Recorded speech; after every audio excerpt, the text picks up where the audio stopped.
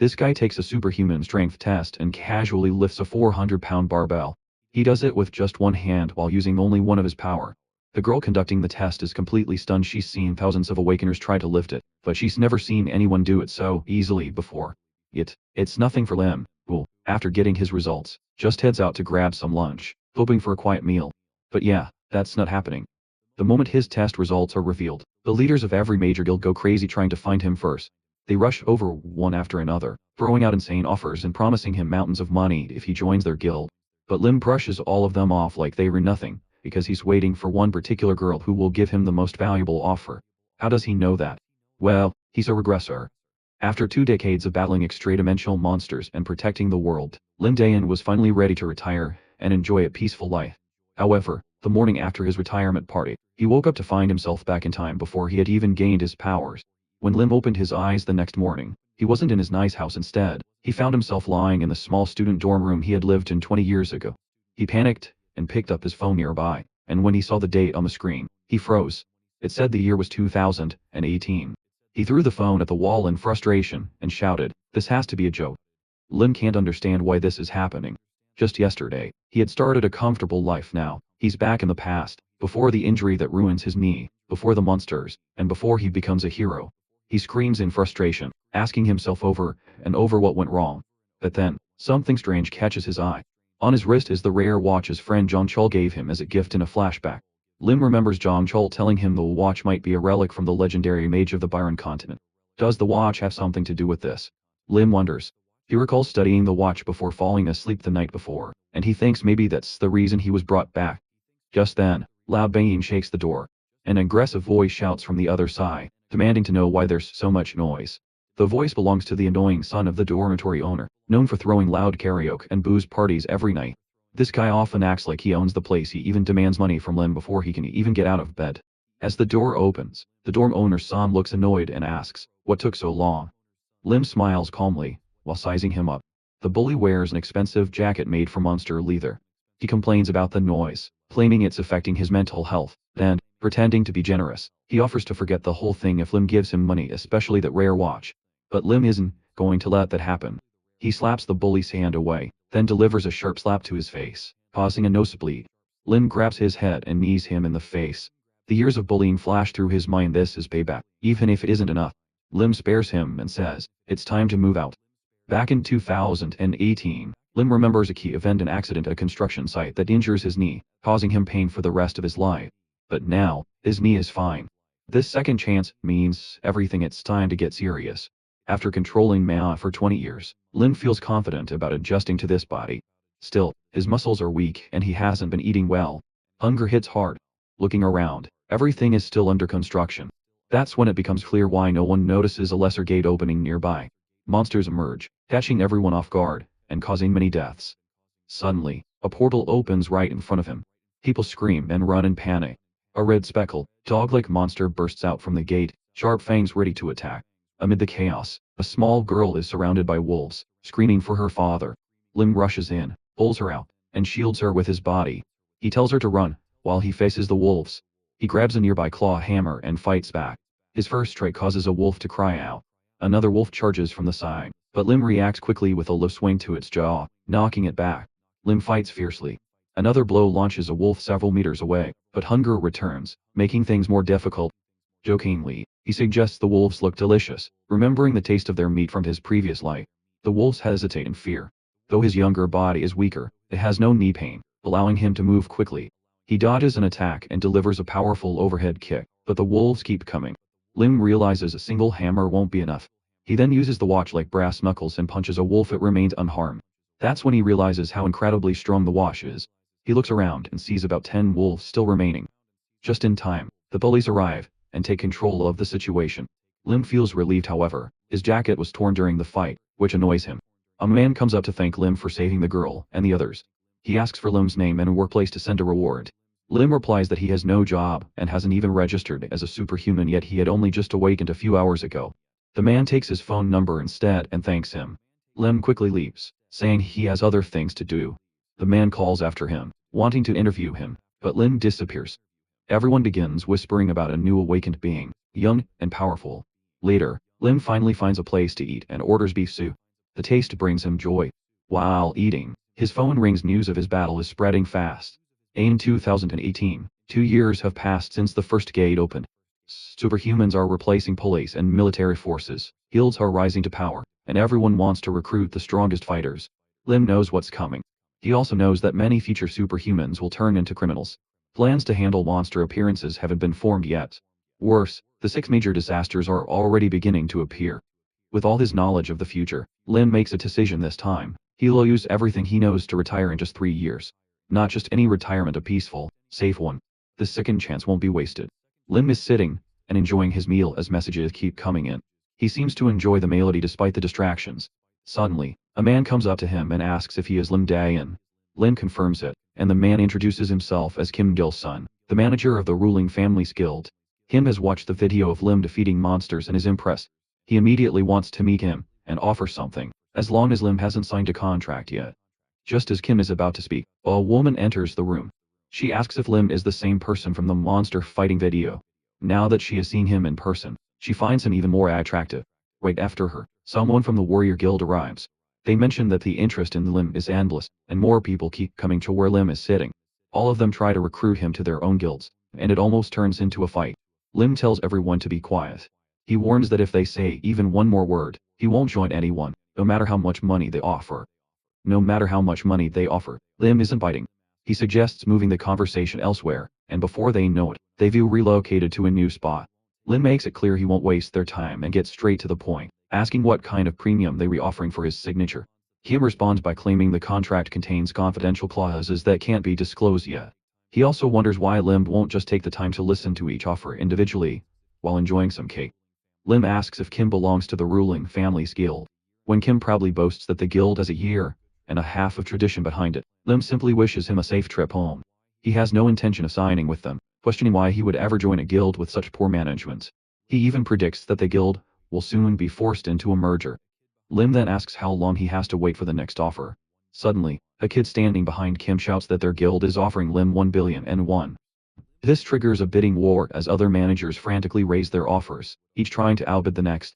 Lim remains unfazed, calmly sipping his tea, while wondering how much the Black Hounds Guild would have offered.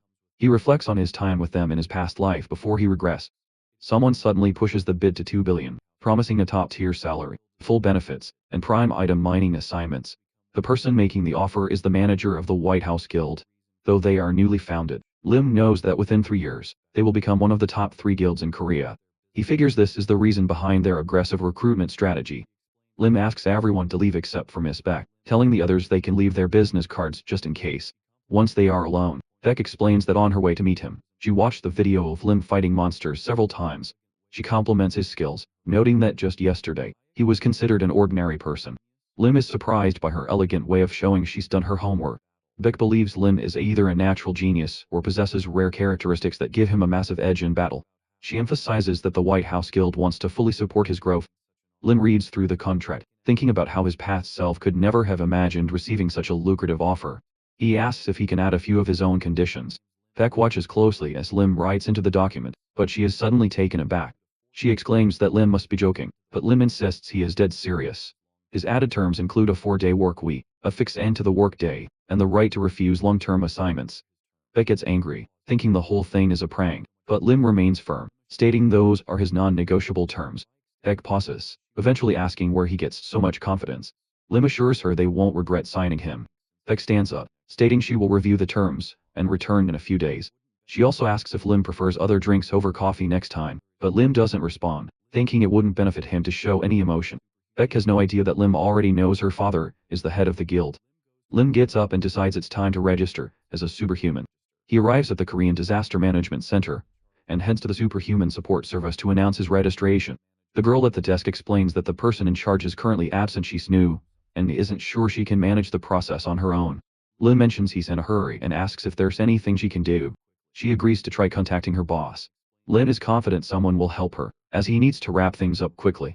The girl calls her boss and explains that a young man wants to register. The boss asks if Lim has any special skills. Lim lies and says he only uses physical strength and has no special skills.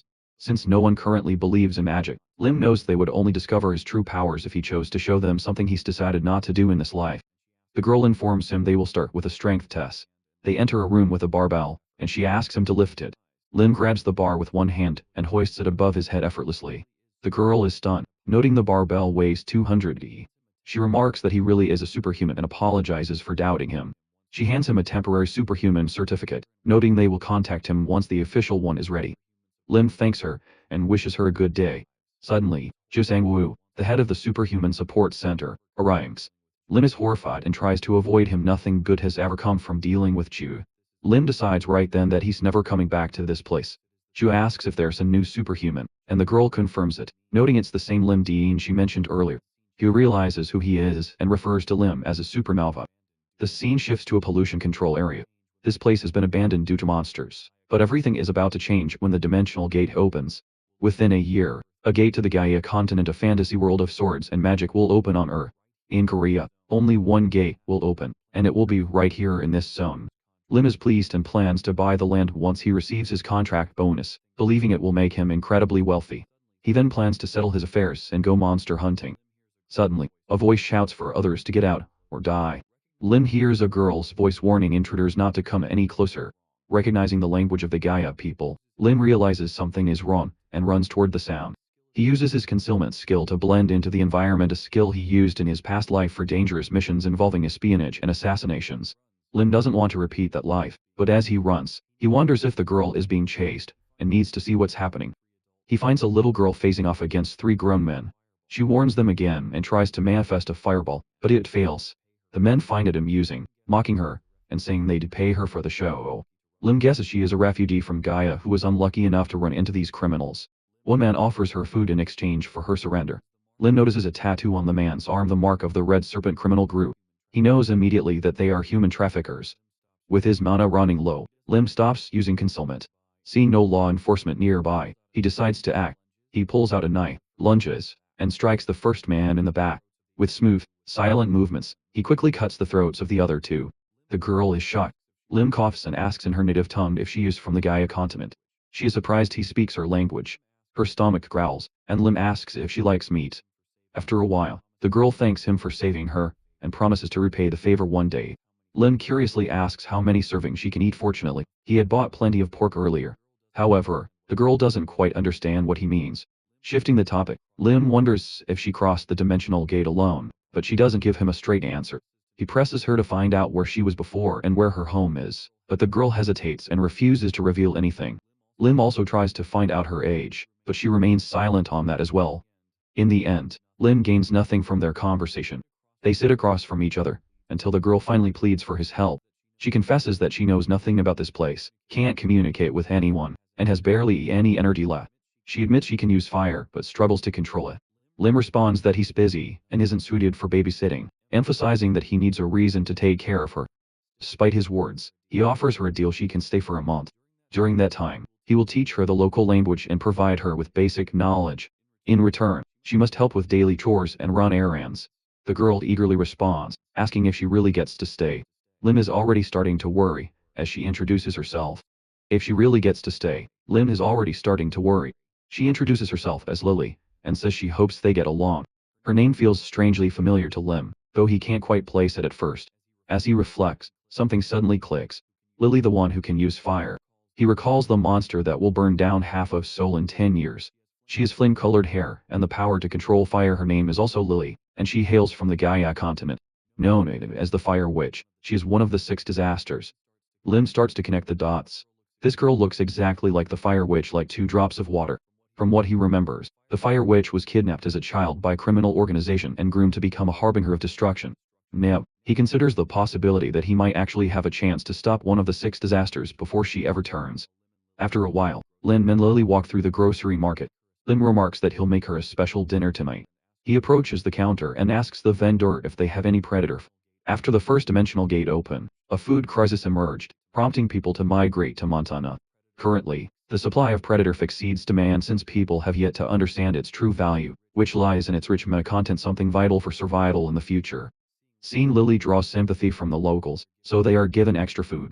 Lim then mentions that she needs to buy some clothes and instructs her to choose from the options. Lily excitedly points to a flashy white and red outfit, but Lim overrides her choice. He outfits her in a tracksuit instead, saying it's more suitable for walking around the dump. They end up buying several identical suits. Later, back at home, Lim notes that he has prepared Lim's signature manna-infused dishes for dinner. Lily grimaces and asks if that's really what they were going to eat.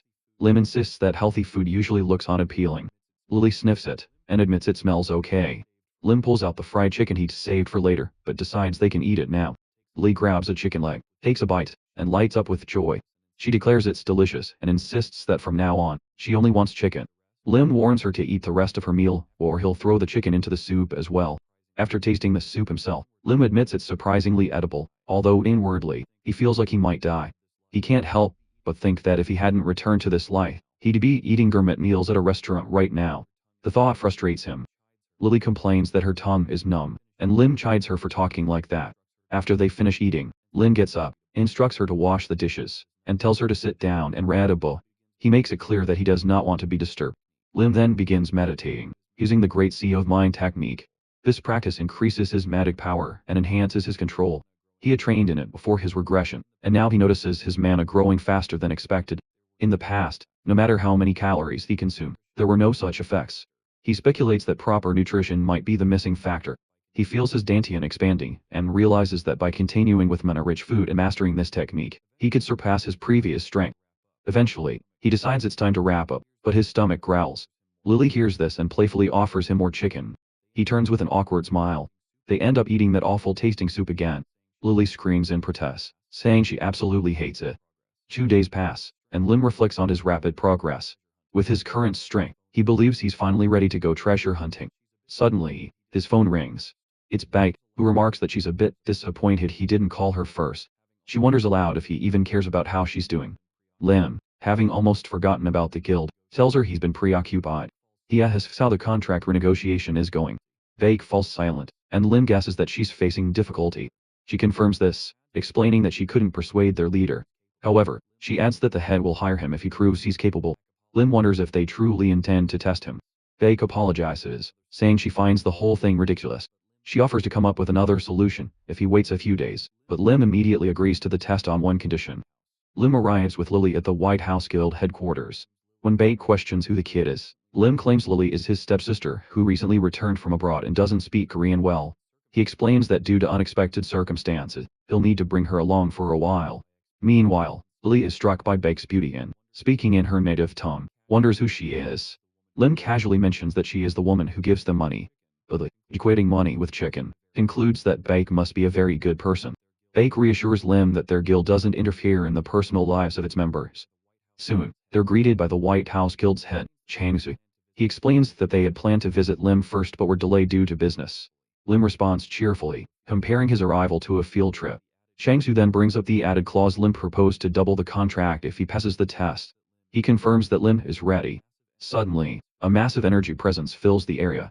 Chang-soo questions if Lim is really worth such a sum. Lim senses that Chang-soo, despite appearing untrained in martial arts or magic, emits overwhelming mana. Lim thinks to himself that a monster is a monster, no matter the disguise. Still, he refuses to be intimidated. He releases his own mana and forms a protective sphere around himself, asserting that he will prove his worth. Chang-soo promptly instructs Baek to rewrite the contract. They decide not just to double, but to triple the original offer, and add a bonus clause. Lim will receive 20 billion won if he passes. Shut. Lim recalls he was initially offered only 2 billion. He comments that Chang-soo must be quite hot-tempered and declares that he's ready to start the test immediately.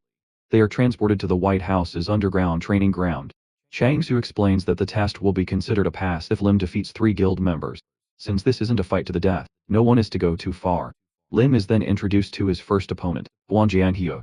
Despite his young age, he is a member of the First Guild Association. Baek wonders what weapon Lim will choose. Lim responds that only his watch is sufficient. Jan is annoyed at Lim's arrogance, thinking Lim has just awakened and still dares to fight using only a mere watch. The match is signaled to begin. Jang starts running at high speed around Lim. Our hero can't quite understand the technique at first. He recalls reading about Jang in a magazine. The kid's skill lies in speed, and he grows faster the longer he keeps moving without pause. Lim quickly realizes he needs to strike before Jang becomes untouchable. As Jang circles him rapidly, viewers begin to doubt Lim's chances. Baek looks on with concern. Jang prepares to end it, swinging his sword, but Lim notices an opening. He understands that the moment someone lets their guard down is the moment they can be beaten. Lim intercepts and knocks Jang down with a well-timed strike. Observing the outcome, Lim concludes that Zhang's own speed worked against him. Lily cheers for his victory, while Baek and Changsu stand there stunned. Lim turns calmly, and wonders aloud, who's next? Changsu praises Lim for his impressive performance while Lim checks on Zhang's condition. Lim stands calmly, and wonders aloud who's next. Changsu praises Lim for his impressive performance, while Lim checks on Zhang's condition. Changsu reassures him that Zhang's life is not in danger, the doctors will take care of him, and after a couple of days of rest, he will recover. Changsu acknowledges Lim's ability to keep his power in check, but Lim wonders if he truly believes that. Meanwhile, Lim reflects on the consequences of losing control, knowing that if he hadn't restrained his force, his opponent's head would have flown right off. Lim realizes that he is now guaranteed 6 billion under the contract, having met the set requirements. He shifts his attention to the two remaining opponents and suggests making the test more enjoyable. Lily notices Lim's smile and questions its meaning. Lim becomes serious, asserting that a fighter must always be in command of the situation. The second sparring venue is an artificial forest training ground. Baek explains that the White House has 2 associations, each consisting of 6 teams with 5 members. The next opponent is Yang Dae-hoon, the head of the 6th team in the first association. As the main tank of the White House, he is known as the Bull. He expresses his anticipation for a good fight, while Lim recalls that the Bull is among those who radiate a killing instinct toward him. As the match begins, the bell rings, and Lim immediately charges at Yang Dae-hoon, aiming a strike at the claw. Yang Dae-hoon successfully blocks the attack with a shield and counters with a sword strike, which Lim narrowly dodges. Seizing an opening, Lim maneuvers behind him, and executes Falcon's claws, making Yang Dae-hoon wonder if Lim had trained in martial arts before awakening. Yang Dae-hoon attempts another sword strike, but Lim dodges and counters by pushing him backward with Iron Mountain. The force of the impact sends Yang Dae-hoon flying, though Lim realizes that the Bull's endurance is formidable. Yang Dae-hoon acknowledges Lim's strength. Lim initially intended to conceal his capabilities until facing his final opponent, but Yang Dae-hoon's strategy pressures him to reveal more. Yang Dae-hoon proposes that Lim join his team, believing they would work well together. Lim questions who makes that decision, and Yang Dae-hoon declares that it is up to the victor. Changsu affirms the Bull's statement, prompting Lim to declare that if he defeats the Bull, he will become the head of the team. He announces his plan to create his own independent team, and recruit members on his own terms. The head acknowledges Lim's proposal, but imposes a strict condition: if Lim loses, he will receive only half of the signing bonus, and his contract duration will be doubled. Lim accepts the terms. Yang Dae-hoon asks if Lim is certain about his ability to defeat him. Lim, in turn, questions the Bull's motives regarding Bae, suggesting that the Bull's aggression stems from personal interests. He challenges Yang Dae-hoon, asserting that victory does not grant the right to arrogance.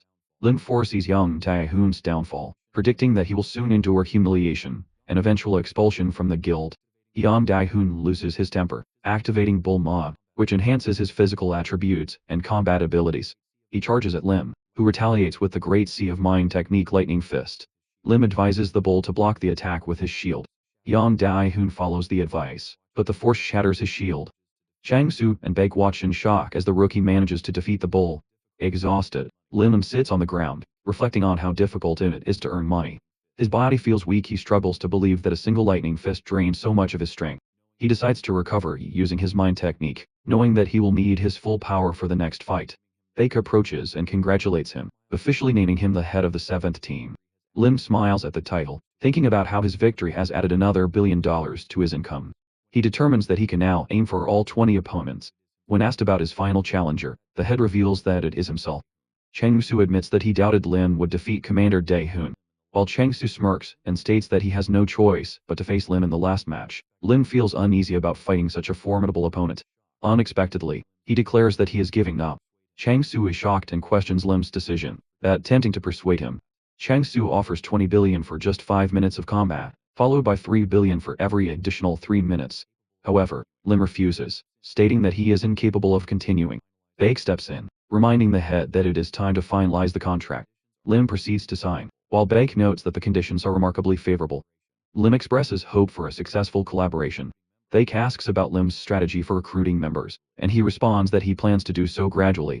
When questioned about signing contracts with others, Baek confirms that Lim has the authority but is unsure who he intends to enlist. Lim hints at recruiting someone highly talented yet unaffiliated with any guild, causing Lily to speculate could it be her.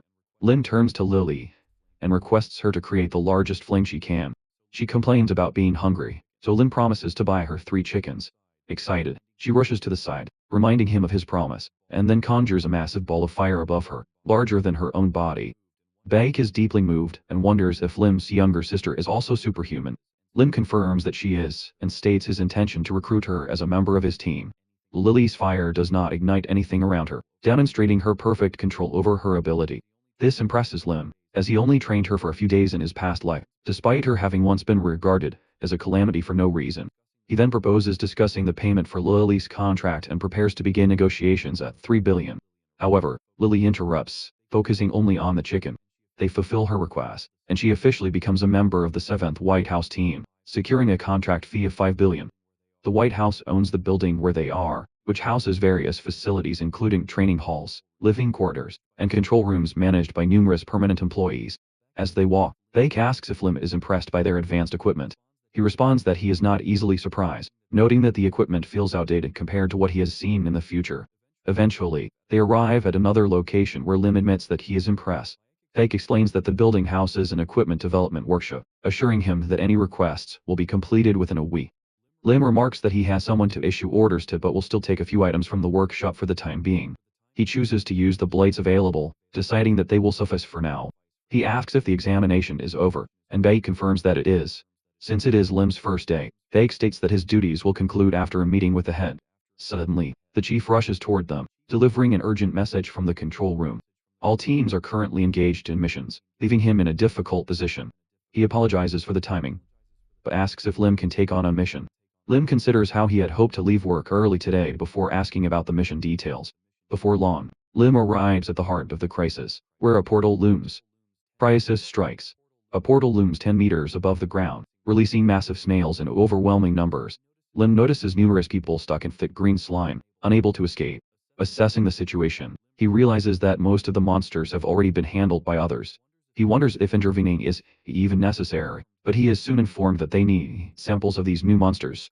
His task is to collect at least 3 snails while preserving their original state as much as possible.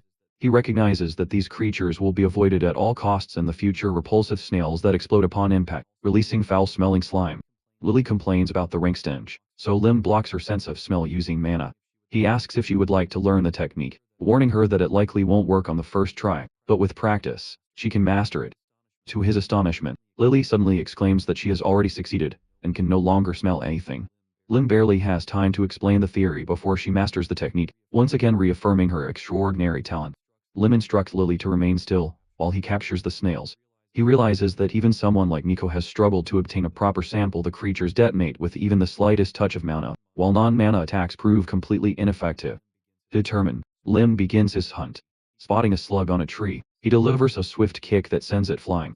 The slug attempts to counterattack, but Lim employs an open palm technique to spin the creature rapidly. The slug whirls so fast that it loses consciousness, allowing Lim to secure the first sample.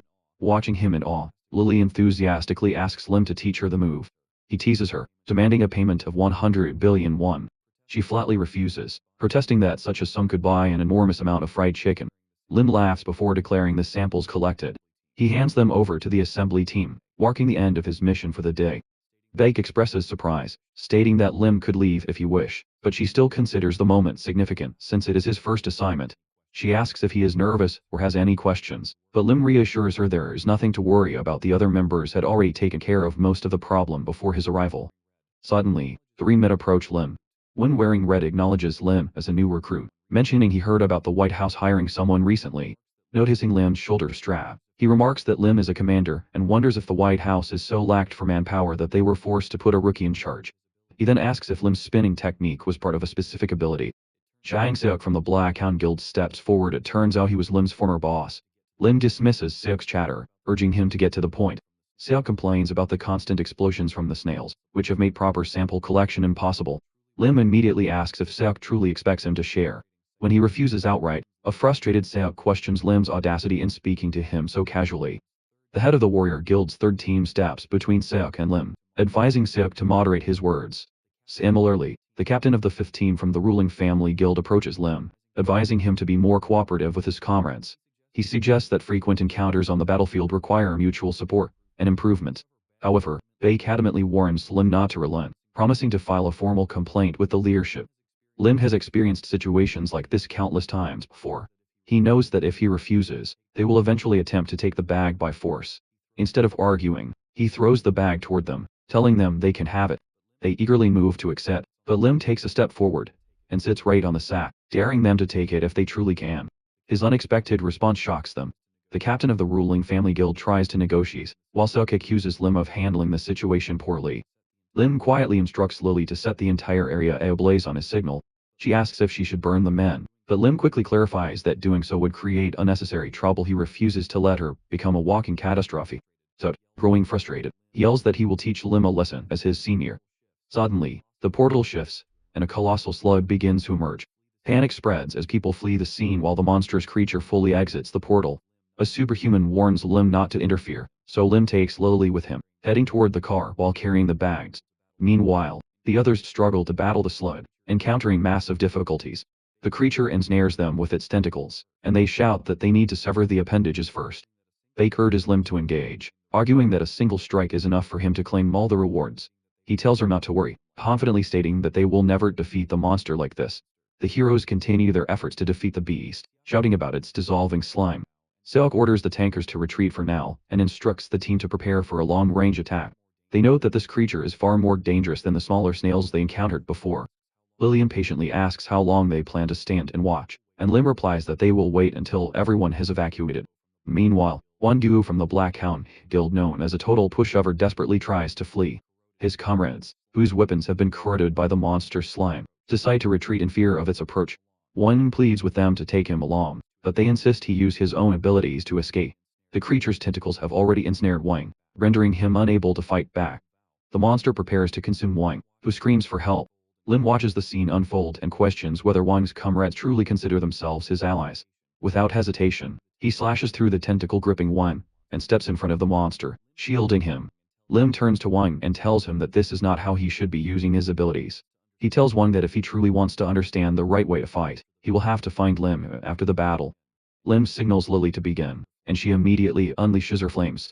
The other superhumans are astounded, struggling to comprehend the sheer intensity of the fire.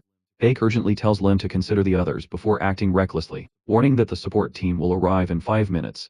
Baek suggests waiting to fight alongside them, but Lim reasons that since reinforcements are coming soon, he should claim all the loot for himself now. Baek points out that the fire prevents drones from approaching, so they must reposition. However, Lim ignores this, and Baek expresses concern for his safety. He reassures her, promising to defeat the monster and return unscathed. This monster is unusually brutal, and Lim recalls an entry about it in his picture book. He understands the importance of remembering successful strategies for emergencies. Fired is the monster's ultimate weakness. After separating it from the group, Lim notices a visible slowdown in its movements. He rushes forward and instructs Lily to cover him. He realizes that the monster's tentacles are regenerating quickly, so he will need Lily's assistance throughout the fight. Lim maneuvers around the creature, waiting for the right moment before signaling Lily. She sets the monster's tentacles ablaze, and Lim praises the outcome, urging her to continue as expected. The monster retracts into its shell to recover after losing most of its appendages. According to the records, the creature even seals its portal shut once inside. Lily approaches Lim, wondering how they will proceed now that the monster has sealed itself away. Lim states that they will use the supplies from the car. He knows the monster's shell is incredibly resilient, so he asks to target its weak points. He grabs a stake and drives it forcefully into the shell, repeatedly striking it to weaken the structure. The other superhumans watch in confusion, unable to understand what Lim is trying to achieve. Meanwhile, Wan Guho reflects on Lim's words about using his abilities differently, while Val wonders if Lim's approach is actually correct. Turning back to the shell, Lim continues hammering stakes into the structure, preparing for the final phase. With the stakes secured, he aims for the center, and resolves to use his most powerful attack. Drawing upon the Great Sea of Mind technique, Lim strikes with a lightning-fast fist. However, as he makes contact, electricity surges through his body, shocking him. The current travels between the stakes, shattering the monster's shell. Lim collapses onto the ground, writhing in pain, his body too weak to even move normally. Lily rushes to his side, asking if he's alright. She questions whether he was electrocuted, and Lim, still dazed, reminds her that she was supposed to be assisting him. He assumes they've finally defeated the monster. Lily asks if she can remove the firewall, but Lim requests that she keep it active a little longer. Since they worked hard for this victory, they should claim all the loot for themselves. He notes that the monster's meat is incredibly soft and rich in nutrients, so they begin storing it in bags. Lily contemplates the idea of snail chicken, but Lim tells her the meat will serve as the perfect ingredient for a nutritious mana recovery meal. After gathering enough resources, Lim concludes that their haul is sufficient. Just then, He receives a message from the captain of the second team, Bang Woo-hye, who has been informed of the hero's situation. He announces that his team is on their way to assist. Lim hurriedly tells them to wait and only enter once he removes the firewall, as he's still looking for an important item. Bang wonders if just the two of them can really handle the slug, concerned that Lim is pushing himself too hard on his first day. Lim finishes collecting everything he needs, and instructs Lily to lower the flames. As the firewall vanishes, the arriving team is stunned. One of them asks if the commander defeated the monster all by himself. Lim replies that he fought with everything he had and simply got lucky. Seok is skeptical, unable to grasp how Lim accomplished what the rest of them could not. Lim asks if he can leave the cleanup to Commander Bang, who reassures him that it won't be a problem. Bang tells Lim to head home, reminding him that if he is seriously injured, he should go to headquarters for treatment. Lim recalls Bang's warning that if he got hurt, he'd face the consequences, and decides to rest before worrying about anything else. Time passes, and night falls. Lily complains about wanting to sleep and eat. Lim praises her efforts and invites her to eat to her heart's content. Thrilled, Lily marvels at the vast amount of chicken before her, insisting that it feels like a dream. She enthusiastically mentions wanting to go snail fishing again. Lim takes a sip of his beer, lets out a curse, and remarks that moments like this make life worth living. Lily notes that he says this every time he eats. Suddenly, she loudly repeats the curse word, shocking Lim. He quickly realizes the importance of watching his language around children, and scolds her, explaining that it's a bad word, and forbidding her from using it. Confused, Lily asks why he is allowed to say it. He firmly insists that she is not permitted to use such words. However, she continues to challenge him, wondering why he says bad words whenever he eats chicken. Lim has been using the Great Sea of Mind technique for a long time, but it keeps weakening him. He wonders what to expect after last night's drinking, recognizing that the technique functions more as an emergency measure.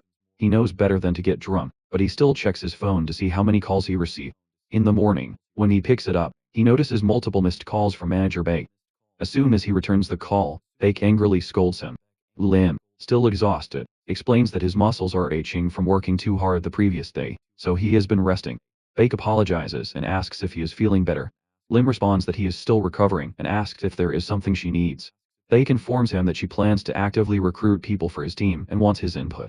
Lim understands the necessity of assembling a team that includes shooters for combat support, medics for care, an operator to manage communications from the control room, and secretaries to handle scheduling and paperwork. Recognizing the impact these members would have on performance, he entrusts Baek with selecting them according to her judgment, praising her ability to assess character. Laughing, she agrees, reminding him that she was the one who hired him in the first place. She proposes calling him again after lunch, and Lim agrees. He then expresses his interest in recruiting a superhuman named Won Geho from the Black Hound Guild, and asks Baek to get in touch with him. Later, Lim calls the head of state, Bang, who grants him 3 days off work. Lim protests, insisting that he is just a little tired, but Jang reveals that Baek has already explained everything to him. Jang states that Lim will be unable to join the mission until the full team is assembled. Considering this, Lim decides that taking a break for a few days is acceptable. Jang advises him to rest and avoid excessive stress. When Jang later contacts Lim about the future of their guild, he suggests that Lim join him in battle once he has recovered. However, Lim stops listening and instead asks Lily if she is hungry before telling the chief that he will focus on resting. Lily excitedly runs in, asking if they will be eating chicken. Lim replies that he has prepared something even more delicious. Unlike the previous dish, this one is made from fresh, high-quality ingredients with a soft texture, enhanced with a snail heart. He explains that it is a special, healthy nano recovery broth. He presents a bowl of snail meat soup, acknowledging that the color looks odd, but assuring her that it is nutritious. Lily, having eaten plenty of chicken yesterday, says she is not hungry.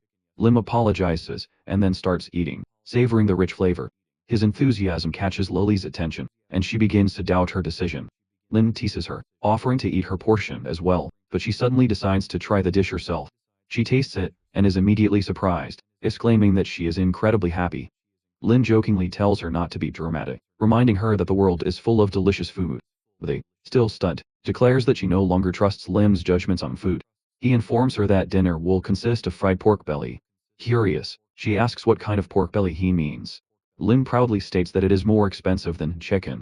Amused, Lily remarks that such food is worth living for. Lim wonders where she picked up such exaggerated expressions, then explains that if she wants to enjoy delicious meals, she needs to adjust her nutrition. He proposes going treasure hunting together. Following the opening of the first gate, the surviving monsters establish territories. Among them, the orcs have united into a tribe within their domain. The surviving monsters have carved out their own territories, and among them, the orcs have united into a formidable tribe. Deep within their domain lies a relic from another dimension. As our heroes arrive near the Orcish territory, Lim peers through his binoculars, pinpointing the relic's location hidden inside a stone statue. In a previous timeline, an expedition team was the one to discover and retrieve it, but this time, Lim is planning to snag it first. Analyzing the situation, he estimates the tribe consists of roughly 200 orcs. Even though his body has fully recovered thanks to the central crystal, taking them all on alone would be suicide. Lim decides on a stealthy infiltration, instructing Lily to ignite a fire the moment he gives the signal. When she asks what the signal is, he explains that the second the torch on the far side goes out, she needs to light up the entrance. He warns her that if she misses the signal, she has to abandon the mission and forget the relic entirely. Using his concealment skill, Lim cautiously advances with Lily trailing behind. He's confident that no one in the tribe can detect them unless, of course, a high-level enemy shows up. As he nears the statue, he notices 10 orcs standing guard. He's certain he can take them solo, but as he draws his knife, he suddenly spots the tribe leader, a mutant orc. This beast showed off some truly monstrous strength during the previous expedition team's attack, making it a seriously formidable opponent. Deciding to stick to the plan, Lim hurls a rock at the torch, knocking it down. Lily instantly recognizes the signal. While the orcs start growing uneasy, their leader quickly barks out commands, which Lim views as the perfect opening.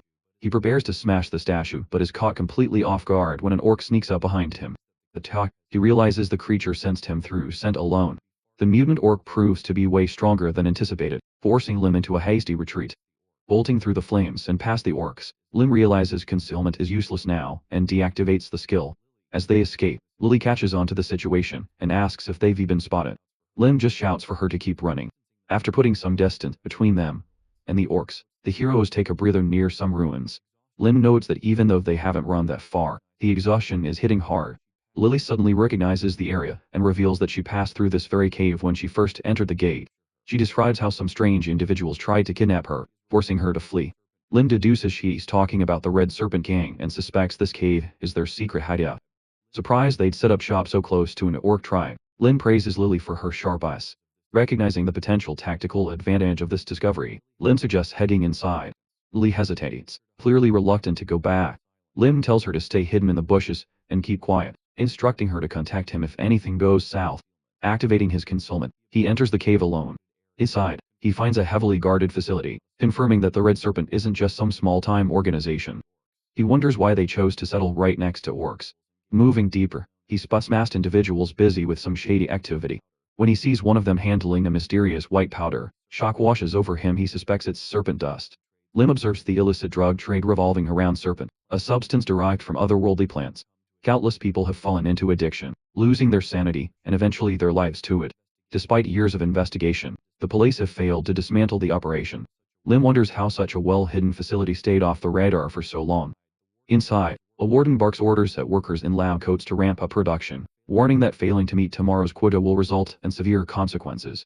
Lim surveys the scene, noting the Red Serpent Group has about 100 armed thugs and 30 manufacturers. He also estimates there's a stockpile of around 50 kilograms of serpent. While he can pin down the exact monetary value, he knows it likely exceeds several trillion. The supervisor reports a surge in demand, causing a supply shortage. He mentions that another worker died yesterday, which slowed down production, and apologizes for the delay. He explains they were picking workers who are essentially expendable so their death won't hinder the output. Lim feels pure revulsion toward these people, viewing them as nothing but despicable creatures. Suddenly, the lights go out, plunging the facility into total chaos. The gang members panic, shouting that they can't see and demanding the lights be flipped back on. Amid the commotion, someone realizes the serpent supply has vanished. Moving unseen through the darkness, Lim makes his move, carrying a heavy box. Although his concealment keeps him hidden from direct sight, some members notice faint traces leading outside. As he steps into the open air, Lily asks if he's finished. Lim responds that this is only the beginning, warning her that they'll soon be pursued. He tells her to get ready, emphasizing that they cannot get caught. Lily grins, commenting that it sounds like fun, and reaches for the box.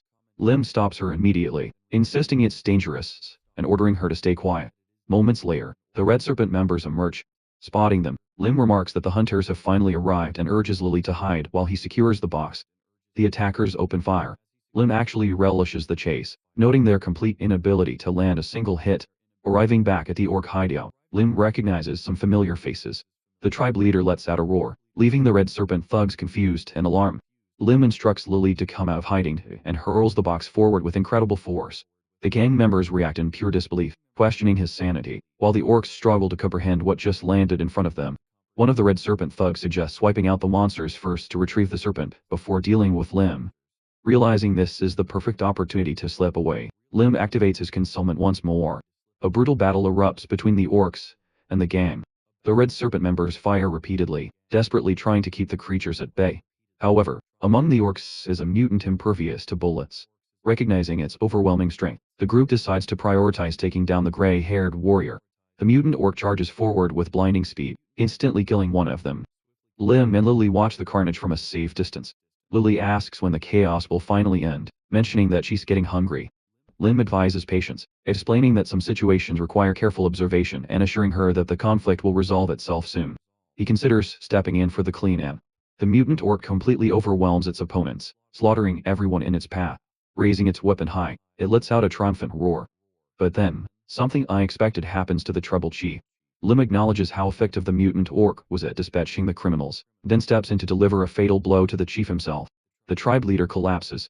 Lim predicts that without their leader, the remaining orcs will quickly fall into disarray. Wasting no time, Lim moves to the statue and strikes it with a powerful hammer blow. Finally, he uncovers the Keeper's bracelet, an artifact that boosts healing and strengthens the wearer's condition by consuming mana. It also enables a defensive spell that becomes even more potent when the bracelets are worn as a pair. As the bracelet shrinks to fit Lim's wrist, his recently expended mana instantly replenishes. Lily curiously asks if it's a treasure. Lim confirms it and gestures for her to come closer. He fastens the second bracelet onto her wrist, prompting her to ask why he's doing it. He explains that it carries a protective spell invisible to ordinary eyes, causing her to blush. To ordinary eyes, she's just blushing. Lily remarks that they now have matching bracelets, but Lim tells her to shut up and just accept it. Since she's still weak, the artifact allows Lim to track her location in case of danger. He gathers his spoils, including the tribe leader's hide, which will make for some top-tier armor. Lim suggests pushing dinner back since he has to head back to the cave. Lily questions why he needs to return, but Lim promises to explain everything later. He instructs her to burn the village to the ground. She asks if they were going out to eat afterward. Lim avoids making a solid promise, but assures her there will be something delicious waiting. Lily gleefully complies, torching the village while shouting that she expects a legendary meal. Lim watches in shock for a moment, wondering what would happen if she were ever actually left to starve. Back at the cave, Red Serpent members open fire on Lim, but the heroes remain shielded. Lim demonstrates the bracelet's protective spell, explaining that once Lily masters it, she'll be able to wield it at will. Lily suggests using it offensively, and promptly hurls the shield at their enemies. Impressed, Lim acknowledges her raw talent. The last remaining gang member pleads for his life, offering to reveal everything about their operation. Lim, however, expresses total disinterest, focusing instead on the location of the safe. An hour later, the heroes exit the burning cave. Lim muses that it was an ideal hidden facility. Besides snagging the cash, he has acquired several valuable items. Satisfied with the destruction, he asks Lily if she's finished blowing everything up. She notes that some Red Serpent members might escape, but Lim reassures her, stating they have nowhere left to run.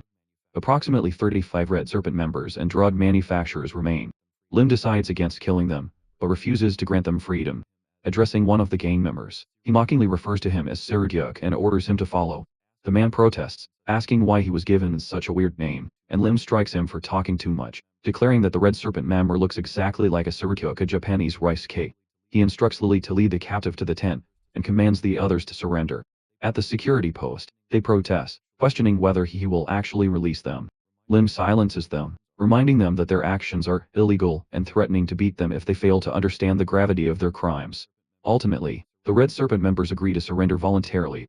The guards express disbelief at the number of people found within the restricted area, and the discovery of the serpent production facility.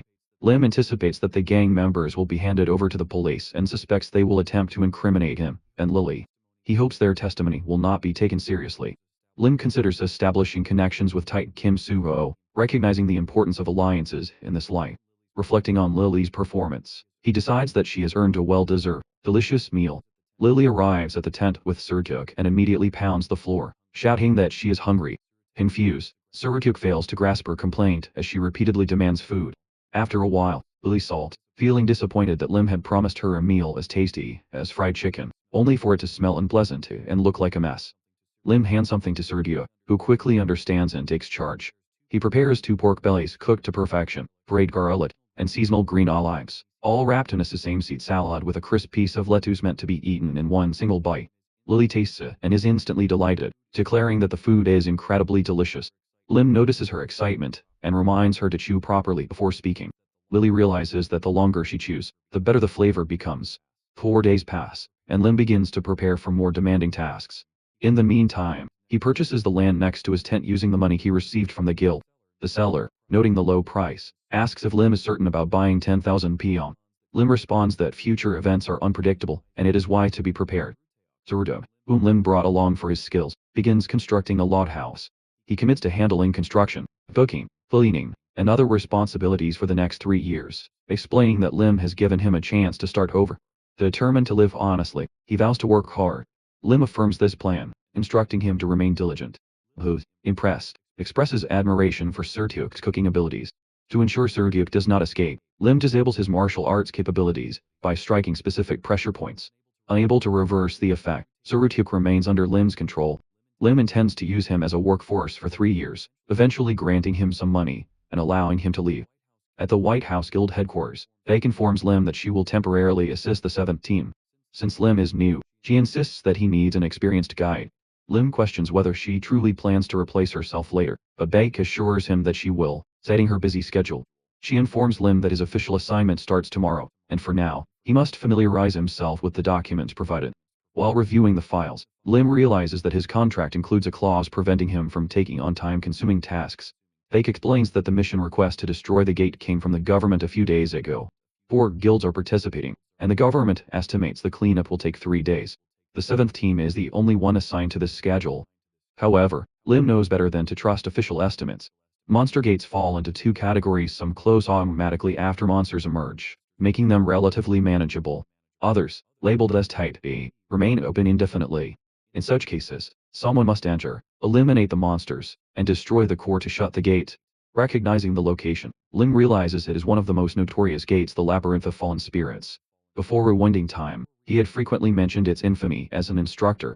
Had he participated in this mission back then, he would have died. Baek mentions a recent conflict with another guild and asks if Lim wants her to reassign the mission. Refusing, Lim asserts that the 7th team will handle it. Baek advises him to remain calm and composed regardless of what happens. Lim assures her that he understands, then sarcastically questions whether she expects him to throw a tantrum. She jokingly suggests that it is possible. As Lim rides in the car, he considers the need for a strong tank to clear the gates. The recruitment of Won Ho has been delayed due to a contract termination fee, meaning Lim must go after him personally. When the car arrives at its destination, the driver steps out and bows, asking Lim to take care of himself. Lim dismisses the gesture, stating that it is unnecessary in the future, but expresses gratitude for the ride. The driver smiles in understanding. Baek comments that Lim appears quite cool at the moment. Lim finds it uncomfortable to be surrounded by honest, kind people. He prefers the company of aggressive and ruthless individuals, such as the members of the Black Hound Guild he once worked with. Arriving at the meeting point, Lim and his team are greeted by Kim Hyun-tae from the Black Hound Guild. Alongside him stands Wang. Kim Hyun-tae from the Black Hound Guild arrives, flanked by Won Gi-ho and team captain Jang Seok-hyun. Lim exchanges pleasantries and shakes hands with Kim, who mentions having heard plenty about him. At the negotiating table, Kim questions whether they are actually serious about taking Wang. He acknowledges Wang's value as an employee, but since he is the guild leader's younger cousin and a handler of shitty affairs, Lim anticipates some excessive demands for the contract cancellation. Beck states they understand the guild's stance and prepares to discuss the $5 billion termination fee. Kim interrupts, correcting her. Wang renewed his contract just this morning, bumping the termination cost up to $10 billion. Beck is visibly shocked. Kim nonchalantly claims that if they cough up the amount, Wang is theirs. Lim recognizes this as a deliberate provocation, likely backed by secret recordings. Rising from the table, Lim tells Beck they are leaving. He realizes that, as the guild leader's daughter, she has been manipulated. Kim feigns disappointment, noting Wang's apparent lack of enthusiasm for leaving, and sarcastically advises them to reconsider while taunting them about the expired cake. Enraged, Lim suddenly strikes Kim across the face. Knives are drawn as reinforcements arrive, but Lim warns them to think twice about their actions. He challenges their confidence, questioning whether they truly believe they can overpower Jang Seok-hyun. Lim demands the guild leader's presence, realizing that since they were so eager to provoke him, he might as well escalate the situation. Beck protests his aggressive approach, though her expression betrays a hint of satisfaction. Lim wonders if he is just imagining her enjoyment. Lily, observing the chaos, asks why Lim attacked the people who gave her cake. Lim reassures her that she needn't worry and instructs her to avoid eating food from strangers in the future. He resolves to have Sarusha kindle all her meals despite their claims about the cake being expired. Lily remains unharmed, rendering their lie insignificant. Lim approaches Won Gyuho, stating they will talk later, successfully intimidating him. Suddenly, a powerful presence permeates the room. Lim deduces that the guild leader, Demon King Kim Tae-jin, one of the first awakened, has arrived. Beck nervously asks whether he has been summoned. The guild leader demands an explanation, feigning ignorance despite having watched everything through the cameras. Lim confirms that he initiated the call, declaring his intent to clarify matters. However, before doing so, he requests that everyone else leave. Jin remarks on Lim's loyalty, noting it is admirable for someone willing to accept full responsibility. Lim instructs Lily to follow Beck back to headquarters. Lily mischievously asks whether she can burn the place down. Shocked, Lim warns her against acting recklessly, threatening to withhold fried chicken if she plays with fire without permission. Once alone, Lim questions Jin's intentions. Jin acknowledges Lim's intelligence, and directly asks whether he would like to work for him. Surprise, Lim asks whether Jin is proposing that he switch sides, knowing the contract termination cost would be astronomical. Jin denies requesting Lim to leave his guild instead. He suggests Lim remain at White House while occasionally passing along information. Recognizing the offer as a spy arrangement, Lim listens as Jin promises generous compensation, and invites him to review the contract himself. Lim inquires about the consequences of refusing. Jin calmly warns that Lim will pay dearly for his actions today if pushed too far. He could lose an arm or two. Meanwhile, outside the guild, Chang-su yells at Jin to release Lim. Chang-su stands armed, threatening to break in within 10 seconds if Jin does not comply. As he begins the countdown, Lim casually appears behind him, asking what the commotion is about. Surprised, Chang-su reveals that Beck claimed Lim was kidnapped. Lim assures him that he apologized to the guild, and they accepted it, commenting that his sincerity must have been persuasive. Earlier, Jin had threatened Lim to take his offer or face serious consequences. Before that, Lim informed Jin that a little birdie told him about Jin's close relationship with his sister-in-law. Jin becomes furious and demands to know how Lim is aware of this. Lim responds that if Jin wants to keep the secret, he should consider some of Lim's terms. Lim first demands that Won Gyu be released without paying the termination fee. He also presents a written amount for his silence and hands Jin a piece of paper. Before Lim went back in time, Jin had an affair with his younger brother's wife for decades. Eventually, they were caught, and the younger brother and his wife tragically committed suicide. Shocked by these events, Jin had left the service. Lim is confident that Jin will do whatever it takes to keep this information hidden. Chang-su remarks that Jin is as cunning as a snake, and will not let them go so easily. Beck reprimands Chang-su, stating that he should be grateful nothing happened. Meanwhile, Lim notices that Lily is quieter than usual. He pats her and asks if she is alright, assuring her that not every problem needs to be solved immediately. However, only says that she is hungry. Beck notes that the environment is not ideal, suggesting that Lily may be in shock. Lim asks Lily whether she would mind having chicken for dinner. He realizes that if the guild wasn't their priority, they wouldn't have come to the rescue, and he concludes that joining White House was a smart decision. A while later, Won Gyu and Lim meet. Won apologizes for what happened the previous day, explaining that the head begged him to renew the contract. Lim interrupts him and suggests they sit down. He reassures Won that everything was sorted out yesterday and declares that from this day forward, Won is the tank of their team. Lim orders Won to call him commander. Lim is aware that Won grew up in an orphanage, and is introverted and cold toward people, which led to him being mistreated in Black Hound. Won died when the first disaster struck. Puzzled, Won asks why a serious commander like Lim would choose an untalented tank like him. Lim simply responds that he needs him. Won starts to speak about his specialty, but Lim cuts him off and orders him to freeze. Min Keel, known as the Moving Fortress, will become a supernatural hero respected by all in 10 years. Min Keel is a petrification expert just like Wang. Lim recalls seeing the pieces of rock Min Keel created when he was still a child. Observing Wang's body in person, Lim is certain that Wang's petrification ability actually surpasses Min Keel's. Lim predicts that in half a year, Wang will become the top tank in Seoul. Wang is shocked, exclaiming that this cannot be happening. Lim reminds him that since he considers himself untalented, Lim is now giving him talent, something Wang cannot deny. Wang is deeply moved by this. Suddenly, Surushik arrives, and announces that Lim's request has been fulfilled. The hero states it is just in time, and orders it to be brought in. The dish consists of soup made from monster parts, and an inner core. Lim states that everyone must eat 3 plates, as they need to prepare for their 4-day journey into the labyrinth of fallen spirits. 2 days later, at the location of a monster hunting mission, Lim is fighting against a monster that resembles a white lion. He yells at Wayne, reminding him that as the team, Lim is currently fighting a monster that resembles a massive white lion. He yells at Wayne, reminding him that as the team's tank, he can't afford to be afraid. Lim orders Wang to get as close to the monster as possible and immobilize it. For 2 days, Wang has been choking down 3 bowls of monster soup alongside 5 intense training sessions per day. His petrification enhancement training isn't fully ready yet, but Wang manages to grab and pin the monster regardless. However, the immense strain is clearly causing him pain.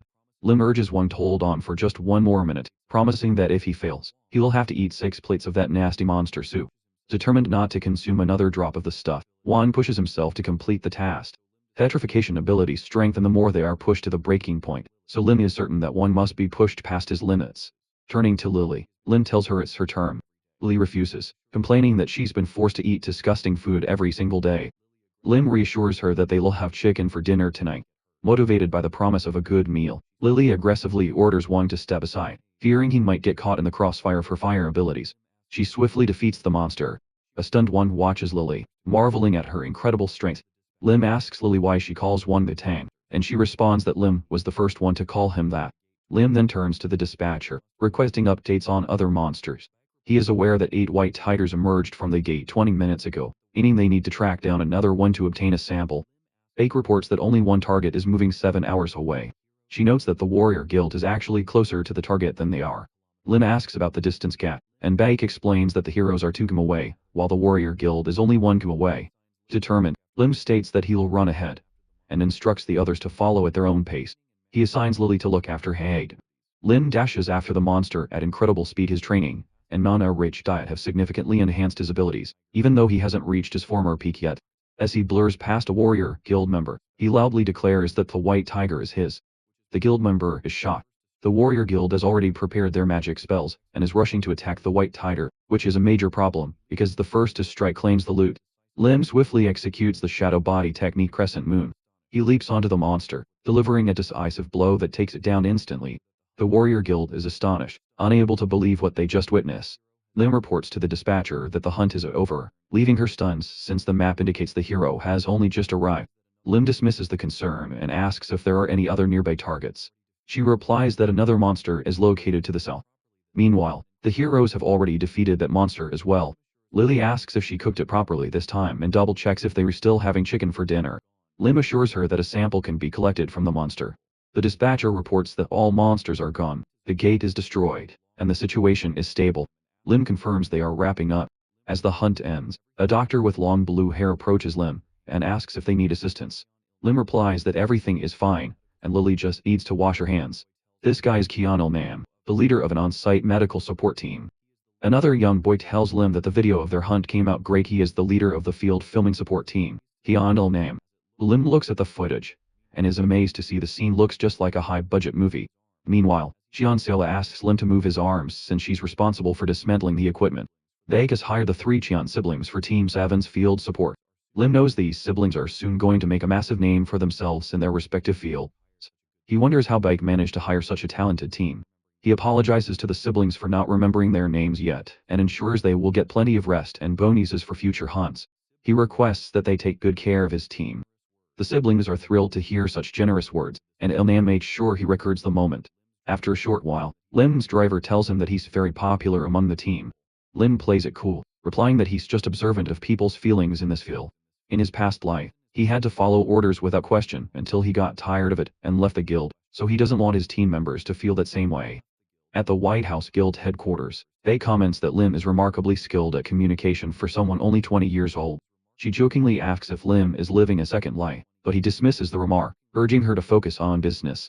Bae presents a list of necessary items and reports that the special equipment Lim ordered will be ready in 2 days.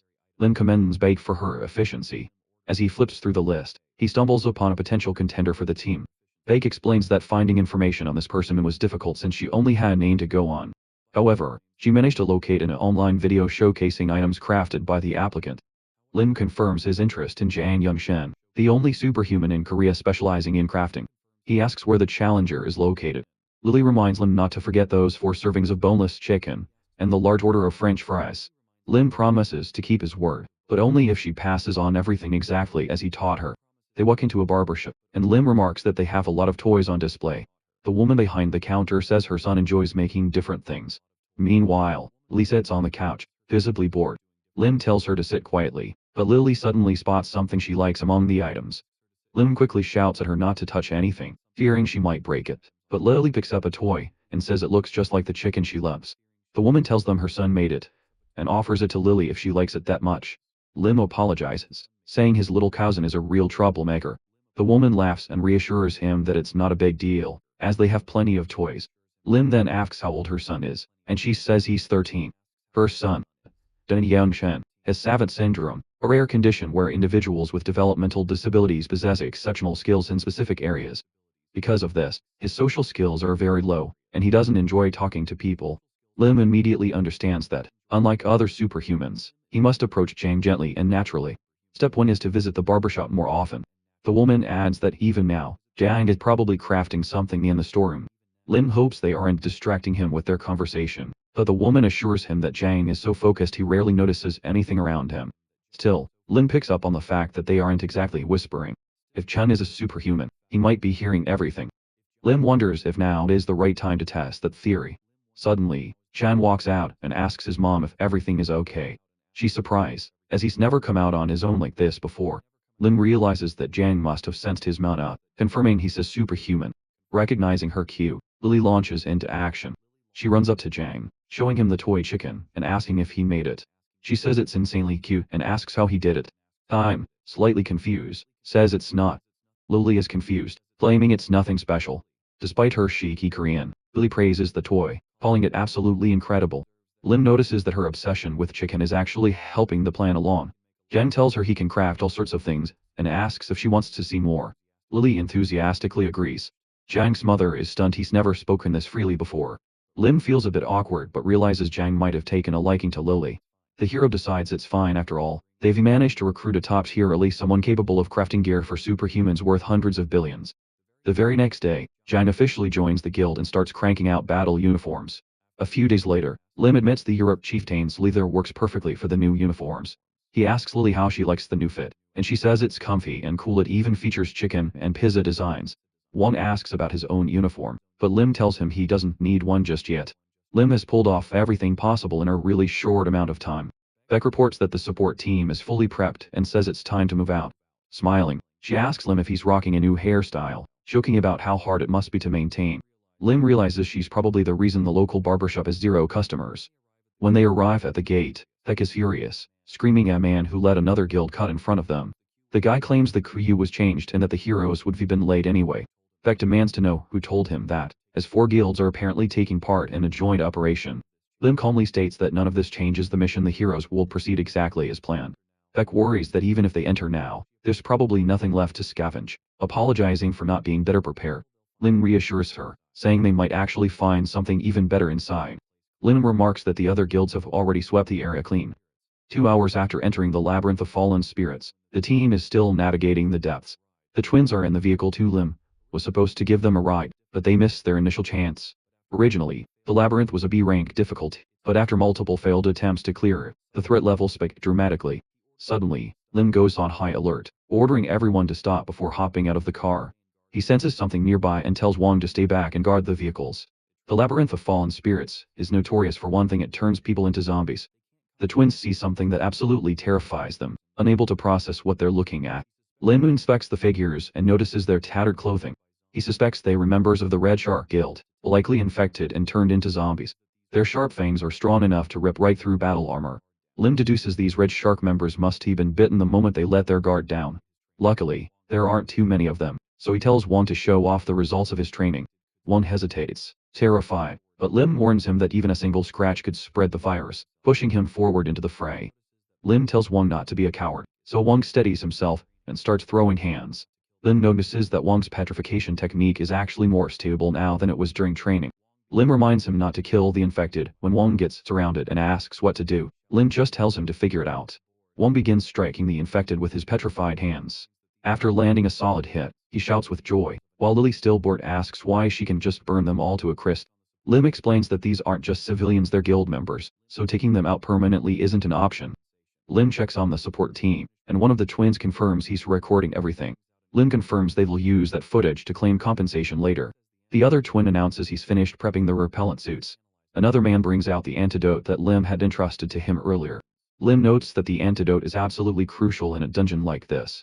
Analyzing the situation, he realizes the Red Shark support members must have been superhumans. Their movements confirm it. Lim starts knocking out the infected one by one with a simple flick to the neck. Once all the infected are neutralized, Lim tells the team they've done a good job. He tells Wong to line the infected up in a row. Among the items Lim prepped for this run, the anti-zombie venom antidote is key. Once bitten, a person only has 10 minutes before symptoms kick in.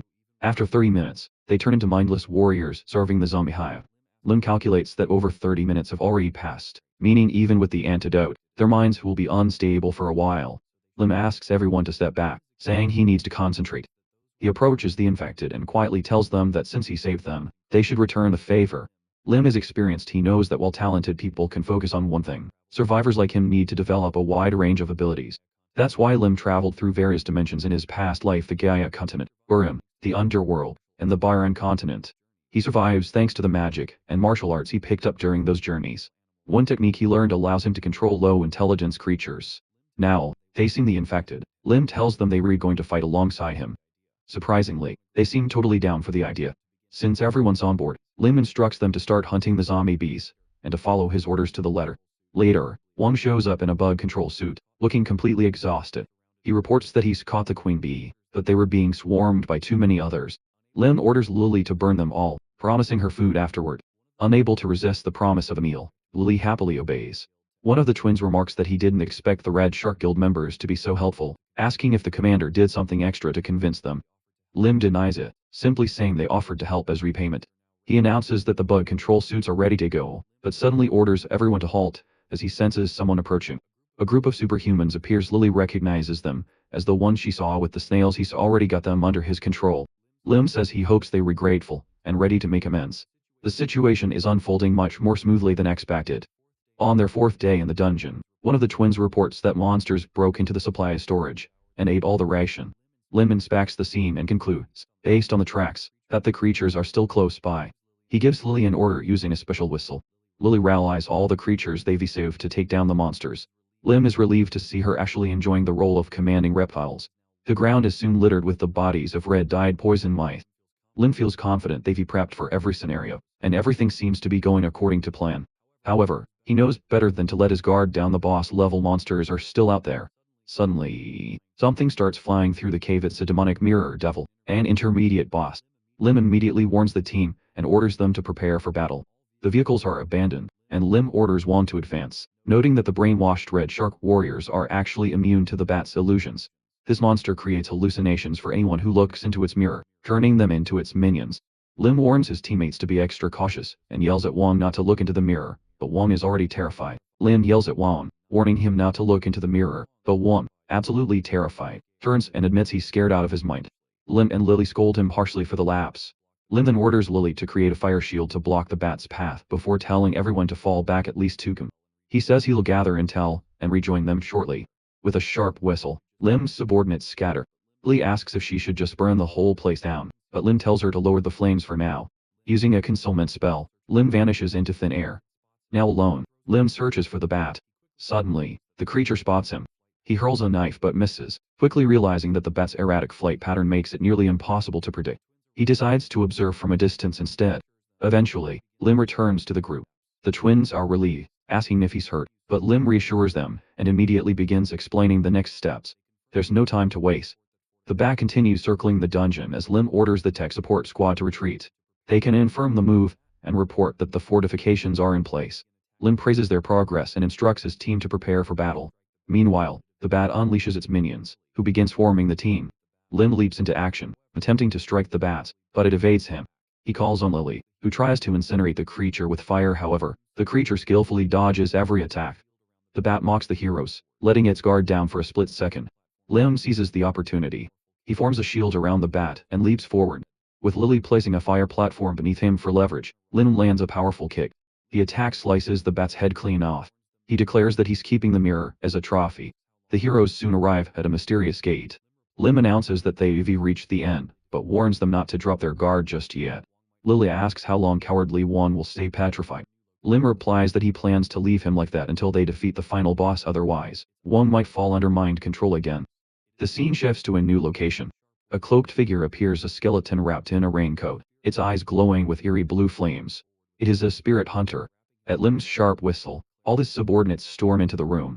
The spirit hunter looks stunned as Wong lunges forward with a wide grin, wrapping his arms around the monster and declaring that hugs are always welcome. The spirit hunter slashes in retaliation, but Wong quickly blocks the attack, undeterred. Wong scoffs at the hostility and mocks him for being such a hater, then parries another incoming strike, with surprising composure. Lim watches from the sidelines, quietly observing. He notes that Wong still shows signs of hesitation, but he is holding his ground far better than expected. Lim reflects that this is exactly the moment Wong had been preparing him for. As the spirit hunter becomes aware that he's surrounded, he activates a spell, runes glowing underfoot. It is a spirit connection spell, one meant to turn nearby opponents into mindless puppets by extending his control across the field. But Lim just grins, completely unfazed. He knows the spell won't work. His subordinates remain unaffected as they charge forward. The spirit hunter looks around, clearly puzzled the spell should have worked. However, Lim's countermeasures rooted in the defeated mirror bat's power, and a small trick of his own have left the subordinates in a constant, low-level trance, making them immune to this particular enchantment. The spirit link has failed. Suddenly, the spirit hunter notices that he cannot lift his sword. Turning in alarm, he finds Wong gripping the blade tightly, locking it in place. Wong beams, and declares that he also likes the spirit hunter, calling him a buddy with cheerful sarcasm. Lin, still relaxed, glances at Lily, and signals that it's her time to shine. He recalls that the second ability of the spirit hunter is devil summoning. Watching closely, Lim suspects that this is some variant of monkey summoning magic and smiles, knowing he already has countermeasures in place. Lily doesn't waste time. She unleashes a torrent of fire, the flames roaring around the spirit hunter. She laughs and teases that if everything burns, maybe they can have roasted chicken for dinner. Panic spreads across the spirit hunter's face. Lim compliments Lily and assigns her the task of handling all the summoned monkeys, which only fuels the spirit hunter's rage. In a burst of anger, the monster throws both his sword and Wong directly toward the heroes. Lim hesitates briefly, thinking he just saw something odd, but quickly dismisses it. This isn't Lim's time to fight. His goal remains simple: clear the dungeon with minimal effort. So, he continues to observe, calculating every moment, as his subordinates continue wearing down the spirit hunter. Lim lets the battle stretch on. An hour passes, and the spirit hunter grows frantic, shouting in frustration. Lim takes that as his cue. He whistles sharply, and at once, his team retreats from the fight, jumping back as one unified force. Lim walks forward slowly, and remarks that the waiting is over. The spirit hunter shouts something incomprehensible, and though Lim doesn't catch the exact words, he picks up the meaning: the enemy is calling him a coward. Lim responds coldly. He declares that some people don't have the luxury of courage or glory, some simply live like this. Then, he lifts the illusion mirror. It cannot brainwash the spirit hunter, but it does exactly what Lim hopes: it distracts him. That one moment is all Lim needs. A single lightning fist crashes down, cracking the skeleton's armor. Then, Lim notices something astonishing. Deep within the chest of the spirit hunter lies a glowing spirit stone, rare and far more powerful than any high-level magic crystal he has ever seen. This is no ordinary reward, this is a miracle. This is why Lim came to the labyrinth of fallen spirits. He leans closer, mesmerized, muttering that such a treasure will be put to good use. Lily, standing nearby, asks if the battle is finally over. Lim remains silent, grinning at the stone with eerie fascination. This is more than a prize, it is an opportunity. With this, he can activate Transform. If successful, his body will become the perfect vessel for mastering the arts. But Lim isn't concerned with power alone. What he really desires is the ability to slow his aging, to extend his youthful years well beyond retirement. He is just 3 years away from freedom, and this stone might buy him decades of enjoyment. Lily looks at the glowing crystal in his hand and curiously asks what it is, and if it tastes good. Lim replies that it isn't edible and warns her that she will get sick if she tries to eat it. Lily argues that he looked like he was about to eat it himself, crossing her arms with childish defiance. Lim starts to respond, but before he can finish, the spirit stone vanishes from his hands. He stares at the empty space where the miracle once rested. That gem could have been worth $1 million at auction had he chosen to sell it. Lim has no idea why it disappeared. He glances down, and notices something strange: his watch is no longer ticking. The hands have stopped. Lim realizes that it is now being powered by external magic. That means the energy from the spirit stone is still active, but redirected. Suddenly, the world shifts. We are pulled from the labyrinth and back to the real world. On the news, reporters discuss the 4 major guilds that united to destroy the gate. 10 days have passed, and they have yet to return. Experts suspect they are already dead. Bike stands quietly near the gate, eyes full of worry. Experts suspect they are already dead. Bake stands quietly near the gate, eyes full of worry. Her uncle approaches, and makes a casual remark about seeing her here again. He reassures her that the 2nd White House team will return along with the 7th team, fully intact. He asks her not to worry too much: he is Bang. the commander of the second team. Baek responds, noting that the other guilds have already abandoned the idea of a rescue mission. She admits that she trusts Team B's ability to clear in a rank dungeon but still pleads with Bang to be careful. Bang promises that they can be relied on. The second team gathers in front of the gate. Bang gives the signal to move out, but just as they are preparing to enter, the gate begins to shimmer strangely. Something is happening. Bang shouts for everyone to prepare for battle. Then, to everyone's surprise, the seventh team emerges from within. Lim stands at the front. Bang stares in disbelief, but Baek gasps, and then sprints forward, flinging herself into Lim's arms. Lim stands frozen, totally confused. He asks her why she's acting like this, reminding her that he has a child on his back and requesting that she let go. Baek ignores him and asks what caused the delay. Lim, calm but vague, replies that there were a few unexpected circumstances that are not appropriate to discuss in public. He asks her again to release him, but she refuses. She clings to him tighter, admitting that she was deeply worried. Lim lets out a tired sigh. He feels completely drained. All he wants now is to go home. Thanks to the White House 7th team, all superhumans from every guild have returned home safely. However, new information confirms the gate was far more dangerous than the government originally estimated. The driver remarks that the whole country is now buzzing about Lim's actions, branding him a national hero. To Lim, all the attention is just an extra headache. He inquires whether it rained while he was in the dungeon. The driver assures him that it did, not a single cloud in the sky. He assumes Lim must be asking because of the rainbow which appeared 4 days ago. Lim immediately understands this is not a natural occurrence. It is the warning sign of the first great calamity, and he knows what is coming next. The colors of the rainbow will slowly vanish one by one. When the final color disappears, the first great calamity will begin. On the night of the 7 moons, gates will open everywhere, and endless waves of monsters will pour into the world. In the past, Lim only survived by hiding inside a shelter, but things are different now. The calamity of fire is on their side, and Lim is stronger than ever before.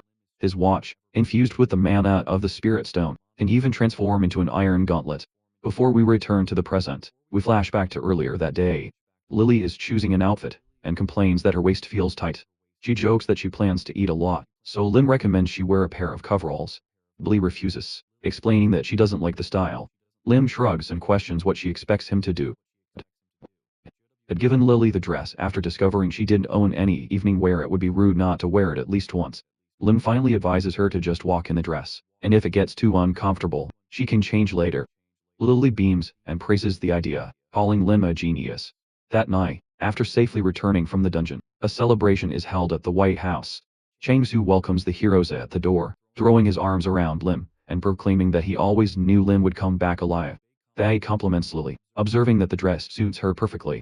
Lily smiles, and expresses thanks for the gift. Baek then notes that Lily's voice seems to be improving with each passing day. Jun overhears and invites Lily to dinner sometime. Baek catches the gesture, and finds it touching.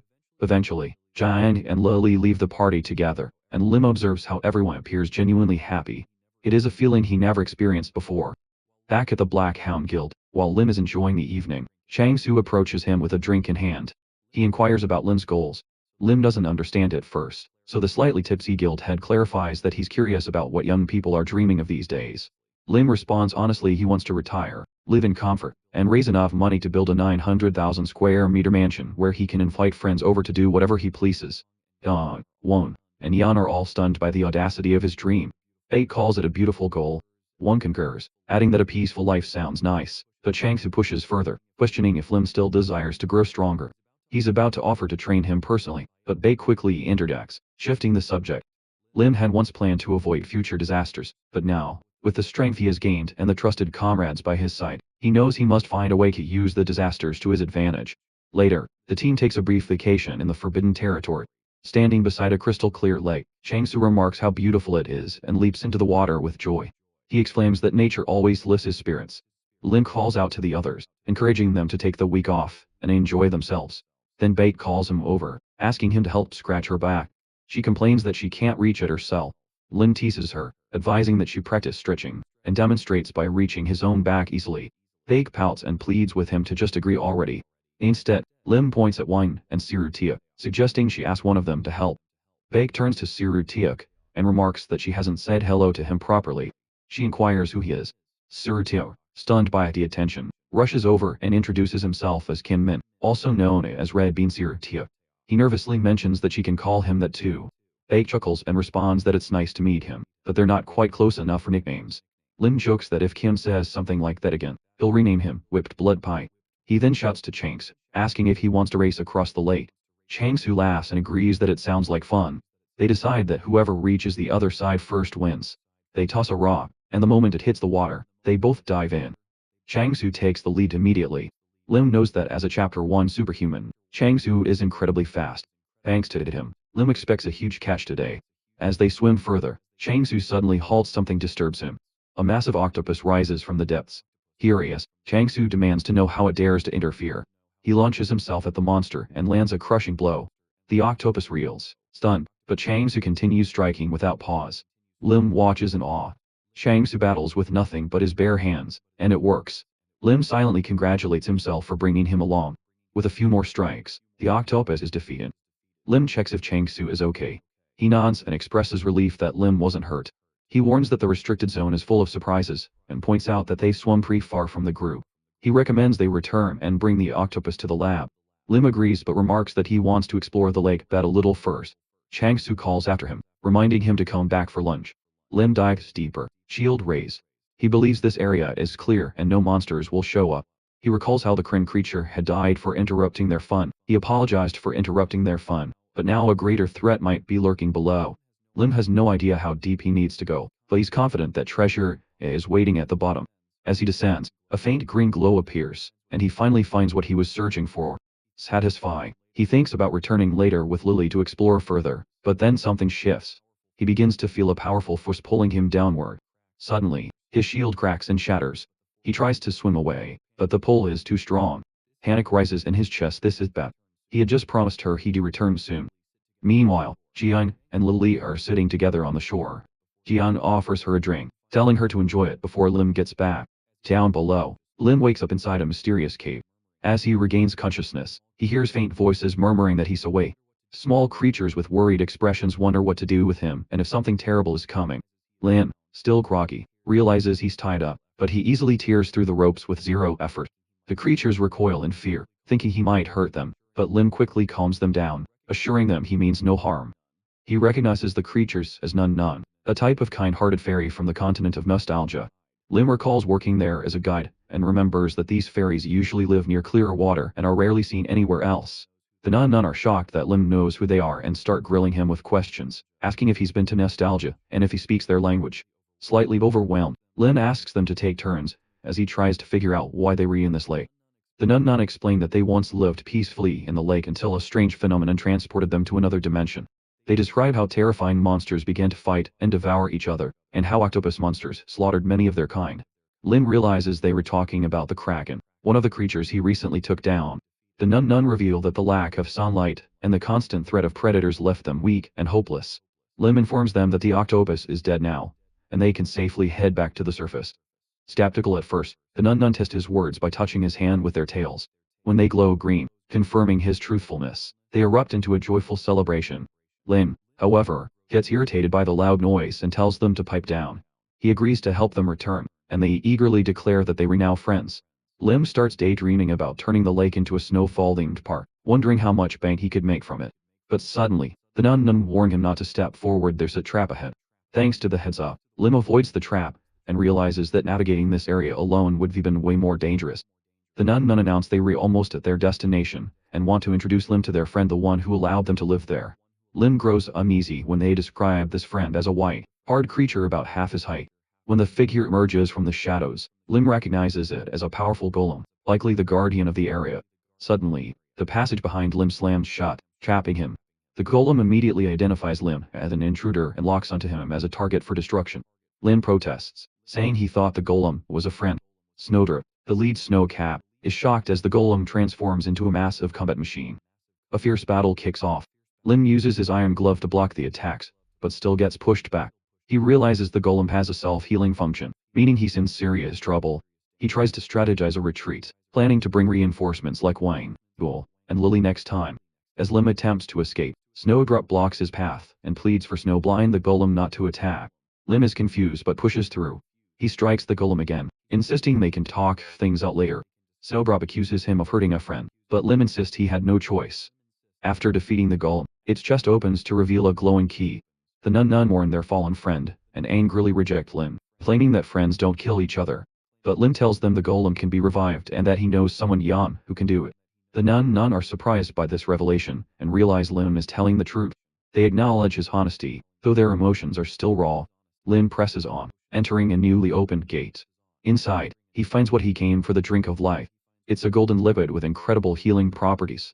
Overjoyed, Lim takes a sip and feels its rejuvenating effects.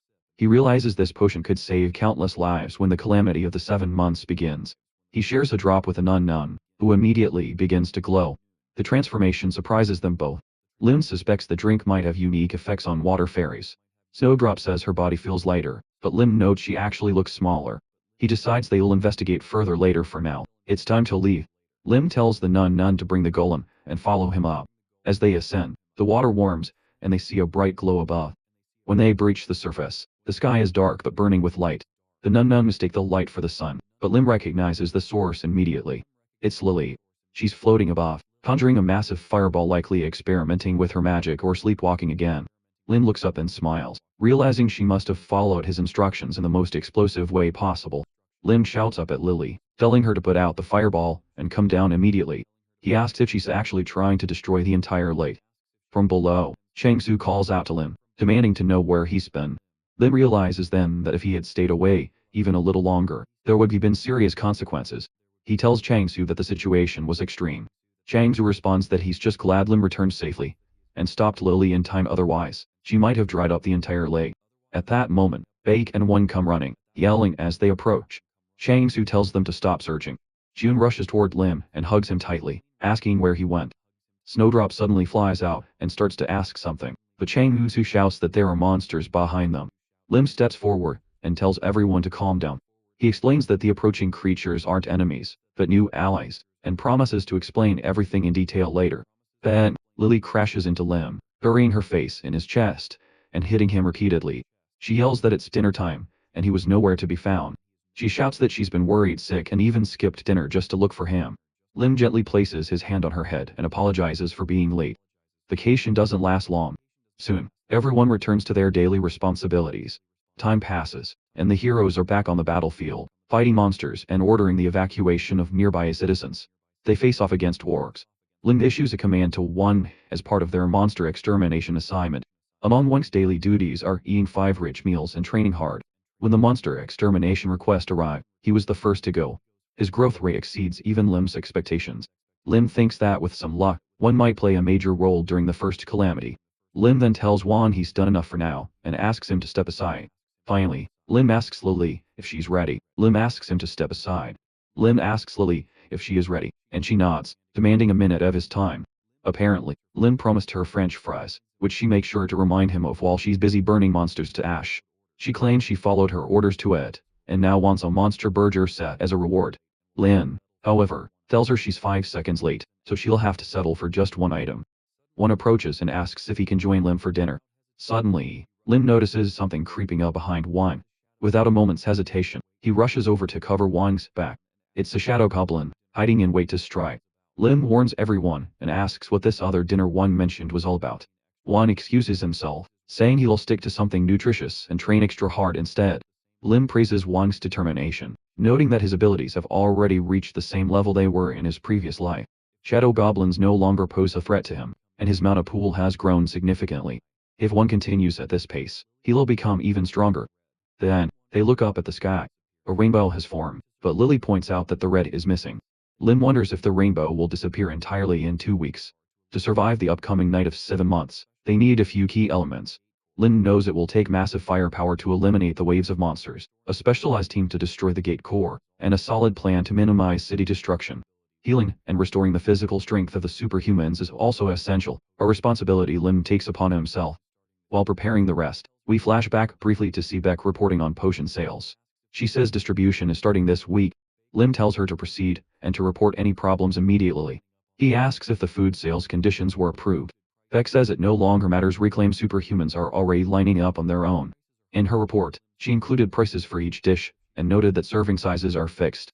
The prices are high, which Lim says is a good thing. Beck asks if she's managed to please him with her work. Lim then asks about Jian, noting reports that the golem can already move. Beck expresses doubt but admits that Jian claims he can manage it. As Lim gets into the car, He asks her to rely on Jian. Vic asks why he's so confident. Lim says it's all for the chance to take Lily to the zoo. Then, he opens a document listing the names of friends who attended a retirement party. He realizes that since his intervention has changed the future, there's no guarantee they will ever meet again. He keeps the document with him. Beck asks if he needs anything else, saying she wants to work with him a bit longer before his week-long vacation. Suddenly, Lim asks the driver how long it takes to get to work. The driver replies that it takes about an hour. Lim remarks that it's quite far and must be tiring. The driver denies this, and says it's no problem. Still, Lim asks if he would consider moving to an apartment near the guild headquarters. The driver is stunned. Lim tells Beck to prepare the driver's new quarters with enough space for his entire family. Lim says he will cover all costs. Beck smiles quietly, thinking that Lim is a very strange person. The driver asks what Lim means, and Lim says it would just be more convenient for everyone.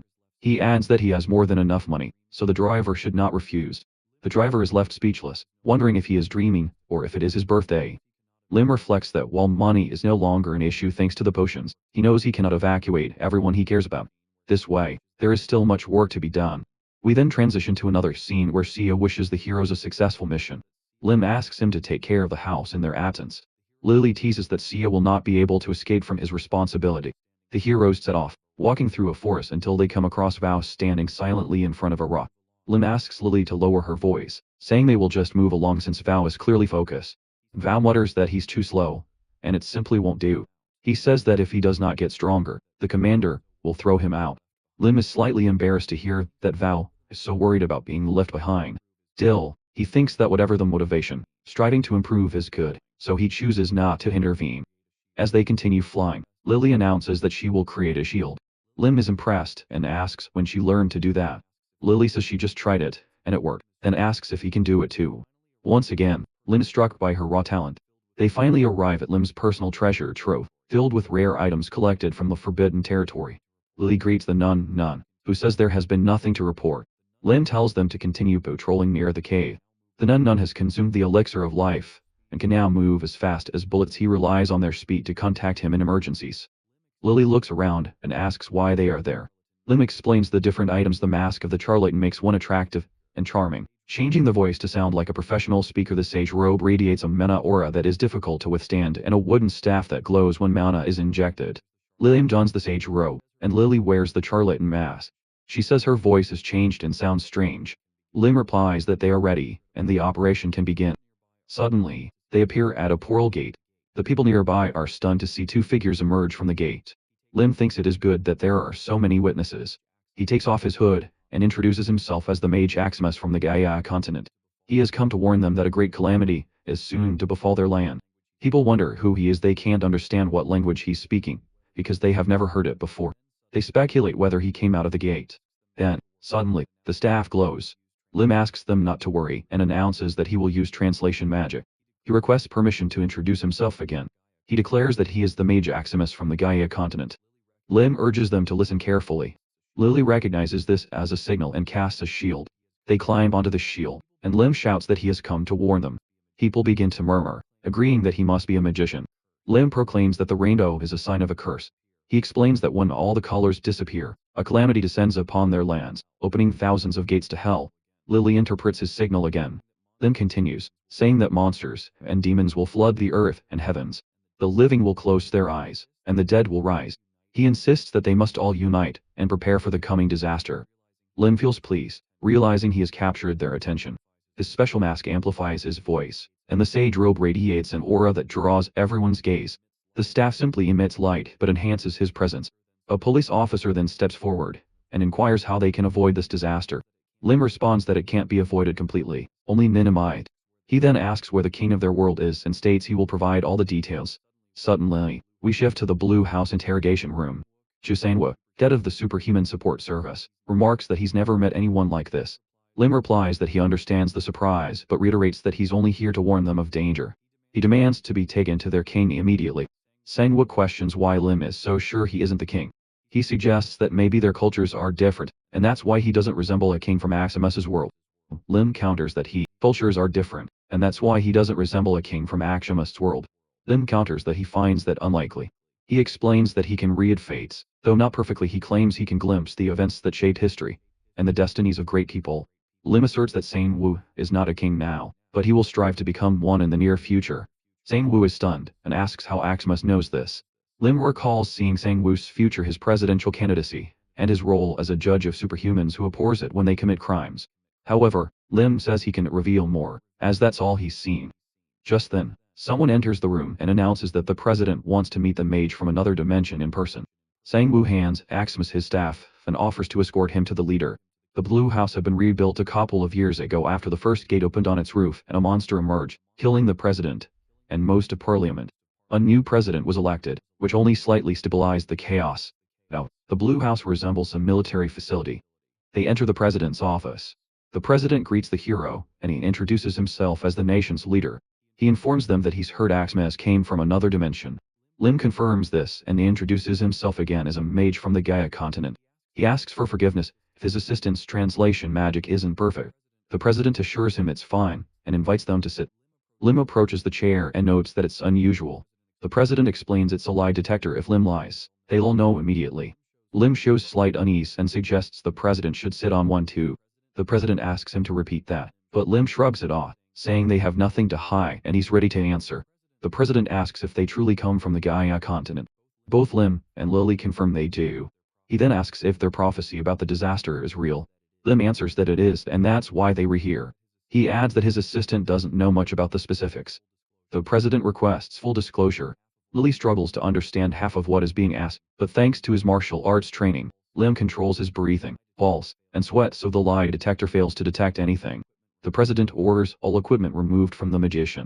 Lim lets out a sigh of relief. The president apologizes for doubting him, and Lim responds that he would have done the same. Then, the president leans forward and asks a personal question: can Lim help him escape to Gaia before the disaster strikes? And will it be safe? He speculates that since Lim came from there to warn them, it must be. Lim erupts in anger, asking if this is truly a king speaking, someone ready to abandon his people. The president shouts back that he's not a king, it just so happened that the position fell into his lap. He offers money, resources, anything Lim wants. He confesses he's tired of living in a world where death lurks around every corner. He pleads for Lim to take his family and friends with him. Lim is stunned.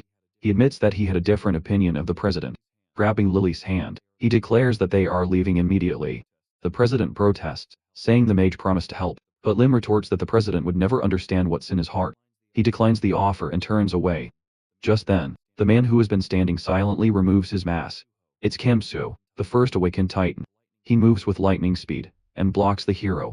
Things take a bad turn for Lim. He realizes he can even meet Sue's eyes. Lim tries to walk away, but Sue smirks and asks what's so funny. Lim calls him out and asks how long they plan to continue this carrot. He identifies Sue as the real king. Sue is surprised and asks how Lim knows. Lim points out the massive destiny star hovering over him. Kim-soo is the one who actually restored order to South Korea after the first gate opened. After awakening his abilities, he mobilized the police to protect civilians. Post-election, he rebuilt the Blue House and led the country's recovery. Everyone in South Korea knows this. Next, we move to the headquarters of the Disaster Response Center. Sue announces that before the meeting begins, he wants to introduce the magician who brought the prophecy. Lim steps forward, states his name as Axios, and urges everyone to listen carefully. He then shares the full story and warns that the disaster threatens them all. In the room are powerful figures: Monster Beat Jane, Demon King Kim Tae-jin, the Ice Queen Han Ji-hai, and the Iron Wall Min Tai-won. These are the strongest among the first awakened. Along with Kim-soo, they help destroy monsters and stabilize the land. The president states he will declare a national emergency tomorrow morning, and urges the assembly to cooperate. Tae-jin questions how the president can believe such an outlandish tale. Tae-won agrees, suspecting Lim to be a fraud. They argue that such a drastic action without solid proof is reckless. As tensions rise, Sue yells at them to stop. The president affirms he has verified everything. He reminds them of the chaos during the first gate's opening. Sue says that if nothing happens, no harm is done, but if they were unprepared, they'll suffer greatly. Tae-jin sighs, mumbles something about hard work, and then rushes forward toward the heroes. Lim panics, wondering if he's under attack, but Tae-won grabs Lily. He sneers, saying she annoys him, and orders her to stay still. He reaches for her mask and scoffs, saying it's probably to avoid recognition. Lily's mask falls to the floor. Lily suddenly transforms into a cat, and she is very angry. They begin to question whether she is even human. Lim asks his assistant to calm down, and explains that it was a mistake. They did know the truth. Lim says that people like Lily are ashamed to show their real faces, which is why they always wear masks around him. Lim remembers how he and Lily prepared for this exact situation. The cat mask doesn't just disguise her, it also alters her voice. If it's forcibly removed, it triggers a transformation spell that turns the wearer into a cat. Lim wonders what Taiwan will do now that his assumptions have been proven wrong. Su yells at Taiwan and demands he apologize. Taiwan sincerely apologizes for removing Lily's mask without her consent. Lim thinks to himself that Lily is really good at playing the role of a cat. The next day, Su declares a state of emergency on national television and radio. Standing on stage, he announces a major crisis in Korea. There's some initial confusion after his speech, but the citizens quickly adapt. The military, the superhuman police, and various guilds begin large-scale exercises in preparation. Someone approaches Lim and mentions they heard the sage is leaving today. Lim confirms that the power of his dimensional transfer magic is running low, and he must return in a few hours. The man asks if Lim can do him a small favor before he departs. Lim agrees to try his best. The man explains that he has several books that were confiscated as loot during the national uprising. He only brought the ones in good condition and asks Lim to take a look at them. Time is short, so he just wants Lim to check if any of them are important. Lim says he isn't a scholar and not to expect too much from him. He wonders if they really see him as a sage or just a fool. Lim can speak any language, but he can only read the languages of the Gaia continent and the martial arts world, and even then, only in the fields of martial arts and magic. As he walks through the library, one book catches his eye. One particular book catches his eye. The hero senses a unique aura, and wonders if these could be the legendary Sword Emperor's notes. The text is narrated from the perspective of Nangon, the Sword Emperor, a man known throughout the martial arts world as the Incarnation. Lim realizes the script is written in a language he can actually read, leading him to suspect the book is the real deal. When the assistant asks if something is up, Lim explains that the writing feels inherently demonic. He asks if there's a sword tied to the manual, but the assistant warns that the blade is also possessed by a demon destined to corrupt anyone who dares to wield it. Lim tells him to dig deeper, secretly hoping the Heavenly Emperor's sword is among the recovered relics. Unfortunately, the assistant reports they only found the book and some tattered clothes in the collapsed cave. Though disappointed, Lim plays it cool. He decides the book is far too dangerous, and announces he'll seal it himself since the king is occupied. He makes the assistant swear to keep the whole thing under wraps. Later, Lim dives into the pages. It chronicles the life of Nangon, the illegitimate son of the Nangon clan. Despite being born with god-tier martial talent, he faced brutal discrimination after his mother passed away. In retaliation, he stole the clan's secret techniques and sacred elixirs. Lim skims the early chapters since he already knows the lore. What really hooks him is the account of the Sword Emperor's final showdown with Tama, a battle lost in a heartbeat right before he vanished. Suddenly, Lily pops up and asks what Lim is doing, complaining that she's bored out of her mind. Lim tells her to find her own fun while he reads. She scurries off mischievously, and Lim calls out for her to come back soon, secretly enjoying the return of the silence. As he reads, Lim starts to flag the book as incredibly long-winded. He stumbles upon a section regarding the divine art of shattering the heavens, but it's buried under tons of unnecessary rambling. Still, he senses the core technique is coming. The explanation is surprisingly basic, so simple even a monkey could grasp it. He figures if he doesn't nail it on the first try, he'll just have to give it another pass. Lim crosses his legs and enters a meditative state. A red circle glows at the center of his torso. He recalls that internal energy falls into three categories: accumulation, stability, and radiation. Lim realizes that his previous technique was mostly about stability. However, the Peyton Senbon achieves a flawless harmony across all three areas. He realizes this is a truly perfect and pure Simbat. Now he gets why martial artists spend their whole lives refining their craft. He intends to practice for just a bit, but when he checks the time, he realizes it's already past lunch. Lily still hasn't returned. Suddenly, Lim's senses tingle. He spins around, just as a massive gate tears open in the sky. People start screaming that monsters are coming.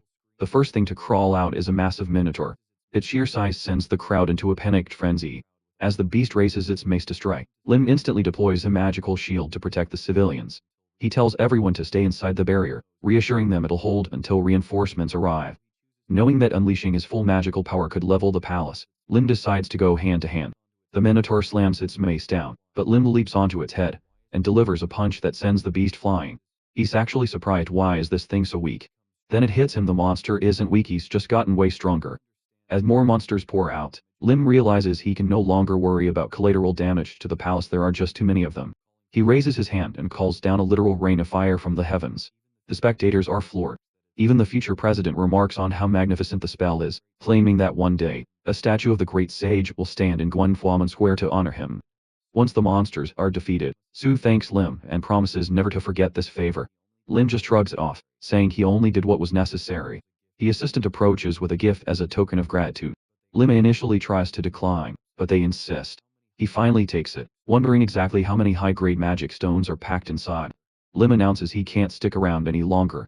He and Lily hop onto a magical shield, and prepare to depart. It turns out one of Lily's new friends is a Titan, one of the very first awakened. As they fly off, Lim hopes the city stays safe. Back at the house, Lim asks Taewong if he's been keeping things in order. Taewong immediately bursts into tears, asking where the heroes have been during all this chaos. Sir Taeok warns that something terrible has happened. Taewong reveals that if the floating rainbows in the sky vanish, total disaster will follow. He's terrified, especially since the president announced that hundreds of gates are about to open. Lim and Lily just catch each other's eyes and grin. Beck asks what everyone is laughing about. It turns out Wong also headed to the guild following the emergency broadcast. Sir Taeok asks to be notified the moment his brother returns. Lim praises his resolve, and suggests they hit the guild immediately. Although Lim originally thought the guy might bolt, he's actually impressed he's waiting for them, even in a crisis like this. Looking up at the rainbow, Lim realizes they have less than a week left. He urges the group to head to the guild together. Once there, Beck confronts Lim, absolutely fuming, and demands to know where he's been. She snaps that she tried reaching him during the state of emergency, but his phone was completely turned off. She keeps laying into him, asking if he even realizes how dire the situation is. Lim just brushes her off, saying he's heard enough lecturing for one day. Just then, Taewon arrives and greets Beck. She recognizes him from their encounter at the lake, noting they haven't crossed paths since then. Beck asks about their evacuation plans. Lim asks if there's any space left at the guild, though he clarifies he doesn't plan on staying long. Beck asks if he's just back from beyond the gate and offers to call an escort, but then suggests he head straight to the guild head instead. Lim ignores her and tells Taeok to move the luggage and get some rest. Beck points out that Lim was the only one who went AWOL during the emergency call, warning that even the guild head is going to be furious. Lim shoots back sarcastically, saying the head can't really be mad if she was also dodging calls over the weekend. Suddenly, Wang rushes toward the heroes. Lim asks where Van is, but Wang unexpectedly yells for the commander and lunges at Lim. Lim dodges the strike and asks if Wang has finally lost his mind. Through tears, Wang blubbers that he thought Lim had abandoned him. The attack was just a burst of pure relief. Lim reassures him that even if the whole world turns against him, he'd never leave Wang behind. Van is overjoyed, and Lim makes a mental note that Van is actually a pretty useful asset. Lim knocks on the guild head's office door. The heroes gather, as the head gestures for them to take a seat. Beck reports that Lim was spotted outside the forbidden territory, to which Shang-Su snaps that it's no excuse. The chief then asks Lim what he knows about the impending disaster. Lim mentions he picked up some intel on the way back. Shang-Su explains that the great Sei Axma spoke to him privately, and delivered a prophecy. Axma spoke of the seventh night, telling Shang-Su to leave the Wheel of Fate to them, the ones who would lead and bring back the light. Shang-Su is convinced Axma was referring to Lim's team, and everyone else nods in agreement. Lim feels a bit awkward about the praise, and suggests that once the invasion kicks off, the seventh team should operate independently. He insists that everything will be fine. He explains that just hunting monsters in designated zones is a total waste of time. Instead, they should focus on high-mobility independent action to take down the main gate. The disaster is dubbed the Night of the 7 Months because 7 special. It's known as the Night of the 7 Months because 7 special, moon-colored gates manifest among hundreds of others. The main gate, which anchors the surrounding portals, vanishes along with dozens of nearby gates. Through Axes, Lim shares vital intelligence on 6 of these critical gates. In a flashback, Axmas tells Chang-Su that he can handle the red energy or even determine its exact location. Chang-Su says it's unfortunate, but still helpful. The only thing Axmas withholds is the red gate's precise coordinates, all due to the Soul Stone. Lim reflects that this time, he might finally fulfill his dream and become handsome. Chang-Su shares the same hope but wonders if the prophecy is really that simple. Beck speculates that there may be hidden meanings, and Wang adds that it's too abstract to fully grasp. Lin, feeling a bit awkward, questions whether a great sage trying to help would really make such a cryptic prophecy. He concludes they shouldn't distort the message. After some persuasion, the 7th Squad is granted permission to operate independently. 3 days later, at the White House training ground, Lin asks Van to focus on the path of mana circulating through his body. Van admits he doesn't remember how. Lim says they will try again and urges him to concentrate. Lim studies an image from the Sword Emperor's records. He knows the Diamond Power Fist martial art emphasizes external power and that the breathing method is simple. It's good for physical strength and basic development, and Lim believes it will also benefit Van. Lim asks Wang if he understands now, but Wang is still struggling. They repeat the process over and over until Lim finally loses his patience. This is the 30th attempt. He shouts, telling Wang he's worse than a monkey. Wang insists he's improving and says he will practice alone. Lim excuses himself, saying he has something else to do. As Lim walks away, he notes that only the purple band remains. The rainbow disaster is near. He sees Lily eating, and asks if the food is good. She says it is, but Lim notices the 3 boxes of chicken he bought are already gone. He tells her it's time to get ready. She needs to repay him for the meal. Shocked, Lily realizes why he bought the chicken in the first place. Lim knows the red gate holds terrible danger: boiling lava, soaring flames, and intense auras. To fight the boss there, they need the Ice Dragon Fang. Unfortunately, it's stored in the Black Hound Guild headquarters, Lim's former workplace. He remembers working under terrible conditions there in his previous life at age 20. The job offered no vacations unless you were sick or injured. If he'd undergone proper rehab back then, maybe his life would have turned out differently.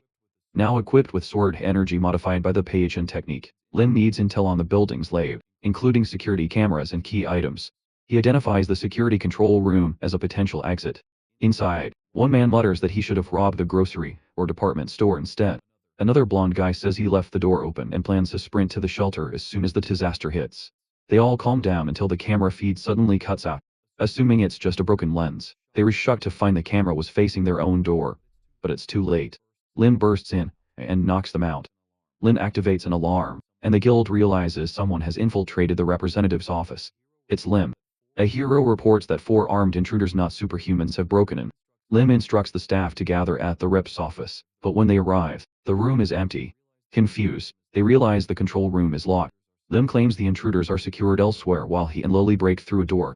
Lily is amazed, saying everything sparkles and asking if it's all money. She then wonders if she can get chicken again. Lim doesn't understand her obsession, but tells her the statue is too heavy to carry. Instead, he shows her the special armory, where otherworldly items are stored. There it is, the Ice Dragon Fang, perfectly preserved. As they prepare to leave, Lily says she wants to see what's behind a certain wall. She senses powerful mana. Lim tells her to stand back, activates his watch, and smashes through the wall. Inside, he finds something valuable and praises Lily. As a reward, he gives her 3 raw balls. Lim plans to consume the next soul stone himself and lets Lily eat this one. However, Lim is disappointed by the results. It barely makes a difference, and only her claws grow. Still, he figures it's enough to claim as an unpaid severance package. He decides it's time to go home. The next day, the rainbow vanishes. Lily is most concerned about one thing: cheese balls. At the 3rd evacuation shelter, Lim appears calm, even chuckling with a faint smile. His team is surprised by his demeanor, especially with one of the worst gates about to open. A team member approaches, curious if something good has happened. Lim replies that he finally received severance pay from a company he worked at long ago. As Lim talks, a menacing aura becomes noticeable nearby. The scene shifts to the 4th evacuation shelter, where the source of the aura is revealed to be Kim Tae-jin, leader of the Black Hound Guild. His members gather, concerned by his behavior. One mentions hearing a rumor that their guild warehouse was robbed yesterday, and they still don't know who is behind it. Back at the 3rd shelter, Lim speaks on the phone with Baek, who apologizes for the delay. Lim thanks her for her work. Soon after, she finishes upgrading his armor, marking the completion of their equipment preparation. Lim checks in with the support team using his earpiece. Tian Ilnam confirms he can hear him, followed by Ilnam saying the sound is coming through clearly. Lim turns to Lily and Wang, asking if they ready. Lily complains that her armor is too tight, and Wang agrees, saying his new suit is embarrassing.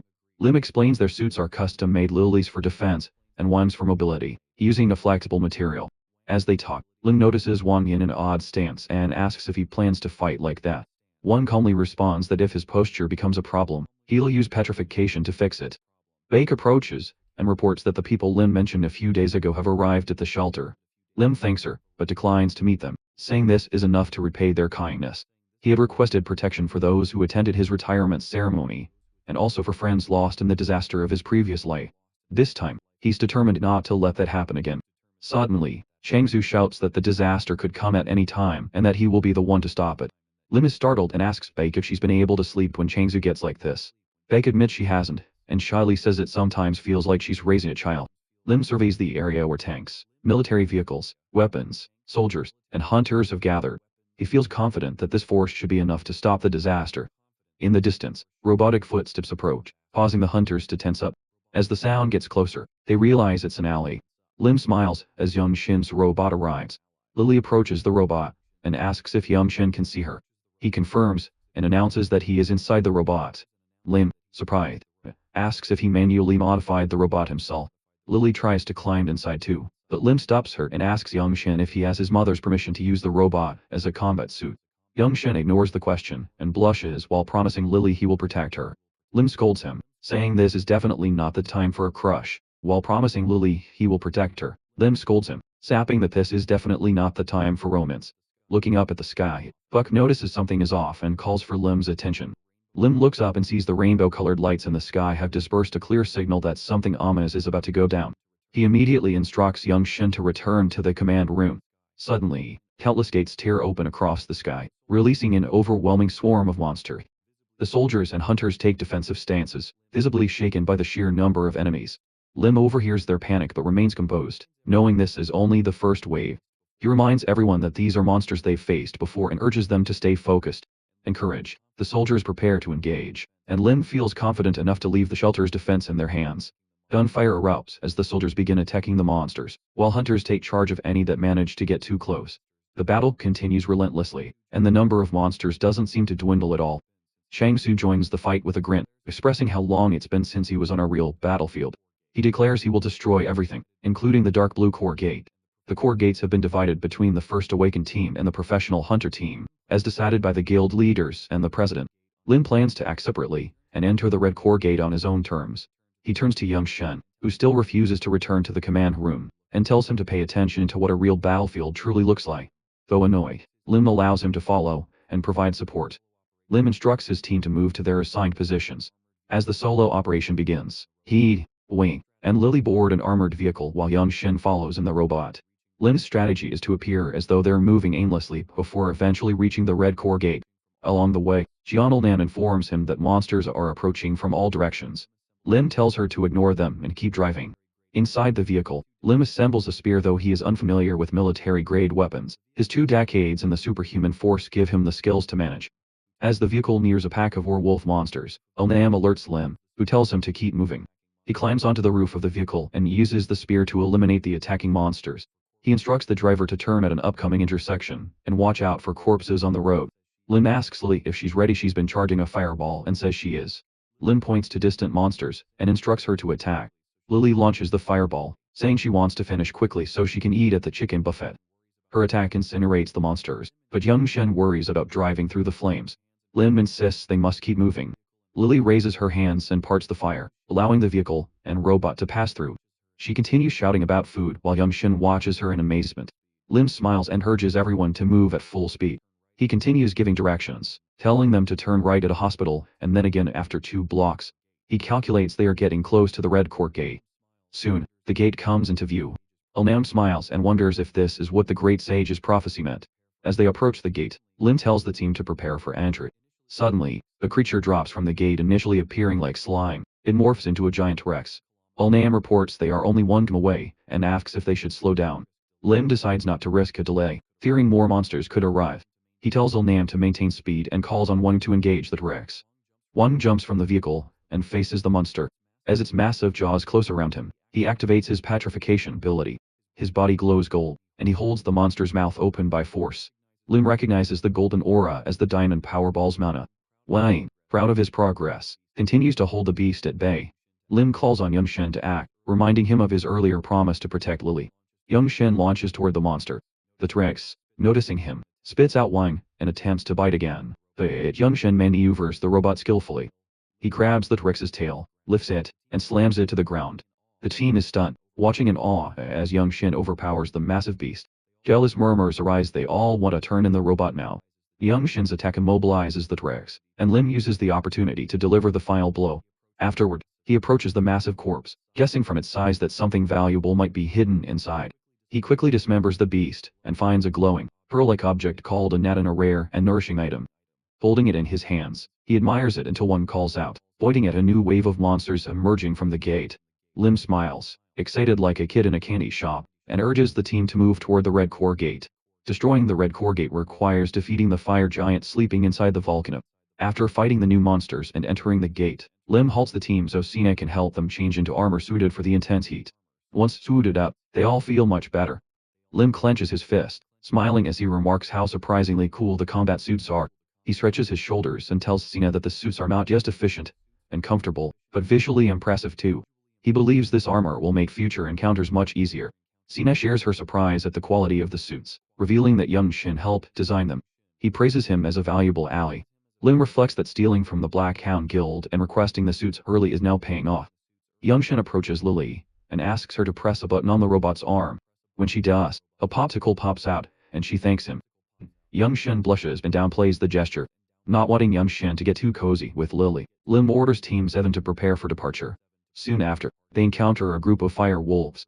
One jumps to the front line without waiting for orders, which surprises Lim but doesn't bother him.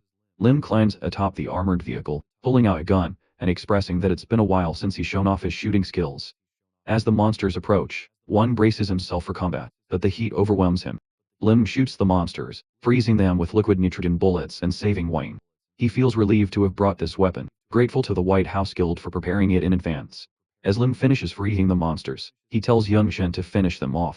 Youngshin immediately responds, flying in and punching through the frozen creatures in one strike. Lim watches in awe and acknowledges how much more comfortable his work has become. He informs the team that they will keep this momentum and quickly move past the flame centipede ahead. Later, Lily sighs in boredom, catching Lim's attention when he asks what's wrong. She complains that her fire ability is useless in this environment. Lim responds that it's obvious and tells her to rest. The suggestion disappoints Lily, and she wonders aloud if she is now useless. Lim, annoyed, turns his back and tells her that after resting, she will have plenty of fighting to do. He asks if she prefers that to resting. Lily shivers, and admits that fighting sounds like less fun, then lowers her head with a soft smile. Eventually, Team 7 arrives at a lava lake. Lim orders everyone to stop, sensing that this area could pose serious problems despite the lack of immediate threats. Noticing a lack of visible monsters, Lim asks the medical team to fetch a monster corpse. Nam brings a small one out on a tray, which Lim promptly tosses into the lake.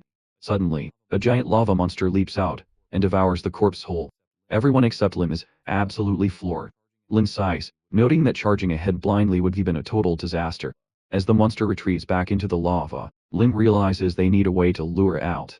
He calls for Nam and asks if she brought any large fishing rods even if they're just single-use ones. Surprise, Nam questions if Lim is actually serious about trying to catch the flame snake. Lim acknowledges the risk but insists on trying anyway. As Nam leaves to dig through the equipment, Lim tells Wong and Youngshin to play a game of rock paper scissors. The two exchange puzzled glances, but follow his instructions. A moment later, Wong is literally thrown across the lava lake by Youngshin. The flame snake immediately emerges and swallows him whole. Lim instructs Youngshin to pull with all his robotic strength, and a tense tug of war begins right inside the snake's mouth. Wong remembers Lim's instructions and activates a hidden device, piercing straight through the monster's jaws. Stunned and vulnerable, the snake is hauled out of the lava by Youngshin. It spits Wong out and collapses on the ground. Lim rushes over to check if Wong is alright. Wong confirms he's fine, but before they can catch their breath, the ground begins to tremble. Lim and Wong instinctively turn toward the volcano as a massive hand emerges, gripping the crater's edge. Using it for support, a fire giant begins to rise. Lim watches it descend the volcano, wondering if their earlier activity triggered its awakening. Realizing this changes everything, he shifts his focus back to the recovering flame snake. As Lim approaches, the flame snake whips its tail toward him, but he dodges by leaping into the air. His movement distracts the snake long enough for Wong to grab its tail. As the monster prepares to strike again, Lim assaults its face while calling for Youngshin to flank from the left. Youngshin activates a drill weapon and jumps into action, but Lim soon notices their attacks are ineffective against the monster's thick scales. Suddenly, the flame snake lifts its head and spews venom. Lim barely escapes, but Youngshin's robot arm takes a hit and starts to melt. Lim glares at Youngshin, noting his inexperience with monsters of this caliber. Sensing Lim's concern, Youngshin reassures him that the robot has a restoration function. Lim says he's aware, but orders Youngshin to retreat for now. He also orders Wong to move back and get checked out. As Lim draws the monster's attention, Youngshin carries Wong to safety. Nan asks Lim if he can manage alone, and Lim confirms that the flame snake hasn't cornered him yet. Still concerned, Nam says she'll monitor the surrounding area with cameras to ensure he doesn't encounter any other threats. As Lim dodges more attacks, Nam adds that their focus should really be elsewhere. Lim agrees, knowing the fire giant is the true danger. Nam reports that the fire giant stands approximately 40 meters tall and is moving faster than expected. She suspects its massive size actually enables its quick advance. The giant is already halfway down the volcano, and its looming presence makes its sheer scale even more daunting. Lim, recalling that in his past life the first awakeners were the ones who handled this gate, now realizes the responsibility falls squarely on him. He clenches his jaw, questioning what he should do next. Lim's original plan was simple. First, he to defeat the flame snake at the lava lake. Then, while the fire giant still slept inside the volcano, he would approach and stab it with the ice dragon's fang. Finally, Once the creature was weakened by the Fang's cold energy, he'd deliver the finishing blow. Lim believed it was a perfect plan, but now that plan is in ruins. He sighs and instructs all members of Team 7 through their earpieces to retreat to the rear, and wait for his signal. Wang asks how they can possibly retreat without their team leader, while Lily looks on with concern as Wang speaks. Lim responds by asking Wang if he's ever heard the saying about how when whales fight, the shrimps are the ones who suffer. He explains that staying here would make them the shrimps. Releasing his aura with a slight smile, he tells Wang that they must first make the whales fight each other until they were both weakened. With that, Lim leads at the flame snake, landing right on the monster's body. He uses Heavenly Destruction Stack to launch himself across its back and reach its face. The snake raises its head as Lim draws near, opening its mouth to spray venom at him. Lim swings his spear, cutting through both the venom and the creature's tongue in one fluid motion. The snake writhes in pain, rolling on the ground. Lim starts running toward the fire giant, taunting the snake to follow him. Enraged, it gives chase. He uses the earpiece to ask if everyone has reached the safe zone. Suddenly, Lee shouts that she refuses to retreat. Lim begins sweating nervously. He begs the others not to let Lily come his way, and kills the earpiece, hoping she won't cause any more problems. Soon, Lim reaches the front of the fire giant. Despite his fireproof combat suit, the heat radiating from the creature's body is suffocating. The flame snake catches up and swings its tail at him. Lim dodges just in time, and as the snake moves past, the fire giant takes notice. It slams a punch into the snake, completely disorienting it. Lim watches with anticipation as the two monsters now turn on each other. They size one another up, waiting for the other to make the first move.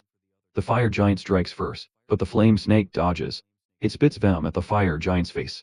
The giant raises its arm to block, but the venom begins coating its flesh.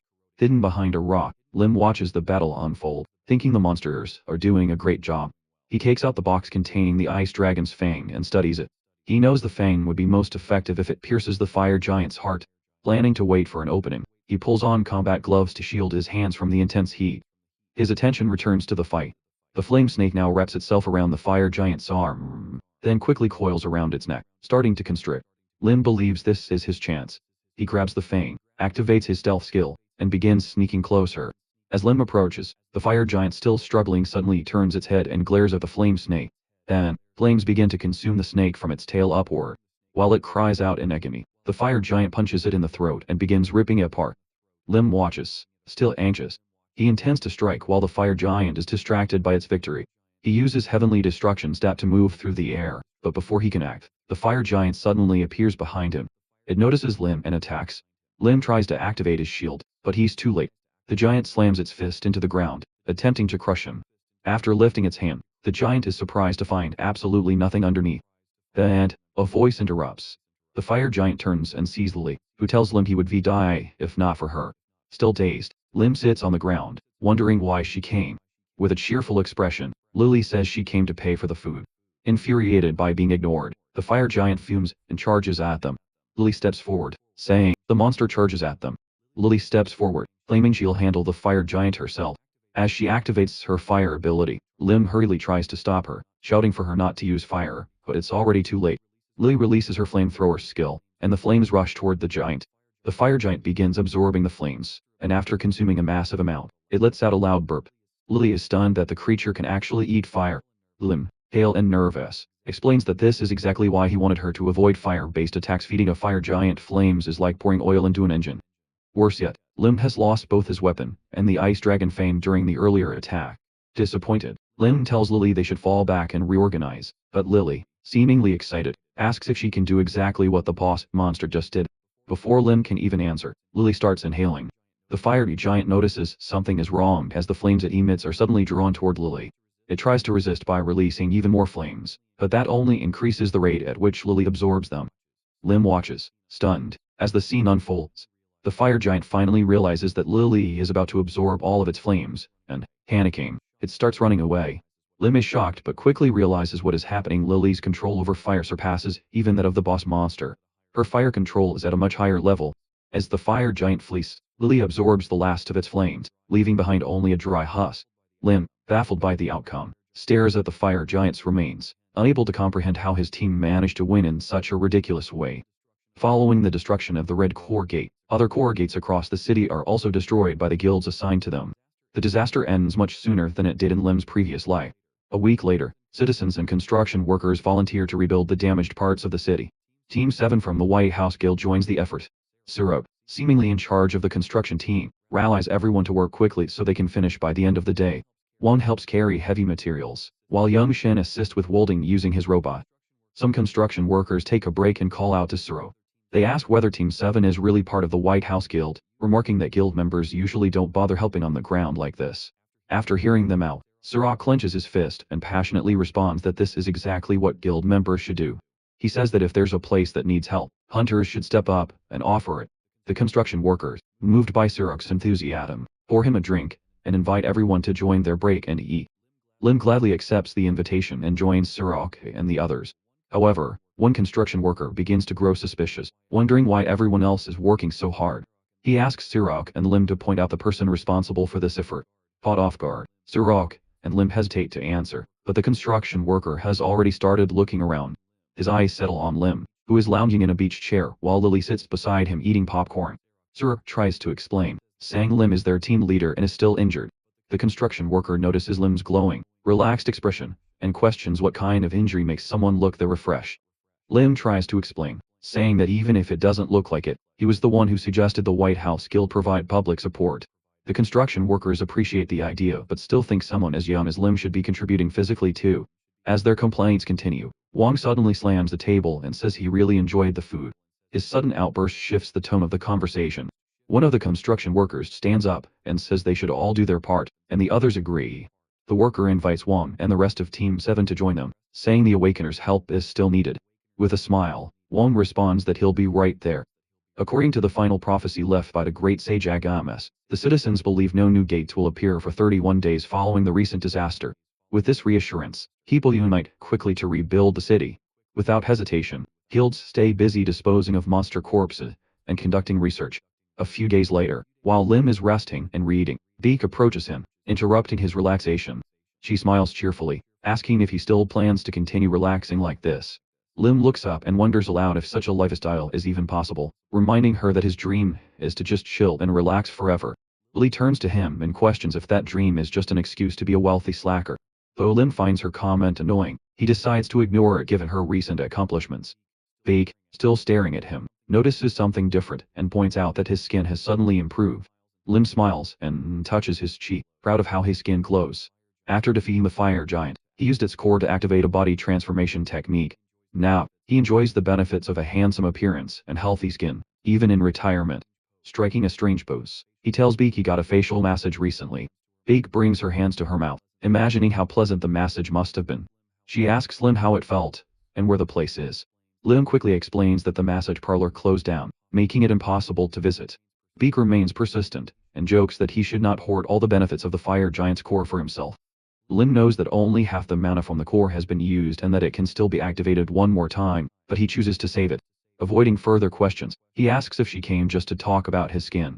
Beak corrects him, and hands him documents related to potion supplies. She explains that although production has increased, it is still not enough. Several organizations have requested partnerships.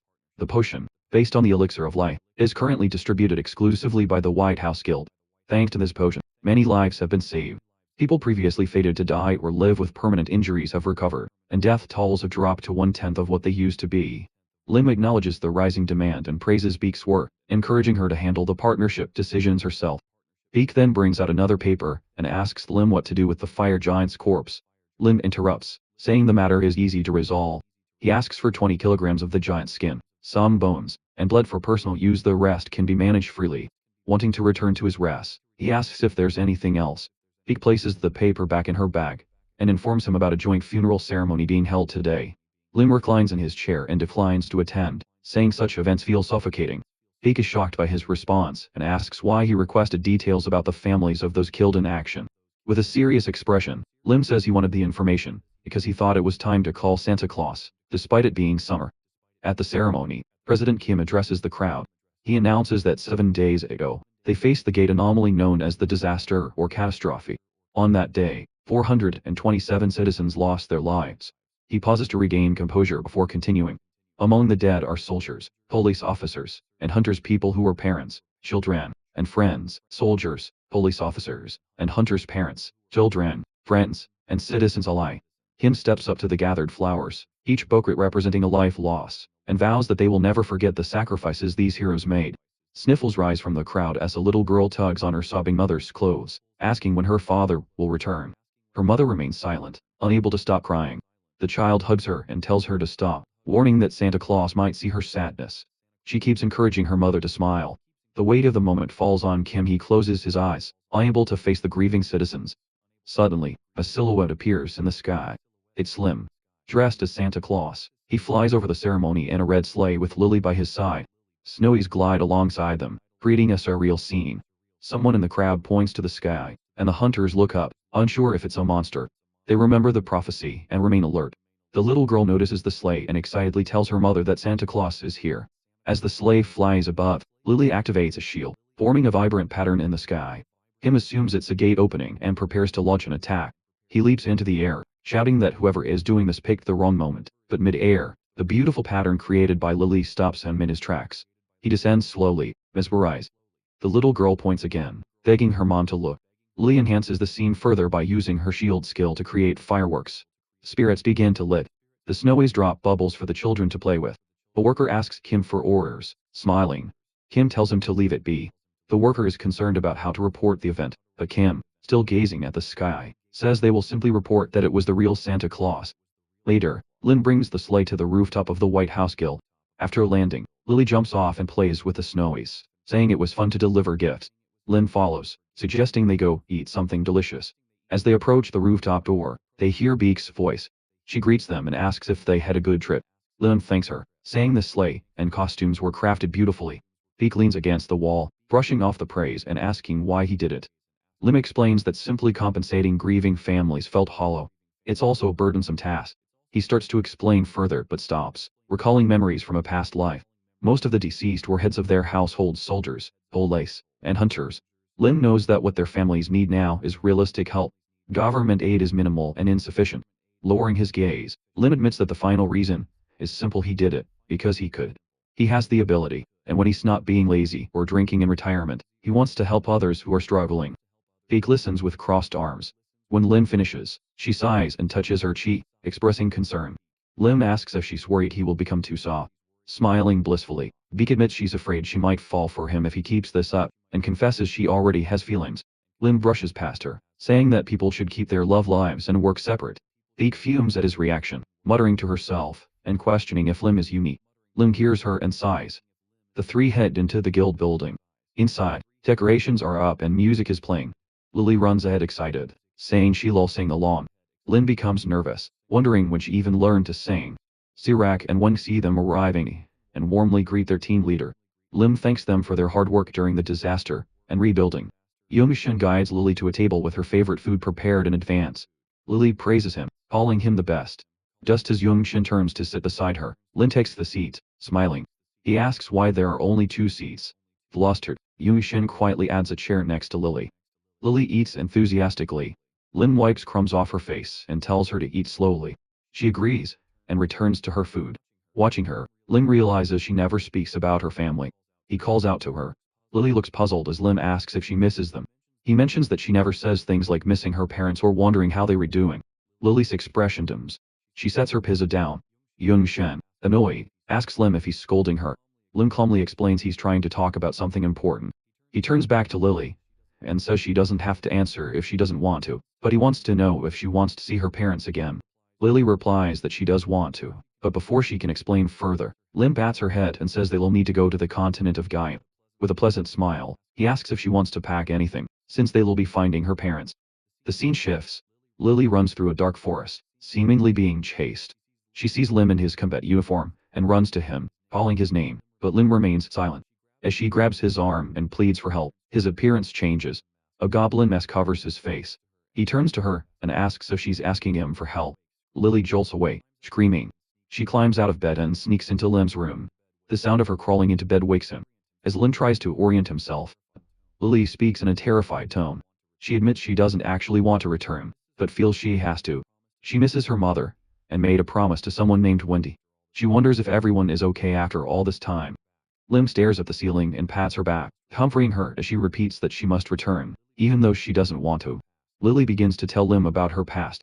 She explains that she comes from a poor family, and that she and her mother were often hungry at nights. Her mother would hold her tightly, always apologizing for their situation, but Lily never minded because her mother was always by her side. One day, her mother calls her and asks her to listen carefully.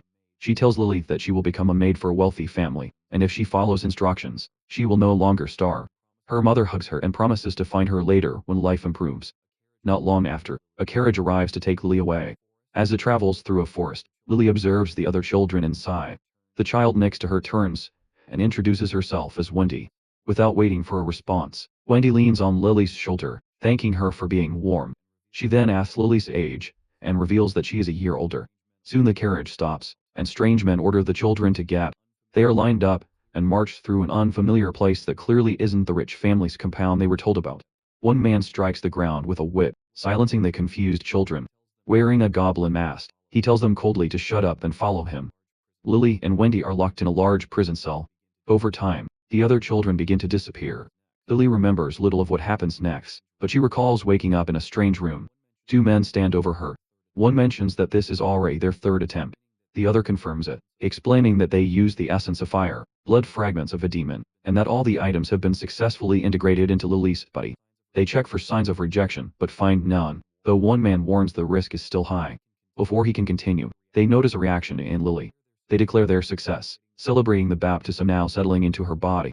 Though Lily is in pain, the men rejoice and finally achieving their long-cherished goal. One asks if there are any side effects. The other dismisses the concern, stating that Lily is no longer a person, but a monster from that day forward. A magic circle appears on Lily's stomach, and she becomes increasingly hungry. During these times, Wendy always gives Lily her own portion of food.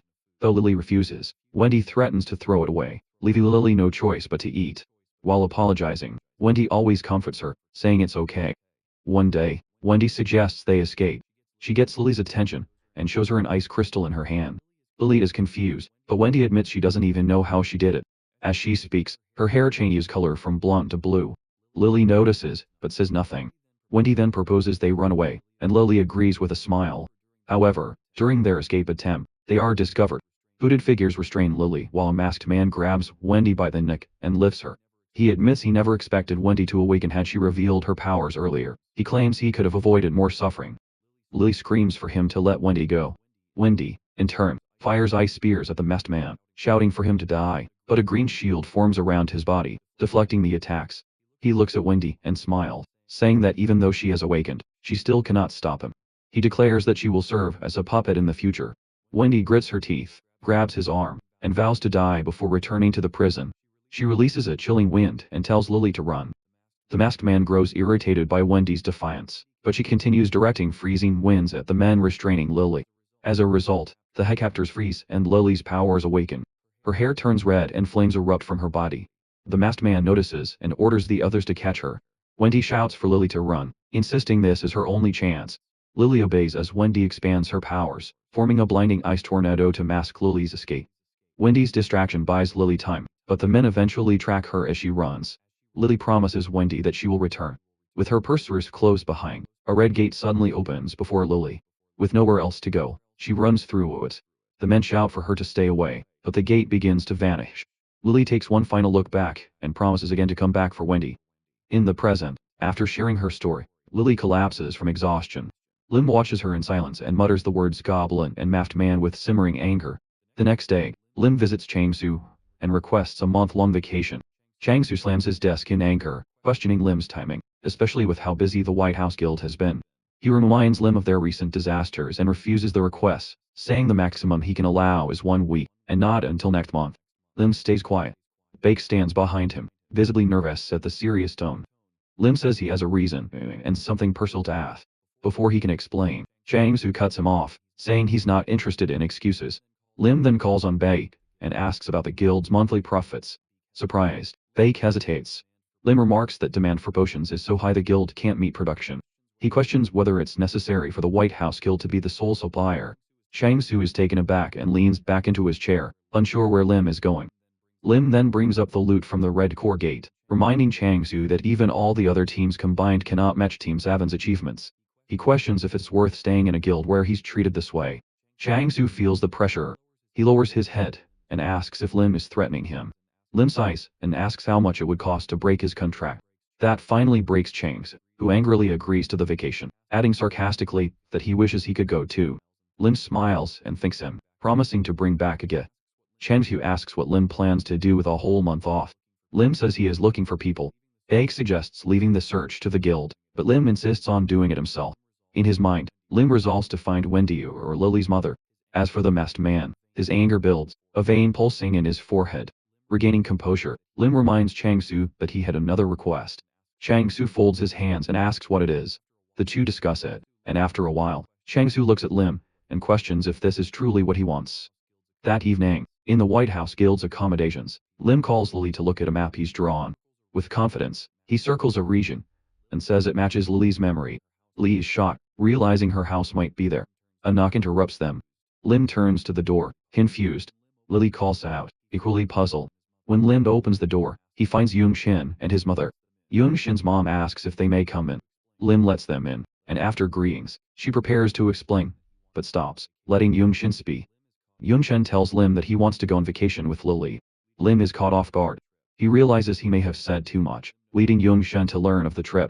Although hesitant to bring him, Lim knows having a creator like Young Shin could be useful. He considers the risks and explains they'll be traveling through dangerous territory. Young Shin grows nervous, brainstorming ways to protect his mother. He suggests taking the robot, but he finds no way to keep her safe. Young Shin's mom chuckles and tells him she won't stop him just because she can't join, but asks Lim to return her son safely. Lim promises to do so.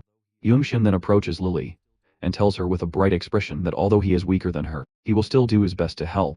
Lily smiles warmly and thanks him. At midnight, Lim heads to the main building of the White House Guild. As he rides the elevator, an unexpected thought crosses his mind. He never imagined a day would come when he'd have to visit this place alone. The elevator halts at the 12th basement floor, the personal training hall reserved for Chang's. As the doors slide open, a wave of steam rushes out, revealing Changsu in the midst of an intense warm-up, heat visibly radiating from his body. Noticing Lim's arrival, Changsu immediately stops and turns toward him, accusing him of being late. Confused, Lim explains that he arrived 10 minutes early, only to be met with a sheepish apology. Changsu confesses he was simply too excited to wait and began warming up on his own. Changsu then brings up the real reason he called Lim here, a request Lim had made earlier, which Lim now understands is for a 3-day spar. This surprises Lim, especially since he had always avoided the topic. He laughs nervously. The truth is, Lim willingly signed up to get beaten, because Earth was no longer the most dangerous place. The Gaia continent was brimming with powerful people. Before venturing there, Lim wanted to thoroughly test the martial arts he'd gained through his cosplay as the Great Sage. He believes Chang's, one of the most gifted individuals he's ever met, would be the perfect opponent. Steeling himself, Lim unsheathes his sword and respectfully asks Changsu to take care of him for the next 3 days. Changsu reciprocates the sentiment and assumes his fighting stance, signaling that the warm-up phase is over. He explains that Lim should have already prepared himself. Physically before showing up, that immediately unleashes his aura. Lim realizes he's made a massive mistake trying to backpedal. He claims he was just being overconfident when he made the request, but Changsu cuts him off, declaring that from now on, they'll only speak with their fists. In a flash, he charges. His attacks are explosive. Every blow that lands on Lim sends shockwaves throughout the entire White House Guild building. 3 days later, inside their rental accommodation, Lily walks up to Lim with an intimidating aura, asking why his face looks like it's been hit by a truck. She demands to know who did it so she can scold them herself. Lim, his face swollen and bruised, waves it off and asks her to start packing. The truth is, getting beaten down by Changsu for 3 days helped Lim master the new martial arts he'd recently acquired, but the prolonged use of those techniques drained his stamina, and the final day of sparring had been particularly brutal. As he downs a potion, Lim quietly wonders where monsters like Changsu even come from. Later, after their preparations are complete, Lim and Lily head down to the first floor of the White House Guild's main building. They were met by Chang's, Wang Xia, and Beak. Changsu greets them warmly, noting that today is Lim's big vacation day. He advises Lim not to go anywhere dangerous, especially places where he could get beaten up again. Lim, however, does not share the same cheerful energy. He looks completely wrecked. Dark eye bags and a drained face tell the whole story. He replies sarcastically, thanking Changsu for making him feel invincible. He then turns to Wang and officially puts him in charge of Team 7 for the next month. Wang is flabbergasted and asks whether that's even allowed. Lim snaps, warning Wang to take excellent care of the team. Or else. He makes a slashing motion across his neck to emphasize the consequences. Tears stream down Wang's face as he promises to do his best. Shurak walks over and begins consoling him, prompting Lim to comment that Wang still hasn't realized how capable he's become. Lim sighs and instructs Shurak to keep an eye on Wang, to which Shirak agrees with a warm smile. Lim then turns to Bee, preparing to give her instructions, but freezes. Beak is staring at him with a dreamy expression, eyes closed, lips puckered. Lim, confused, asks if she got dust in her eyes. Beak erupts in frustration, grabbing Lim's arm and demanding to know how he doesn't understand that she was asking for a goodbye kiss. Lim, trying to escape, plays dumb and claims he's never heard of such a thing. He instead asks her to handle Team 7 in his absence and to complete the tasks he had previously assigned her. This only irritates Beak further. She accuses Lim of exploiting her, but he doesn't respond because Changsu is now glaring at him with deadly intent from behind her.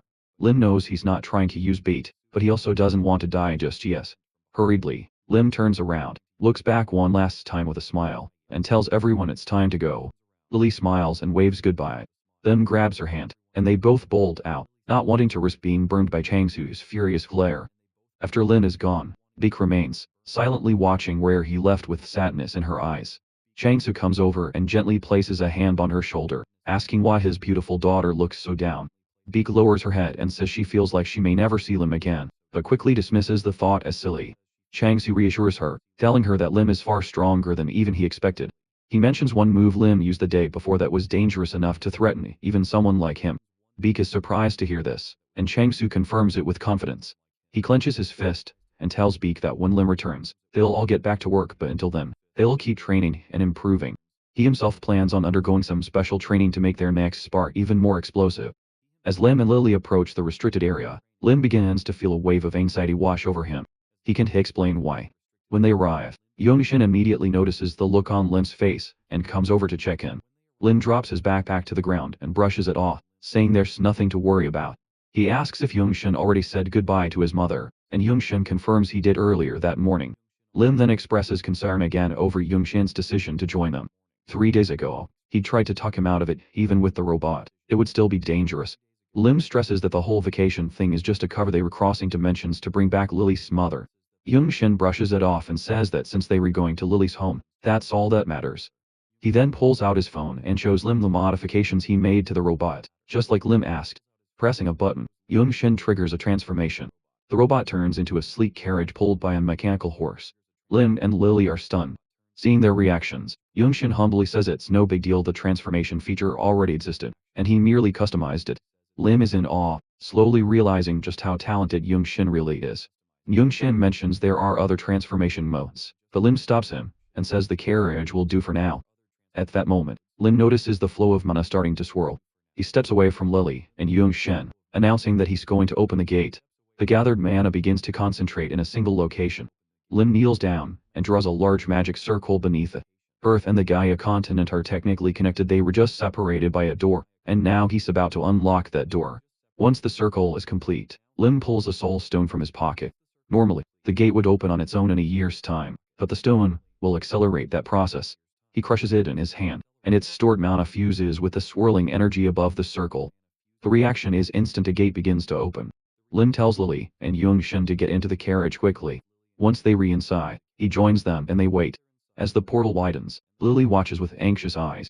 Lim gently tells her to relax. Comforted, she smiles and says she's ready. A few moments later, Lim turns to her and declares, "It's time." With that, the carriage charges through the gate, and the portal closes behind them. Meanwhile, on the Gaia continent, chaos unfolds in a town engulfed in flames. A gang of bandits rampages through the streets, killing civilians as they search for something specific.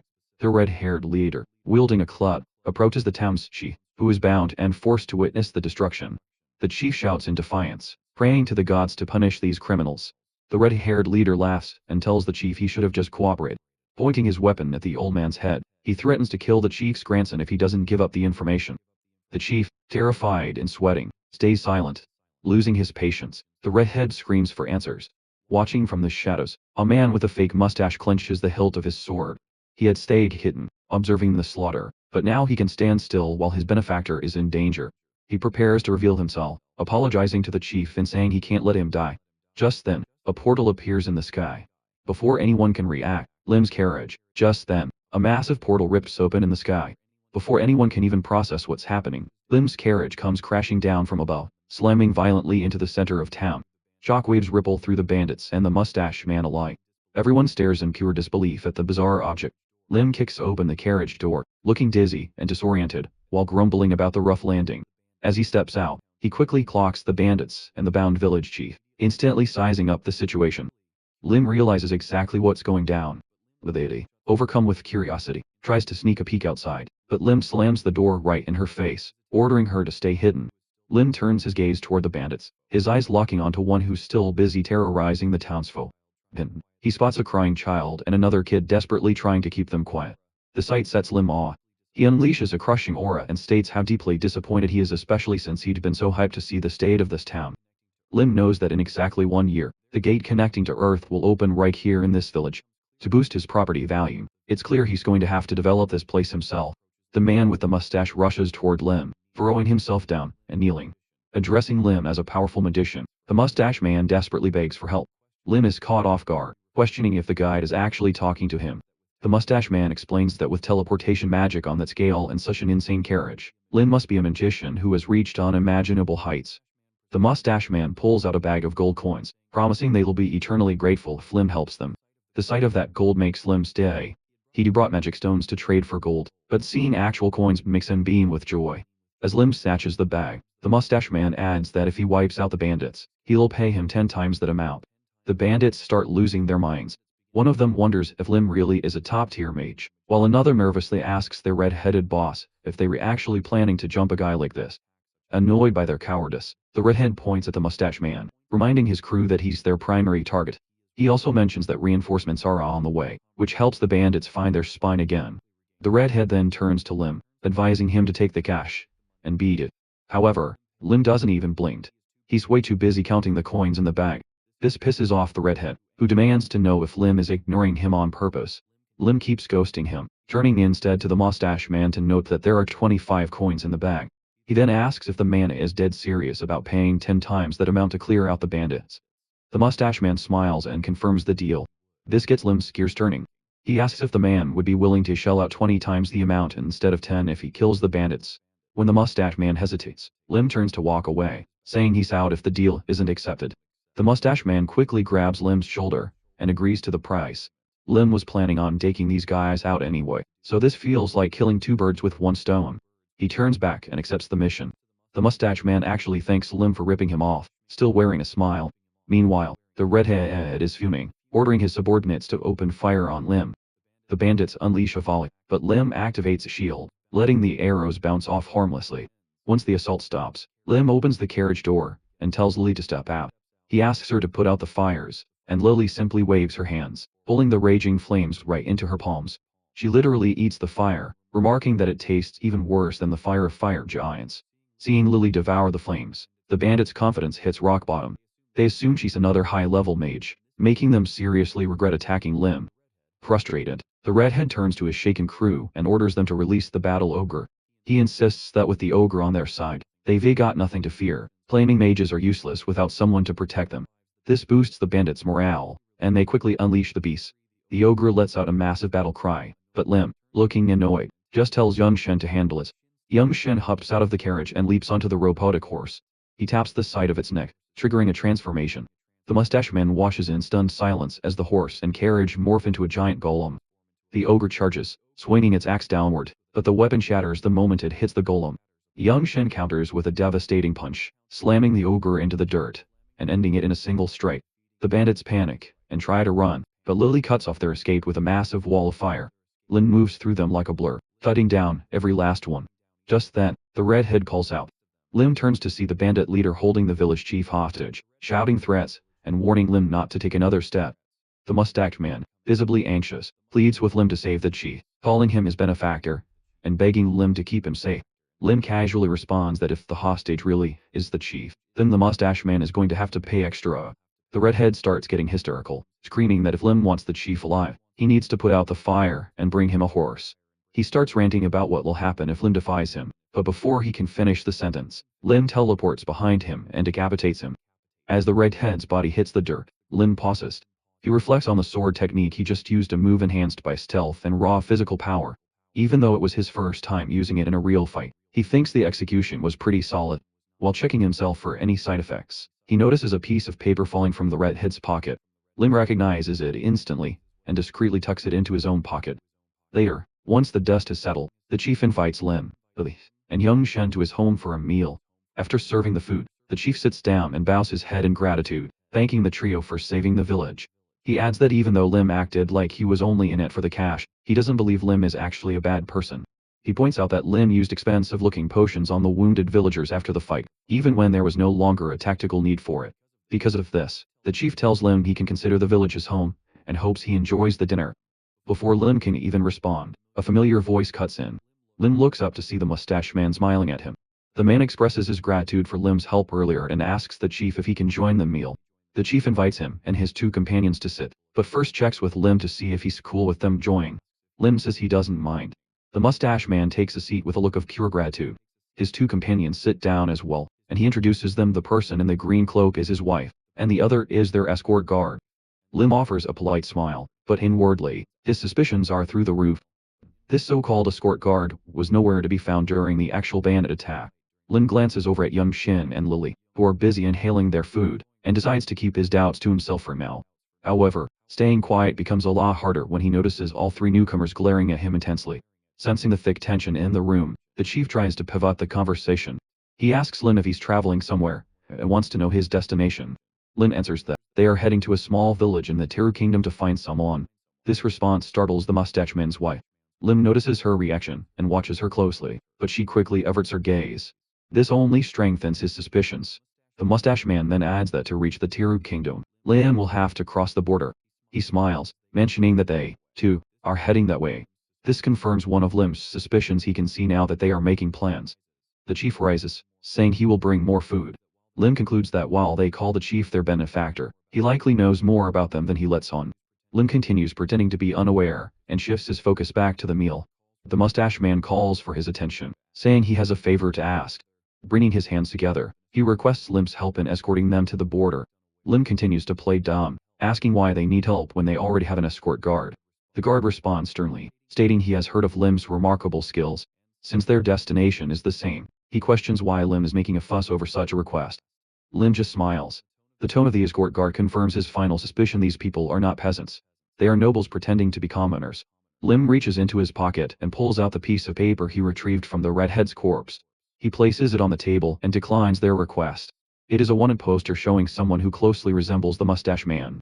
The name on the poster is Hawken Allen, a court magician with a bounty of 100,000. He is wanted alive for the crime of mutiny. As Lim presents the poster, he explains that the leader of the bandits had it in his possession. From his calculations, Lim estimates that Earth and the Gaia continent will be connected in about 1 year. Trade between the two dimensions should begin roughly 6 months after the first contact. In his previous life, Lim was only able to travel to Gaia after all the political conflicts had been resolved. However, during his time there, he learned about several major historical events, some of which may be unfolding right now. Currently, they are in a small village called Round, located within the Principate of Hicks in the southeastern part of the continent. If Lim remembers correctly, a rebellion should be underway in the Duchy of Hicks around this time. Smiling smugly at the thought, he suspects that the people around him may be directly involved. Alan stands up from his chair and approaches Lim, asking if there is only one flyer. Lim confirms that there is. Without hesitation, Alan kneels at Lim's feet and begs him to let his wife and their escort cross the border in exchange for taking Alan and claiming the bounty on his head instead. The woman and the escort are both stunned by Alan's plea. But before they can respond, Lim suddenly rises from his chair, asking if they are trying to make a fool of him. Lim explains that something has been off from the start. Specifically, the woman Alan claims is his wife. Lim reveals his suspicion she is none other than Princess Elena, the last surviving member of the Hicks royal family, who reportedly escaped during the rebellion's extermination of the monarchy. His guess terrifies Alan and the others. The escort, though shaken, quickly regains his composure. He positions himself firmly in front of the woman and commands her to stay behind him. Turning to Lim, he warns that any further step forward will be met with force. The escort draws his sword and slashes down, but Lim, wielding only a table knife, effortlessly blocks the attack. The escort presses on with a flurry of strikes, yet Lim deflects every blow with ease. While dodging, Lim remarks that if it weren't for the escort's age and injuries, he might have actually been a threat. In his swift motion, Lim sidesteps, kicks the escort's foot out from under him, and sends him sprawling to the floor. Lim mocks him for making excuses. Turning back to Alan, he asks if they can speak alone. But Alan, now agitated, warns Lim to stay away and begins casting a fireball spell. He threatens to burn the entire place down if Lim gets any closer. Before he can finish the incantation, Lily interrupts, nonchalantly absorbing the fireball as she munches on her sandwich. She scolds Alan for playing around during mealtime and turns to Yung Shen for support. Yung Shen, uncertain of what's happening, just nods. Lim walks up to Alan and punches him with such force that Alan is sent flying like a bug. As Alan rolls across the floor, Lim muses aloud that he was hoping this show of force would calm everyone down enough to talk. Suddenly, the village chief bursts in brandishing a blade. He shouts that no matter how much Lim has helped them, they won't allow harm to come to the princess.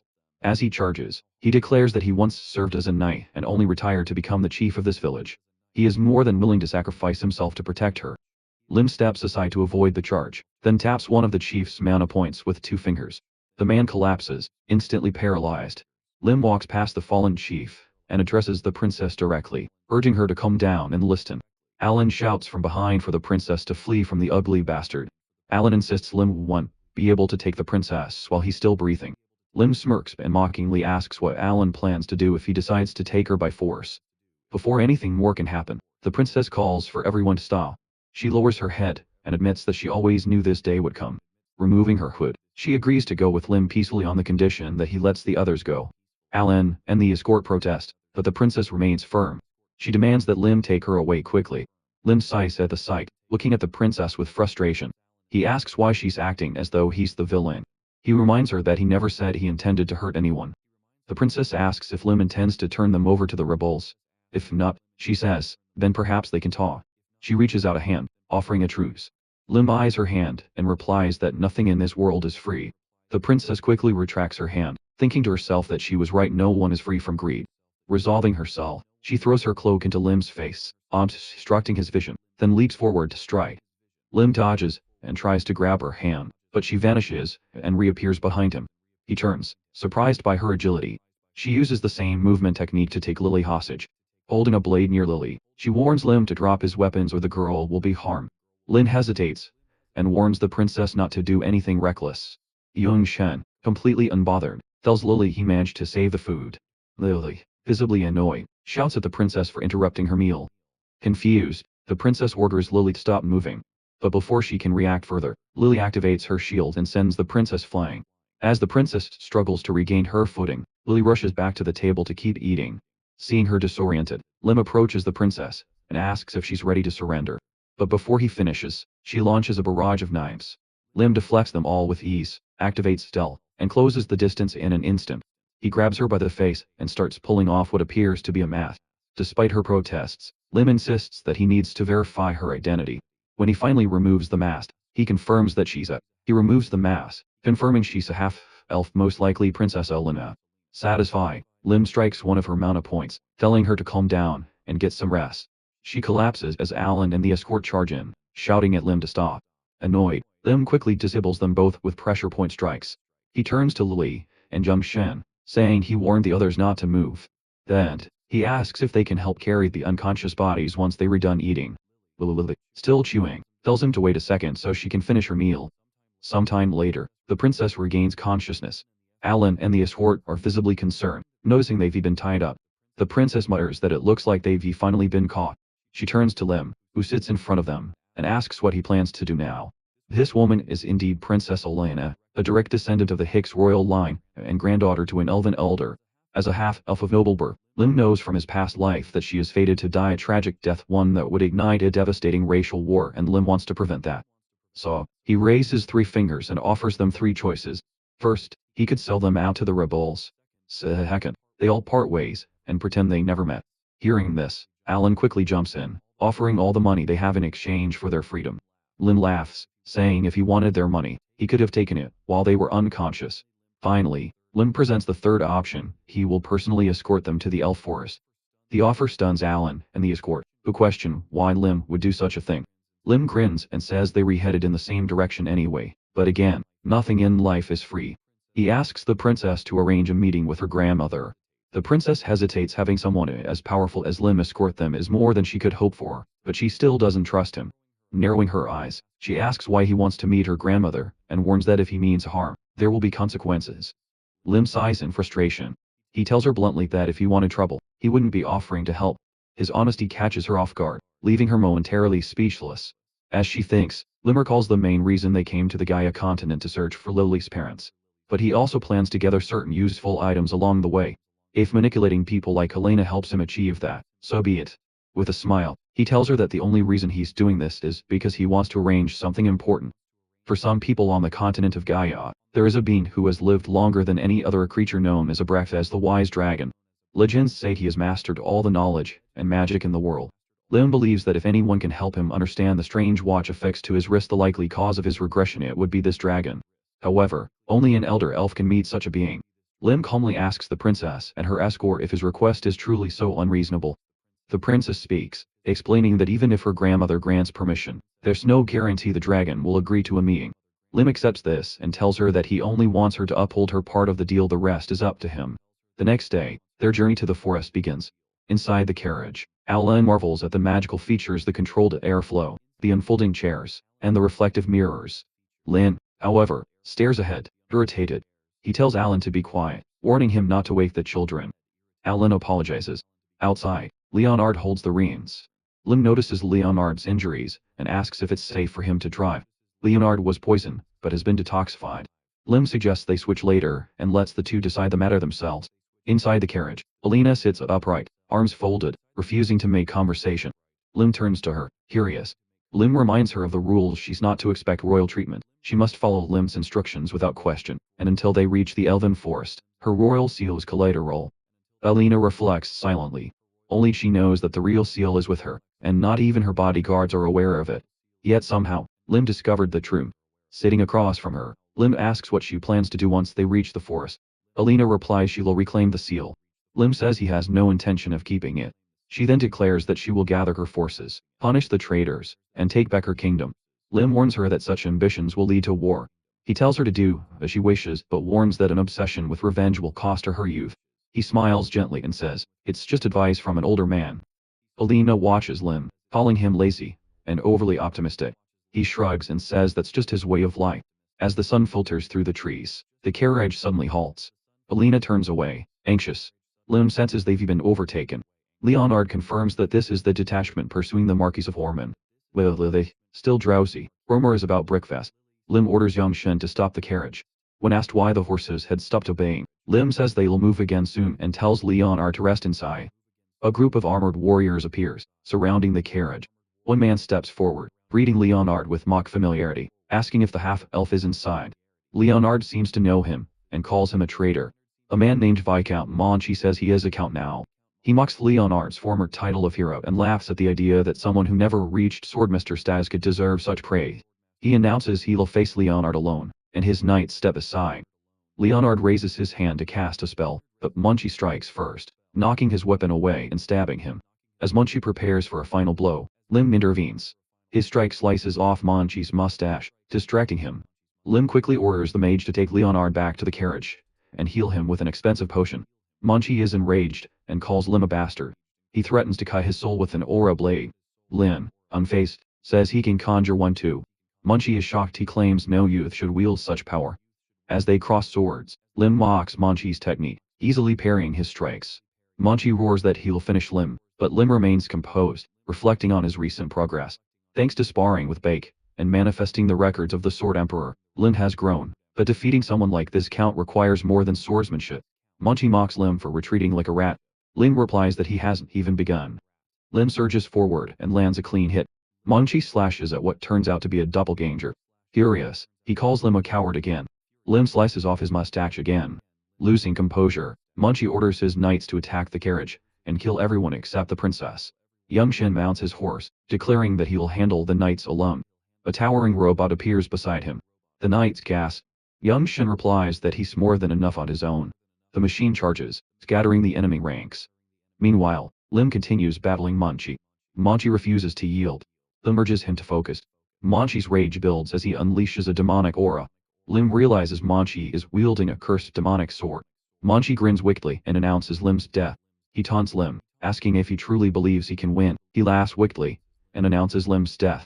He taunts Lim, asking if he truly believes he can handle such a dangerous weapon. As Monchi ignites a red aura around himself, he answers with unwavering confidence that he can handle it. Then he sneers, demanding to know where Lim thinks he's trying to escape to. Lim tightens his grip on the sword, parrying blow after blow. Cracks begin to spider web across the blade as dark energy surges into the fissures. The aura blast throws Lim back violently, and he coughs up blood, gasping for breath. Monchi steps forward, laughing loudly at Lim's struggle. But before Monty can press the advantage, Lee extends her hand, calling out sharply. Streams of fire burst toward Monty, who snarls and commands his cursed sword to absorb the flames. Suddenly, a robot appeared beside Lily, warning her not to engage directly because the danger is too great. Youngshen watches cautiously, ready to intervene. Munchie now confronts Lim, relishing the taste of a real fight after so long. He mocks childish games and urges Lim to stop wasting time. Lim clenches his fist, a spark igniting in his eyes. He announces that now, he will reveal what a true cheat item is actually capable of. Monty lunges forward, sword poised to kill. Lim swings his fist, unleashing a blinding stream of energy that tears through the air.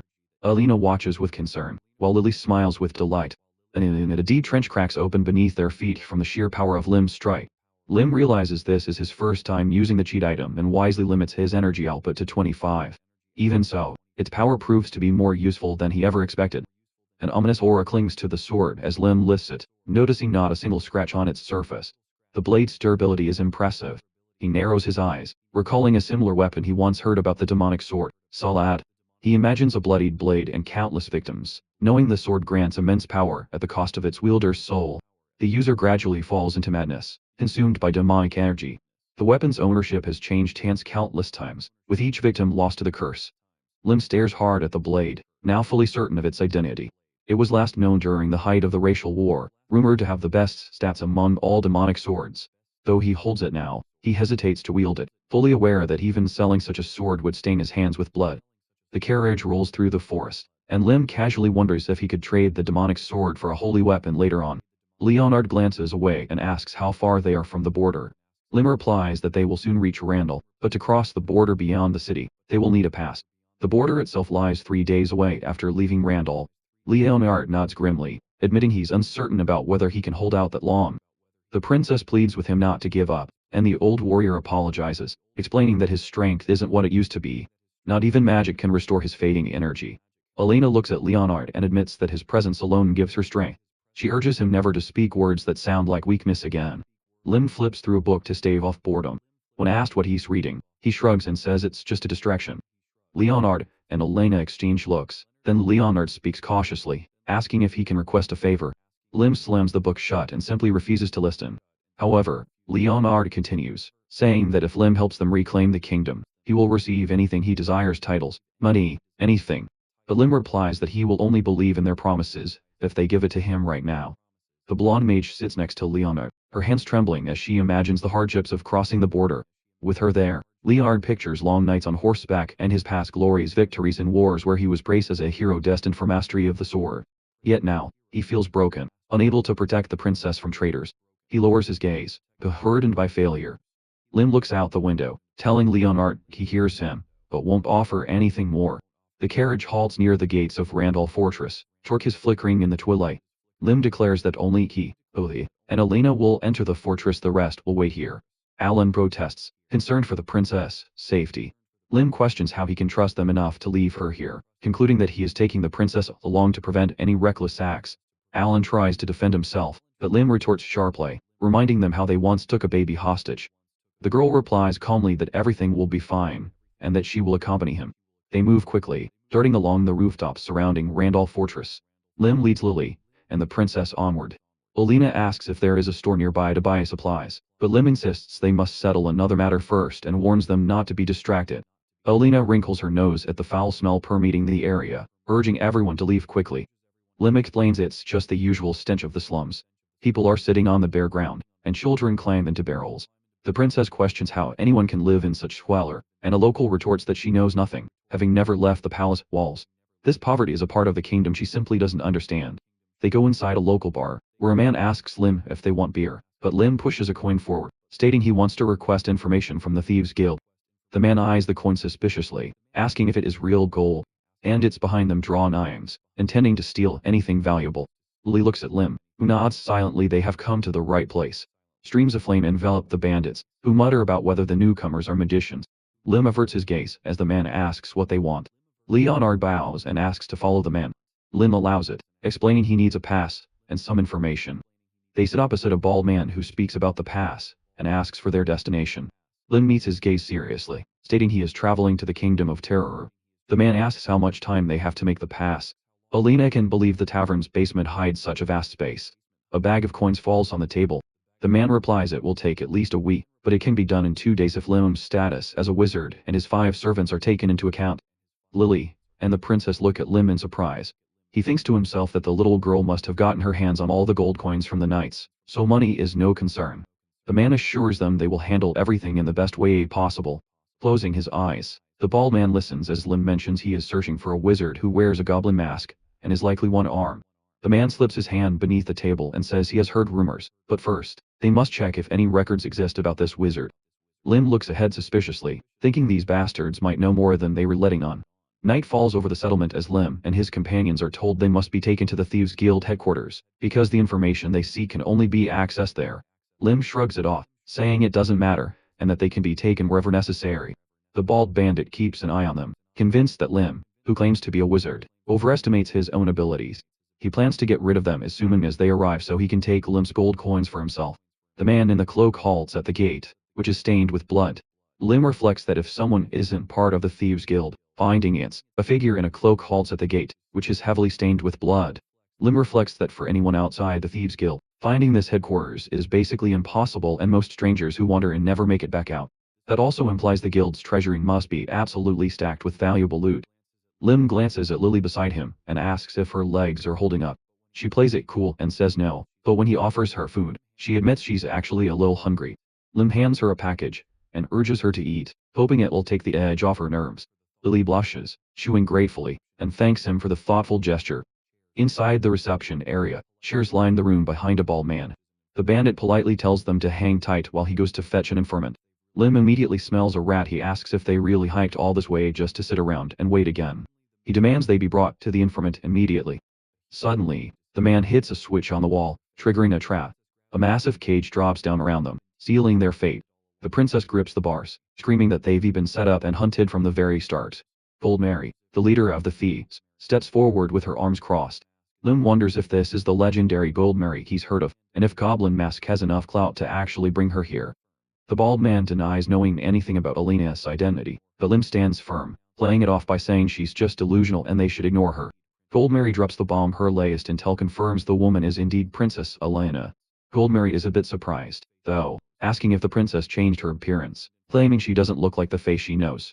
She orders her subordinates to spread word about the princess, and bait their enemies with the promise of revealing her true identity. Alina protests, denying all the accusations. Lin cuts in and asks her if they know anyone rocking a goblin or orc mask. Gold Mary figures Lim must be dangerous if he's hunting masked men, so she demands to know who he really is. Lim steps forward, questioning why she's the one asking questions when he's the one paying for information. He demands answers and trashes their garbage customer service. Gold Mary snaps her fingers and explains the situation. A magical seal is blocking their power. A glowing barrier flares up overhead, locking down all magic. Lim clenches his fist, annoyed that he didn't anticipate this trap. Alina explains that mana simply cannot penetrate barriers like this. Behind Gold Mary, armed guards stand ready. She demands Lim reveal why he's searching for Goblin Mask. Lim reaches under his cloak and pulls out a gun. He claims he's after something big, brandishing Zia's Young Shin's original firearm right in front of her. Suddenly, he fires, and the woman falls. She's bleeding out as men in black robes rush toward him. Alina covers her ears, and Lim orders everyone to dive under the table for cover just in case. Lily nods, understanding the assignment. Lim reloads, thinking about the gun's name, this, and the raw power it packs. He keeps firing from inside the cage, satisfied that these guys don't possess anything close to this kind of weaponry. Gold Mary, bleeding on the floor, snarls that Lim is still locked in the cage and threatens to come back and kill him. Lim grips his sword hilt and asks where she thinks she's going. The sword begins to glow, as he declares that even without mana, he can slice through these flimsy bars like butter. Gold Mary slumps on the floor, asking if Lim is actually some kind of wizard. He replies that he simply requested a pass, and now it's his turn to ask the questions. Lim presses the woman where his goblin mask. Near the fortress, Alan is worried because the sun is already up. They aren't there yet, and he's stressed about saving the princess. An explosion rocks the area behind them. Alan shouts that they need to hustle to the city, but right then, Lim and his companions roll up. Alan greets the princess, relieved she's returned safely, though he mentions his concern over the fire breaking out in the city. Lim smirks, explaining the fire was intentional to destroy the evidence. When asked about the bags he's lugging, Lim says they were gifts. Inside is an emerald staff, a mandragora pickled in honey, and a parchment with blueprints for a magical weapon, all alongside sparkling jewelry. There is also the shadow bracelet, capable of changing one's appearance, and the character necklace. Lim drops the bags with a heavy clatter, stating he got everyone exactly what they needed.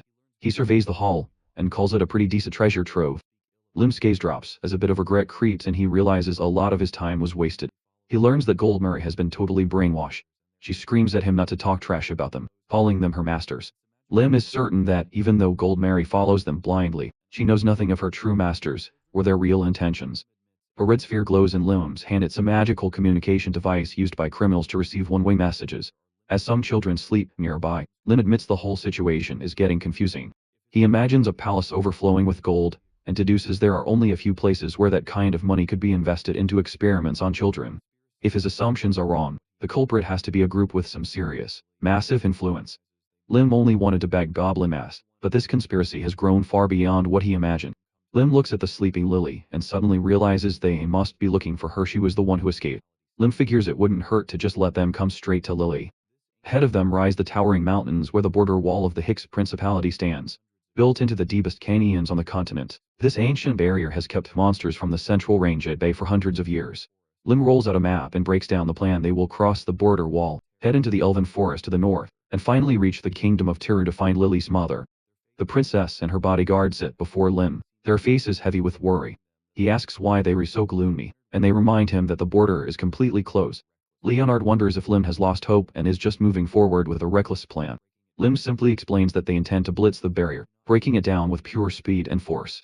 Since they don't have a pass to cross the wall, it's their only option. Leonard shakes his head, and warns Lim that he doesn't understand who guards that border. Lim looks straight ahead and says he knows exactly who it is. Count Gulkin commands the Black Lion Knights, sworn to fight the monsters beyond the wall. He is a legendary master swordsman. Leonard says he understands Lim's confidence since he defeated Count Munchie, but he warns Lim that Gulkin is on a different level. He's considered the best swordsman in the world. Elena, the princess, lowers her gaze, bitterness creeping into her voice. When the traitor Orman rebelled, Gulkin stepped up to protect the kingdom. Yet, when the rebellion escalated, he refused to answer the call, insisting the wall could not be left undefended. She suspects Gulkin guards the wall because he has something precious to protect. At the border wall fortress entrance, people are lined up by status, waiting for passes. The fortress has 6 gates, and only those of higher rank may use the largest ones. The princess watches a young man nearby mock the strict rules, questioning if the sky would fall if a lower-class person used the wrong gate.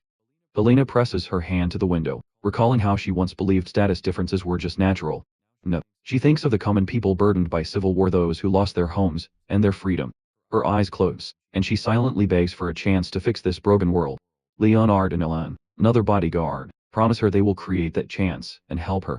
Even if Manhart unleashes his full wrath, they will break through that wall for her. They were going to bust through that wall for her, no matter the cost. Lim turns away from Elena as she offers a quiet word of thanks. He isn't looking to make things any more complicated than they already are. Talked, the carriage driver, white knuckles the reins. Lim gives the signal to move, and Jock nods grimly. As they approach the gate, Lim announces it's showtime. A guard raises a hand, demanding names and halting their progress. Warriors draw their steel, ready to hold a line. Lim steps forward, masked in radiating confidence, declaring their destination the Kingdom of Terror. He knows this move will bait a real, soul-hunting goblin.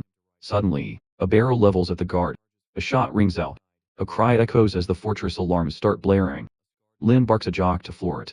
The horse-drawn carriage surges ahead through the chaos. Inside the fortress, 2 factions are locked in a tense standoff. Count Gaukin, a man defined by his scars and a lethal gaze, is ordered to accept the sovereign's latest decree. He just scoffs, mockingly asking the official to repeat himself. The official demands Gaukin kneel and submit to the order. Gaukin's eyes flare with pure contempt. He refuses. He states flatly that he never recognized Orman as his ruler. If anyone has a problem with that, he dares them to say it to his face. He tears the decree to shreds and dismisses the old man with a heavy-handed gesture. From a high balcony, Gaukin surveys his domain. An armored warrior behind him asks for orders should the princess be located. Gaukin's reply is ice cold. She's a traitor who fled the country, and must be executed on sight. The warrior bows, acknowledging the death sentence. Gaukin mulls over a letter mentioning a boy who took down Klaus. There's a powerhouse on this tiny patch of land that Gaukin wasn't aware of. His gaze drifts as the scene shifts back to the carriage racing down the road. Lim, still behind the mass, grips his sword as blood drips from his lip after a heavy exchange. Soldiers swarm him, but he fights like a man possessed. Lim rolls out a map of the fortress layout. The border is a two-tiered structure, with a second wall looming a kilometer ahead. The plan is simple: blitz through both as quickly as possible. Arrows rain down, but Lily's shield skill bats them out of the air. Lim's eyes stay sharp, tracking every move. Mages on the ramparts unleash hell, but Alan counters with a massive magical barrier. The carriage hammers forward through the carnage. Lim yells for Lily to aim her firepower at the main wall. Flames roar to life in her palms as she charges up. Suddenly, Lim's instincts scream something dangerous is coming. Fire streams from the carriage as Lim orders the group to keep pushing. Lim's blade clashes with Gawkin's, catching the scarred swordsman off guard. Lim holds his ground after tanking a massive blow. His hand trembles. He can feel the sheer, raw power behind Gawkin's technique. Gawkin flashes a cruel grin, asking if Lim is the real deal. Lim stands his ground against the commander, who tells him to have some fun with chilling casualness. White-knuckling his hilt, Lim curses under his breath. He parries another of Gawkin's heavy strikes with a lightning-fast swing. Our masked hero stays on high alert. He was warned about this. Gawkin is a combat junkie who doesn't know the meaning of mercy. His eyes have that unmistakable glint of a total madman. The scarred commander grins wide as they lock eyes in a high-stakes standoff. Lim calculates his odds in a split second. Gawkin is a tank, but Lim realizes he's got the advantage in pure speed. Gawkin overstands slightly, leaving his flank wide open. Lim sees the gap. Seizing the opening, he levels his blade at the commander. Gawkin just smirks. Interesting, he muses. Swinging his blade, he notes that Lim's sword, much like his own, has been forged in the fires of real war. He invites Lim to show him what he's really made of. Lim shifts his stance and asks if Gawkin is really that curious. He warns him this is going to sting. Lim's fist begins to pulse with a cold blue aura. A blinding flash erupts as he unleashes a strike at only 25% power. The tip of his blade sparks against the ground. Gawkin grips his sword with both hands, admitting with genuine sincerity that Lim has made him feel alive for the first time in ages. Keeping his guard up, Lim snaps back that it's a shame he was hoping Gawkin would feel dead instead. The commander steps in, declaring that since he started this dance, he's going to finish it. Lim wonders if the guy is just straight up crazy. He hates fights that don't have a payoff. He figures the carriage should be at the gates by now. It's time to bounce. Lim stares ahead, confused, when Lily's voice cuts through the air. She appears midair, looking confident as hell, and shouts that she's got his back. Lim is floored. Why did she come back when he's out here risking his neck to buy them time? Lily drops down beside him, declaring she couldn't just leave him, not after what Jock said, and especially not when the rest of the crew refused to run. The carriage rolls back up with the whole squad. Alan checks Lim's vitals while the princess insists she wasn't about to leave a comrade behind. Lim mutters that he was wondering why things had suddenly gone quiet. Then he spots the massive wave of knights backing up the commander. It hits him. They were completely surrounded by the military, and they still have to deal with Gawkin. Lim raises his sword again. No more options. If they were getting out of this alive, they have to be ready to die trying. Lim stands frozen, the weight of the situation hitting him. The commander lets out a booming laugh, palming his forehead. Asked what's so hilarious, he thinks back to his days running rooftops and says he's just curious. He wonders why Lim hasn't dropped a single body yet. With that kind of power, he could have leveled a wall in seconds. Gawkin's face goes stone cold. He asks if Lim simply finds them unworthy of a real kill. A blonde figure appears next to Lim, calmly explaining it was all per the client's request. Gawkin's pupils contract as he presses for more. Elena, still remains silent. Lim reveals the client was the princess herself, and she didn't want any unnecessary bloodshed. Complying was the easy part. The commander steps toward Lim, asking if he's still itching for a fight. Then, in a move that shocks everyone, Gawkin calls it off. The fight is over. He offers them a signed pass, asking only that they stay the night as his guests. Lim, still breaking a sweat, questions him, stunned by the sudden 180. Later, over dinner at the Black Lion's estate, it comes out that Gawkin is obsessed with elite warriors. Word is he once even hosted superhumans from Earth while they were passing through the wall. Lim raises his glass, thinking about how surreal it is to be a guest of honor here. He'd heard that if Gawkin enjoys a scrap, he hands out gifts. Gawkin notes that the kid looks way younger than he expected, even if his blade work is on par with his own. Lim just shrugs, saying he's got a baby face, but he's seen a lifetime of action. As the bottles pile up, an intrigued Gawkin points out that Lim doesn't seem like a local. He asks where he learned to handle a sword like that. Lim reflects on the conversation, realizing Gawkin's bloodline has held this wall for generations and likely always will. Curious, Lim asks why Gawkin, a man so fascinated by the world beyond, doesn't just leave and see it for himself. Closing his eyes, Gawkin replies that walking away from his family duty simply isn't an option. Closing his eyes for a moment, Gawkin replies that abandoning family duty for personal greed is simply unacceptable. He insists Lim finish the story he started. Lim begins recounting the events at the bottom of the lake. where he had lost consciousness. Alina stares at Gulkin and finally speaks, asking how long he plans to pretend he doesn't recognize her.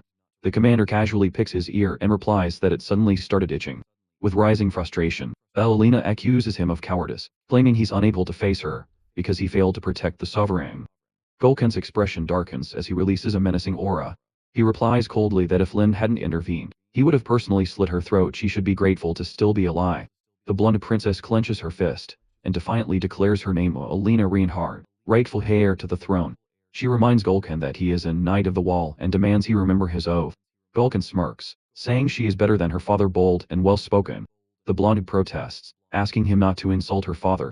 Gulkin scoffs, calling her father a coward who feared his own strength and never supported him. Lim grows tired of the conversation and calls it boring. Alina objects, saying that's no excuse for insults. Gulkin then explains that his decision not to intervene in the civil war was strategic. If the wall were left unguarded, he would risk an invasion. He argues that her father wasn't worth endangering the entire country for, and warns Alina not to return to this land. If she does, there will be consequences. But Alina refuses to back down. She promises to return, punish the traitors, and reclaim her country. When Gulkin questions her belief that she can actually change things, Alina firmly says yes. She recounts the bloodshed she witnessed, the brave knights who died for her, and the poor citizens suffering under tyranny. She vows to change the system. Standing tall, she announces her first decree: the 6 local gates will be open to the public, and the class system will be dismantled. Gulkin narrows his eyes and asks if she truly believes he'll let that happen. Alina responds without hesitation, this is the will of the Empress. As tensions simmer, Lim simply turns his head, thinking about finding a place to nap. Gulkin laughs again, and the men near the wall continue their duties. One insists he's on an urgent mission, but is told to wait, it will take time. As Gulkin walks along the wall, he orders Ormond's dogs to stand at the gate for a few more hours before being sent away. When asked what to do with the princess, he replies that he'll wait and watch. One day, they will meet again at this wall. The scene shifts to the central mountain range, where the sun illuminates the entrance to the elven forest. A voice says they've been waiting. An elf steps forward, placing a hand on his chest, and introduces himself as Garand, a researcher from the Sephra Elven Forest. He explains that the Supreme Elder sent him to escort them. Lim stands behind Alina, who urgently asks to be taken to her grandmother. Lim reflects on the elder's gift of foresight, and feels relieved he can safely proceed to the village. Lim stops as an elf approaches and questions him about a demonic presence. Surprised, Lim asks for clarification. The group stands near a carriage as the elf explains he senses corrupting demonic energy, making Lim unfit to enter the village in this state. Lim wonders if it's just elven prejudice against humans. Garand reaches out for the blade, confirming it's a demonic sword. Lim suggests it's probably his fault, and offers to take the weapon. Lim calmly replies that the matter is settled and proposes they move on, but the elf disagrees, holding the sword out. The elf accuses Lim of being a vile devil. Lily casts in fear, shocked by the accusation. Lim approaches Garand, and asks what he's doing. Garand, visibly disturbed, exclaims that his eyes aren't deceiving him. The girl is the devil. Worried, the girl looks ahead and pleads with him, insisting that she isn't like that at all. But the elf, sensing terrible demonic energy, explains that he can feel a great evil within her. He accuses her of suppressing a deep, burning desire to kill, calling her utterly disgusting. Lim steps in, standing behind Garand, and urges him to stop. Garand calls Lim ignorant, and demands to know if he even understands who he's protecting. The elf then points his sword at Lily. Lim, unfazed, calmly replies that he does understand, and that's precisely why he's asking Garand to stop. He explains that although the girl appears to be an ordinary child on the outside, on the inside, she has undergone a demonic baptism. Garand grimaces at Lim's words, insisting that the girl must be destroyed immediately. As he raises his hand in front of Lim, the boy stops him, asking if he even hears himself. In a flash of anger, Lim punches the elven researcher and warns him never to say such things in front of the child again. The elves behind Garand draw their weapons, demanding that Lim step aside. They question how he dares to attack one of their own, but Lim remains calm and silent despite their aggression. Dark energy begins to emanate from Lim as he orders them to deliver a message to the High Elder. They are not allowed to enter the elven forest. He adds that if she does not come to them personally within 2 days, he will burn everything to the ground. Under the night sky and among the trees, Lim advises the mage to rest in the carriage if he feels tired. The mage responds that he's fine. Lim then sits across from Alan, who admits that he's ashamed to look Lily in the eyes. He reflects on the outrageous claim that she underwent a demonic baptism, noting that even healthy adult men usually die from the ritual. 9 out of 10 don't survive. Lim, listening carefully, says it seems Alan knows a little about it. Alan explains that he once read about the baptism in a book, and that only high-ranking sorcerers can perform such a ritual. He adds that it demands a tremendous amount of money and magical materials. Most importantly, the pain is unbearable, nearly no one survives. Lim clenches his fists in anger, silently vowing to finish off the bastard in the goblin mask who did this. Later, as they sit by the fire, Lim ends the conversation, urging everyone to sleep. Lily, hugging a stuffed animal, tells Lim that she can sleep. He suggests she switch places with the mage to feel more comfortable. Clouds drift over the treetops as Lily sits by the fire. She turns to Lim and asks softly if she will become a demon. Lim, sitting opposite her, replies honestly that he doesn't know. Lily then asks what she should do if her mother ends up hating her. Lim exhales, opening his mouth before speaking. He says half-jokingly that she does resemble a devil because she never listens, eats a lot, and has a difficult personality. Lily looks at him, seeking more clarity, so he continues. He admits that he was exactly the same at her age, never listened to anyone, didn't study, and only spent time goofing off with friends. His parents probably thought he was a devil, too. Lily tightens her grip on the toy as Lim says her mother is probably just as worried about her as his parents were about him. Lily nods, agreeing that her mother isn't any different. In the center of the clearing, Lily suddenly suggests that the three of them live together once they find her mother. Lim laughs and asks if she really intends to block a decent bachelor from getting married. He jokes that he'll buy her mother. Lim laughs and asks if she really intends to block a decent bachelor from ever getting married. He jokes that he'll just buy an apartment near the guild and live there with only her. Lily, lying next to young Shen, innocently asks where he'd even live in that case. Lim comments on how clingy she is. Stepping down onto the grass, Lim suddenly hears someone approaching. A blonde elf appears silently before him. Despite having expanded the range of his senses to avoid any surprise attacks, Lim is stunned he didn't sense her presence at all. Sweat beads on Lim's brow as he realizes only one person among the elves could hold that much power. He wonders aloud if she's the Supreme Elder. The elf bows respectfully, confirming his guess. She adds that she heard her children behaved rudely toward him and offers her sincere apologies, placing her hand over her chest. The Supreme Elder thanks them for saving her granddaughter and changing her fate. Lim stands before her and replies that he isn't the one who deserves the apology, though he accepts it regardless. He then brings up Helena, asking if the elder was informed of the conditions under which he agreed to bring the girl there. The elder confirms she's already contacted the dragon. When Lim asks about the response, she tells him the answer hasn't come yet, and might take a few days. Deep in thought, Lim considers whether they should check the kingdom of Terum in the meantime. The Supreme Elder asks if they wish to wait for the dragon's response in the Elven Forest. As buildings come into view under the forest canopy, she formally invites them to Seafer, the heart of the Elven Forest. Looking away, she privately reflects on Lily's tragic fate. The carriage pulses with dark energy, as the elder resolves to purify Lily from the effects of the demonic baptism, fearing the child could become a disaster for the world. In Seafer, elves gather near the carriage, alarmed by the demonic sword and the aura it emits. They question why the Supreme Elder would bring such dangerous things to their sacred land.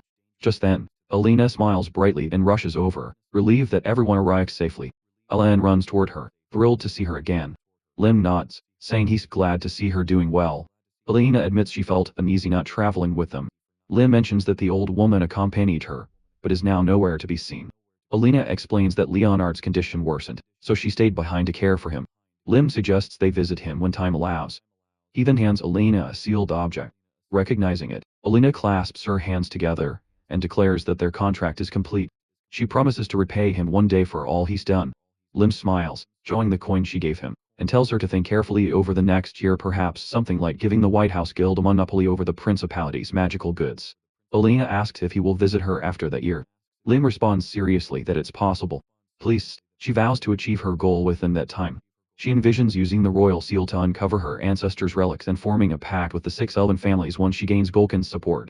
Upon her return to the wall, her preparations will be complete. Lim asks again what she plans to do officially, but Alina only smiles and says she never promised anything specific. Meanwhile, a now resolute Lily announces that she's ready. The High Elder sits beside her, gently warning that the purification may hurt but promising everything will be fine afterward. Her eyes calm, says she isn't afraid, she's used to pain. The Elder acknowledges her courage. Lim appears, and asks if the preparations are complete. The Elder confirms, and Lim draws a sacred sword from its sheath to be used in the ritual. They stand beside a sacred spring as the purification begins. Elsewhere, in a dark dungeon lit by torches, a man approaches the bars. Gordon holds a glowing sphere, remarking that despite everything, the man is lucky to be alive. Inside the sphere, an image of the carriage, and the group appears. Lily opens her mouth as if casting a spell. A dark-haired man stares forward in shock, recognizing her as the Child of Fire. When asked for confirmation, he's told she's the one he missed. Alan and Lim are wearing masks as the man grits his teeth in fury, recalling how he became a test subject after that day. Grabbing the bars, he's told this is his last chance. With trembling hands, he reaches for a red mask and is ordered to correct his own mistakes. Lim and the elf watch as Lily steps slowly into the water. The elven elder raises her hands and begins chanting, green energy spiraling around her fingers. A magic circle forms around Lily and the water rises, enveloping her. Suddenly, a surge of dark red energy bursts from her, and she screams in pain. Monica watches, concerned she had expected this outcome, but is still shocked by the intensity of the demonic energy radiating from Lily. She warns the ritual will be difficult and urges patience. Dark energy pours from Lily's stomach as she cries out in agony. A red cloud of mana erupts, echoing with tormented screams. The elf collapses, gasping that something must be done. Lim charges forward and places himself in front of Lily. The elf warns that the baptism can only be broken by defeating the demon within. As she speaks, the swirling red energy solidifies, and a monstrous, insect-like creature emerges. Lim releases his blue aura. He leaps back, then launches into the air toward the demon. The creature flees, leaving a trail of red smoke. Lim slashes through it, trying to close the distance. While chasing, he mutters bitterly that he's tired of fighting demons. Meanwhile, Lily collapses into Monica's arms, trembling. Monica gently asks how she feels. Lily averts her eyes and asks about her uncle. Watching Lim fight, she senses his rage. Monica explains that when someone dear is harmed, anger is a natural response. Lily listens quietly, comforted by the thought that she matters that much to him. Back on the battlefield, Lim pants while facing the injured demon. Though it's weakened and slower, it still tries to escape. Drawing his sword with both hands, Lim activates his autumn energy. He runs through the heaven-destroying mind technique, the sequence he knows by heart. The demon lunges, but Lim counters with the first divine sword technique, landing a powerful slash. He follows immediately with Heaven's Vengeance. The blast of light is so intense the girls have to shield their eyes. When the dust settles, Lim stands victorious, but barely. His body shakes from exhaustion and pain pulses through his limbs. His sword cracks and crumbles. He finally understands why these techniques aren't meant for use before reaching the Waigeo level. Looking down, he spots a glowing crystal buried in the dirt, the demon's core. He expected as much. Drawing his demon sword, he smashes the core. Dark red energy surges into the blade, transforming it. Lim watches the change, and nods in approval. Lily suddenly runs up, and hugs him tightly. Overwhelmed, Lim tells her he's hurting, and gently asks her to loosen her grip. She teases him, asking if the pain is gone now. He strokes her head and admits he feels lighter inside. Later, in a forest house, Lim sits cross-legged in meditation. He reflects on the battle, letting the lingering pain etch the martial arts into his body. He's avoided potions and healing spells to allow for natural adaptation. Allowing for natural adaptation, even his internal wounds are finally healing up. Monica enters with some food and asks how he's holding up. Lim gives her a nod, thanking her and admitting her care really did the trick. He asks about the baby, and Monica mentions that the baptism's effects are still lingering, but a full recovery should be swift. Inside the sacred tree, Lily's appetite has absolutely exploded. Lim just shrugs it off. The girl's always been a bottomless pit when it comes to food. After polishing off his meal, he sets the tray aside and thanks the elf properly for her help. Monica says it was just repayment for saving her granddaughter, Aolina. Lim explains that their deal with the princess is a separate matter and insists he'll repay the favor in his own way. Monica tells him to just focus on getting stronger. She expects nothing in return. With a smirk, Lim offers to go explore the foggy forest for her. Monica is surprised he even knows about the place, but he admits he caught a bit of a conversation earlier. Thinking it over, Lim recalls that the fog is lethal to elves but totally harmless to others. He confidently declares that he's going. The elf's voice trails into the room, saying if he's for real, she'll prepare an official request with a solid reward. Lim just waves it off, saying he wants to return the favor and doesn't need the money. Elsewhere, Leonard is quietly taking in the view of the forest. Lim approaches and asks how he's doing. Leonard smiles, mentioning he heard all about the demon's defeat from the hyped-up princess. He notices that familiar book in Lim's hands and chuckles, asking if he's still grinding through it. Lim flips a page, remarking that while it's packed with self-praise, it's still a damn good read. Leonard starts reminiscing about the battle at the border wall. He poured every ounce of strength and mana into that fight, and finally saw his limits. He wonders how things might be gone if he'd realized all this sooner, maybe a year ago, or even 3. Leonard gazes at the massive mountain wall ahead, reflecting on the existence of a different world of swordsmanship beyond it. He once believed he could scale that wall and reach a new peak of skill. Lim keeps reading the ancient Murren martial arts book out loud. Even though his body feels shriveled and his mana core is bone dry, his expression stays dead serious. He continues reading, describing how his appearance is more corpse than human. The old man beside him, puzzled, asks what he means without looking up. Lim keeps reading about his first day with a sword, the near-death experiences, and how he'd almost forgotten why he even started. All he's chasing now is pure martial mastery. Moved by the words, Leonard actually starts to tear up. He says that even though the words come from another world, he understands Lim completely. Leonard then asks if he might be allowed to show off his own swordsmanship. Lim stands up, unsheaths his blade, and says he's not quite good enough yet, but he'll show him the way once, so he better watch closely. Lim levels his sword and freezes. Then, in a sudden burst of motion, he begins executing a series of perfect, precise movements. Inspired, Leonard grabs a nearby stick and starts mimicking him, smiling as he repeats the boy's technique. They train together amidst a bright light. Lim shields his eyes, realizing he must push past his own limits. Looking at Leonard holding his sword with such confidence, Lim remarks that the guy can't even be called an old man anymore. The scene shifts to the foggy forest. Leonard swings his blade through the mist, loudly telling enemies to come and get some. Lim warns that monsters could be drawn in by the noise, but Leonard is feeling confident he can handle them all with his aura blade. Seated on a log, Lim adds that the deeper they go into the forest, the thicker the fog becomes. Alan agrees, noting there are no monsters nearby but wishing they had a golem for safety. Lim recalls Young Shin sitting by a tree, refusing to budge until his girlfriend woke up. There are rumors that this fog has been a massive pain in the ass for both the elves and the goblins. Lim agrees that clearing it would be a huge safety boost. Leonard suggests it might win them some favor with the elves, and Alan agrees it would definitely speed up their plans. Lim nods, implying that was part of the strategy all along. He imagines a home built into a tree trunk, dreaming of a quiet retirement in the elven forest. Alan calls him magnificent for working so hard for the princess, and Leonard adds their own gratitude. Surprised, Lim asks what the hell the princess has to do with any of this. Suddenly, Lim senses something. He warns of an incoming enemy, and Leonard charges straight forward. Lim thinks this turn of events is actually pretty convenient. Leonard slashes at a monster, a creature stitched together from various parts. Lim explains to Alan that it's a Chimera elf, and that the spirit stone in its chest is its weak point. He leaves the chimeras to them, and turns to face the real threat. He spots shadowy figures lurking behind the monsters, and quickly deduces the fog's origin. Facing a black-haired elf, Lim recognizes the work of Archmage Dreitzitz, it's the guardian of the foggy forest, aimed Mordria. As soon as she sees him, she fires a fiery arrow. Lim dodges and closes the gap, but she releases another attack, 3 elemental arrows this time. Lim deflects them with a single, fluid motion of his blade. Suddenly, a massive surge of green magic erupts behind him. Lim activates his shield skill and blocks it. Looking sideways, he remarks that the original far outclasses the fakes.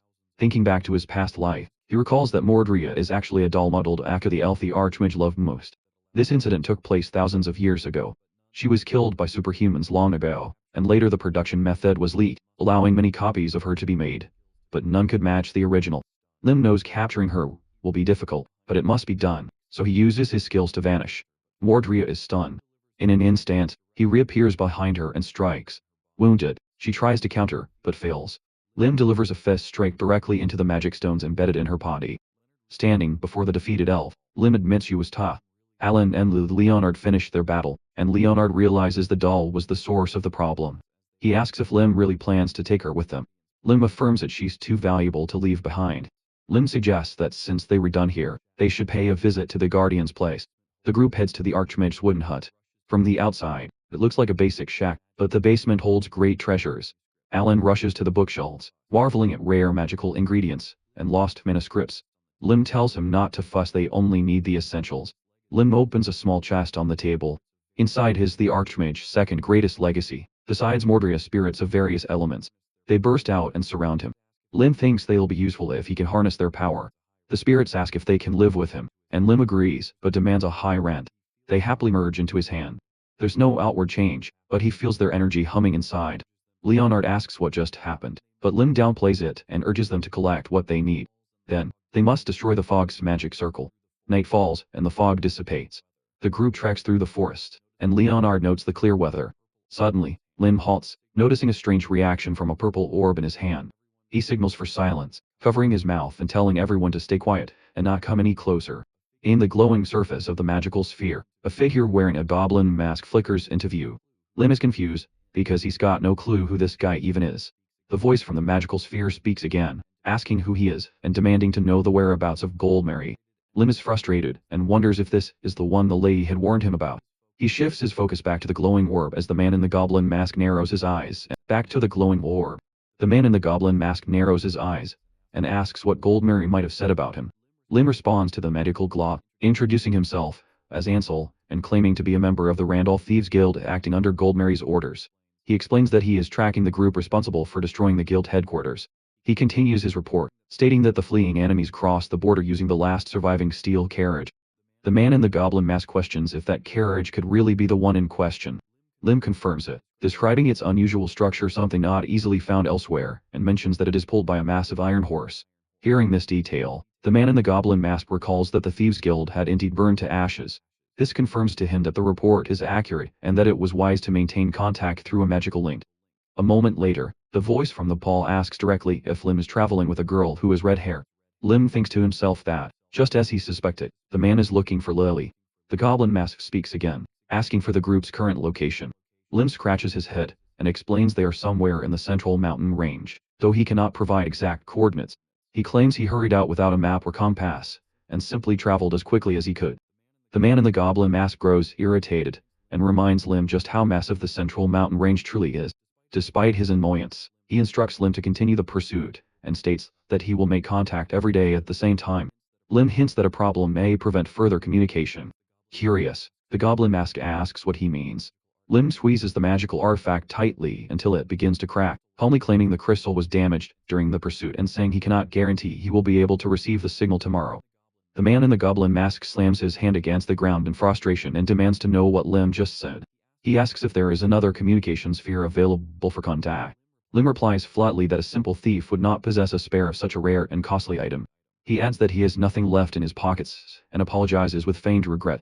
The man with the goblin mask eyes the artifact, and considers that their group may have intentionally announced a false route toward the kingdom of Tiru to mislead pursuers.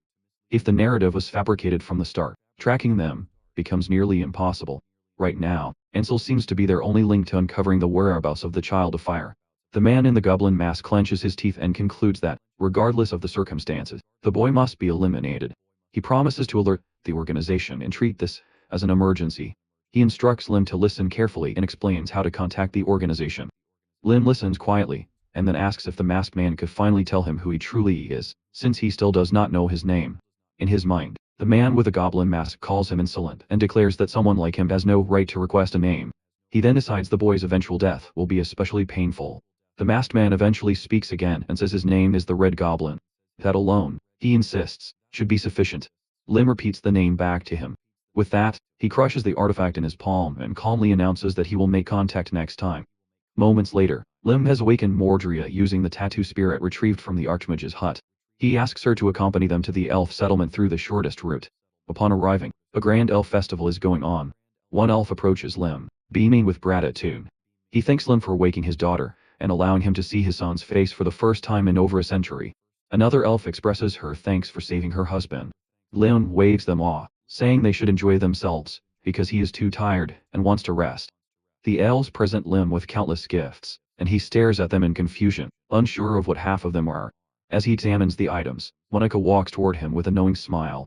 Monica remarks that this is simply how people react after the foggy forest has been cleansed. Lim sits next to her and says he owes her for saving the little girl.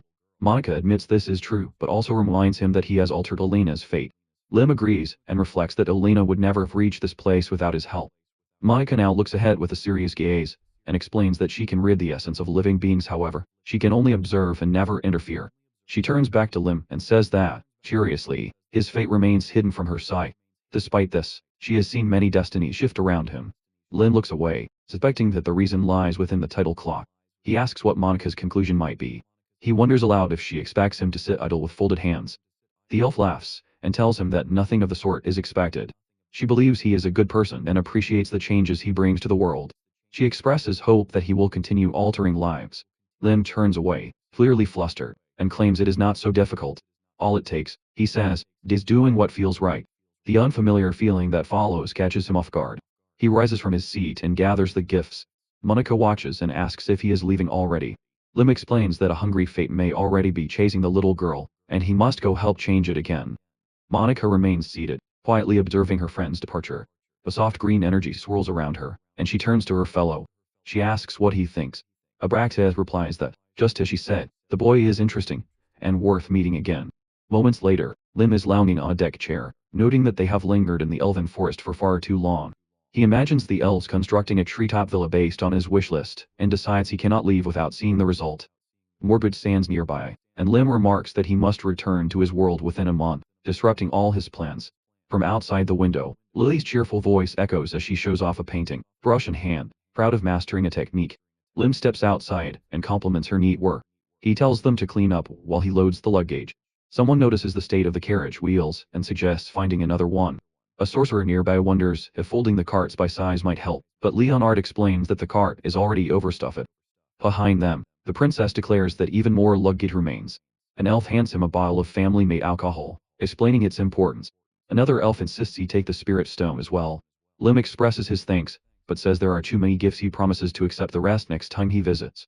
Lim then tells his team to unload half the luggage. The group reacts with shock, protesting that they packed everything with great care. As the sun dips beyond the horizon, Lim announces that they can finally depart. The princess stands with her subordinates, and says it is unfortunate they must part so soon. Leonard shakes Lim's hand and promises they will meet again and settle their debts. Alan bows and expresses deep gratitude. He hopes that their paths cross again when he has become a greater magician. Alina reminds them of the promise to meet her again in 1 year. Lim glances awkwardly at Micah, who still looks serious. She says she hopes he will return one day, then, with a steady gaze, she wishes that Lim still looks dead serious. She says she hopes he'll return one day. Then, with a steady gaze, she wishes him luck in finding the answers he seeks at the end of his journey. Lim wonders aloud if Abraxas will actually be waiting for him there. With the farewells out of the way, Lim announces their departure, and the carriage begins to roll. Lily waves from the window, but Lim warns her not to lean out too far or she might get hurt. The princess and her companions wave back. As the dust settles, Alina lowers her hand and quietly acknowledges that he's truly gone. The knights behind her declare it's time to focus on their duties, and she agrees. Meanwhile, a carriage enters the kingdom of Tirb. In the bustling city of Florenza, under the cover of night, Lim sits inside, contemplating his new white-hair disguise. Gaining entry had been a breeze since Gawkin had prepared the passes in advance. As they approach the hotel, he sees buildings made of red brick and yellow concrete. He realizes this is the exact meeting place mentioned by the goblin inside. The group is greeted by the manager, who questions their appearance and suspects they might be the type to skip out on the bill. Upon hearing the room rates, Lim calmly places a bag of coins on the table and requests the 2 most expensive rooms available. The manager stares at the gold in disbelief. Lim also asks for a magical communication tool, which is handed over without delay. He reflects on the grandeur of the Great Florenza Hotel, one of the most iconic gambling establishments on the continent. Its casino spans 3 floors, with the deeper levels offering much riskier games. A massive golden chandelier hangs above, mesmerizing the group. Lily gazes around with delight, calling everything shiny and beautiful. Yongshin promises to craft similar treasures once they return. Lim hands them a pouch of gold and tells them to go enjoy themselves. If they get tired, they should head back to their rooms and sleep. They agree without hesitation. Mordria is assigned to keep an eye on them and report back if anything happens. With a nod, she joins the others. Lily leads the group toward the food. Lim, watching them disappear down the hallway, wonders if it's time for him to have some fun too. He flips a gambling chip into the air and decides to enjoy himself while he still can, before he reaches the hidden 4th floor. Lim walks into the casino while voices murmur around him about losing bets and bigger risks. This is the 3rd and lowest floor of the Grand Florenza Casino. The entrance looks open and unguarded, but Lim senses that the stakes here are way more dangerous than the floors above. No one stares at him directly, but he feels the shift in the room. The managers have started paying attention. He doesn't recognize any faces, and they likely don't recognize him either. Near one of the gambling tables, Lim pauses. His senses pick up the presence of a skilled swordsman, a mage, and a couple of assassins blending into the crowd. There's also a magical barrier here, one that suppresses spell work. This is no casual gaming den, it feels like a trap or a staging ground for secret meetings. A man with brown hair steps forward and places a hand on his chest in greeting. He gestures toward a roulette table and tells Lim there's a game with simple rules. Pick a number between 1 and 50. If the spinning ball lands on that number, the player wins big. He asks if Lim is interested. Lim lays his hand on the table. He likes the simplicity and agrees to play. He pushes all his chips forward and announces he's betting everything on no. Seven. The dealer pauses to clarify if he truly wants to risk it all. Lim simply nods. People murmur that he's reckless and a fool, someone ready to lose everything. The roulette wheel spins. The metal ball clatters against the board. When it settles, it stops on 7. Shock ripples through the onlookers. Lim clenches his fist and says today must be his lucky day. The dealer congratulates him and asks if he wants to go again. Lim doesn't hesitate. He pushes all his winnings forward and declares another bet on 7. Laughter and disbelief erupt nearby. The crowd thinks he's gone mad. The wheel spins again. Once more, the metal ball lands on 7. The dealer freezes. He asks Lim to wait a moment, explaining that the amount is too high to handle with normal chips. He needs to write a check before they can finish. Men approach Lim and offer their congratulations. Lim turns, eyes cold, and tells them to keep their hands to themselves. When someone asks what noble family he's from, Lim scoops the chips into his hands and tosses them into the air. The onlookers scramble to catch them, claiming the winnings as their own. Lim walks away from the table, murmuring that he's not doing too badly. On his palm, a faint glow pulses. Lim looks down at the creature resting there. It's a synthesized spirit he picked up in Dre's basement. Though weak for now, it's made with ancient magic and remains undetectable by most magical tools. A casino worker approaches and offers Lim a formal check. Lim accepts it, noting the hefty sum. He says it's enough to make even him nervous. A stranger standing nearby scoffs and says that amount is just pocket change to people like them. A man with gray hair steps closer and whispers to Lim that high rollers like him are usually taken to a special area. Lim accepts the offer out of curiosity. They descend the stairs. As they go deeper, distant screams echo through the air. The man explains that people who come here want more than just money. Sometimes, they gamble with body parts. The deeper they go, the heavier the air grows. Lim smells blood. He hears pain. The 4th floor waits. Behind a heavy black door, the staff escorts him inside, saying they chose room 7 just for him. Lim steps in and finds a few others already seated. They ask if he's here to play or just observe. Lim steps forward and asks what the game is. The casino staff member says it's dice. Each player rolls 3. The highest sum wins, but matching numbers are better than a mixed total. 3 ones are the best. Lim listens and understands. He places his chips on the table and says he's ready to begin. Another player rolls first, getting 3 4s and laughing about his win. Lim picks up the dice and tosses them. All ones. Silence fills the room. A bald man stares ahead, speechless. Another man with one eye grumbles that everyone gets lucky the first time. Lim offers to roll again. He throws the dice once more. 3 ones. Then again, and again. The crowd grows restless. Some mutter about tricks, claiming he's cheating. But the anti-magic circle shows no tampering. Lim suggests his luck is heavy today, almost a burden. He puts a few chips on the table as a thank you and prepares to leave. But before he can go, the man with gray hair steps forward and blocks him. He tells Lim to stop. He claims he knows Lim is using something from his cane. He draws a concealed blade and tells Lim the games are over. He demands Lim drop the bag. Lim doesn't flinch. He asks if they have any proof. The gray-haired man says they'll make him talk if needed. Other players draw their weapons. A one-eyed man rushes him. Lim reacts instantly. His blade flashes, and 2 men fall, defeated. The gray-haired man curses and strikes. Lim counters. The blade splits in 2 under the force of his aura. The man stares at the severed weapon, realizing Lim is no ordinary gambler. He asks what a sword master is doing here. Lim glares at him and declares that the organization's treasurer needs better eyes. Shy. The man asks who he really is. Lim raises a crystal and channels magic into it. A symbol glows in the air. A symbol glows in the air, the mark of pandemonium, the seal of the secret organization. Lim recalls the warning from the man in the goblin mask: if they ask questions, say nothing. Trust no one. Lim dons a mask, the symbol of his rank. The gray-haired man stiffens as he recognizes it. He whispers that Lim must be one of the red goblins, those handpicked by the organization's priests. Fear creeps into his voice as he asks if Lim is pursuing the child of fire. He can fathom why someone of Lim's stature is here. Lim answers coldly, this is a surprise inspection. The man leads him toward the vault. Along the way, he claims their bookkeeping is spotless. Lim suspects otherwise. He's already read the patterns. Money is moving across the entire continent. He wonders how such a massive operation stayed hidden in his pathway. The gray-haired man urges him to inspect the records. Lim flips through them, piecing together just how far the corruption spreads. Afterward, the man offers to show him their real work. A button clicks, and a hidden mechanism whirs to life. A secret door slides open. Inside, cages line the walls, where unknown creatures shift restlessly in the shadows. The man explains that the failures are kept out of sight. He invites Lim to see the more promising results. Lim follows him deeper until another cage appears. 2 children sit there, caned. The man claims these are the successful ones. He says they look ordinary, but once stressed, their monstrous traits emerge. He says he will now demonstrate exactly what these children are. At that moment, red fur begins to ripple over the girl's skin. Lim watches closely, recalling his original plan. In a blink, the child transforms into a massive wolf. The boy, observing this, figures out that the goal was to disguise themselves as red goblins to gather intel on the organization. Along the way, they could also pick up a few spiritual stones and artifacts. A Casio worker turns and asks what Lim thinks of the idea. Standing just behind him, Lim silently concludes that this scheme would more than suffice to stir up trouble for the red goblins. Placing a hand on his chest, the man with gray hair admits that there are still complications, but if they solve them, mass production can begin. At that moment, the girl shifts back into human form, and the Casio worker offers to show Lim the other children. He calls out to Hannah, ordering her to come forward.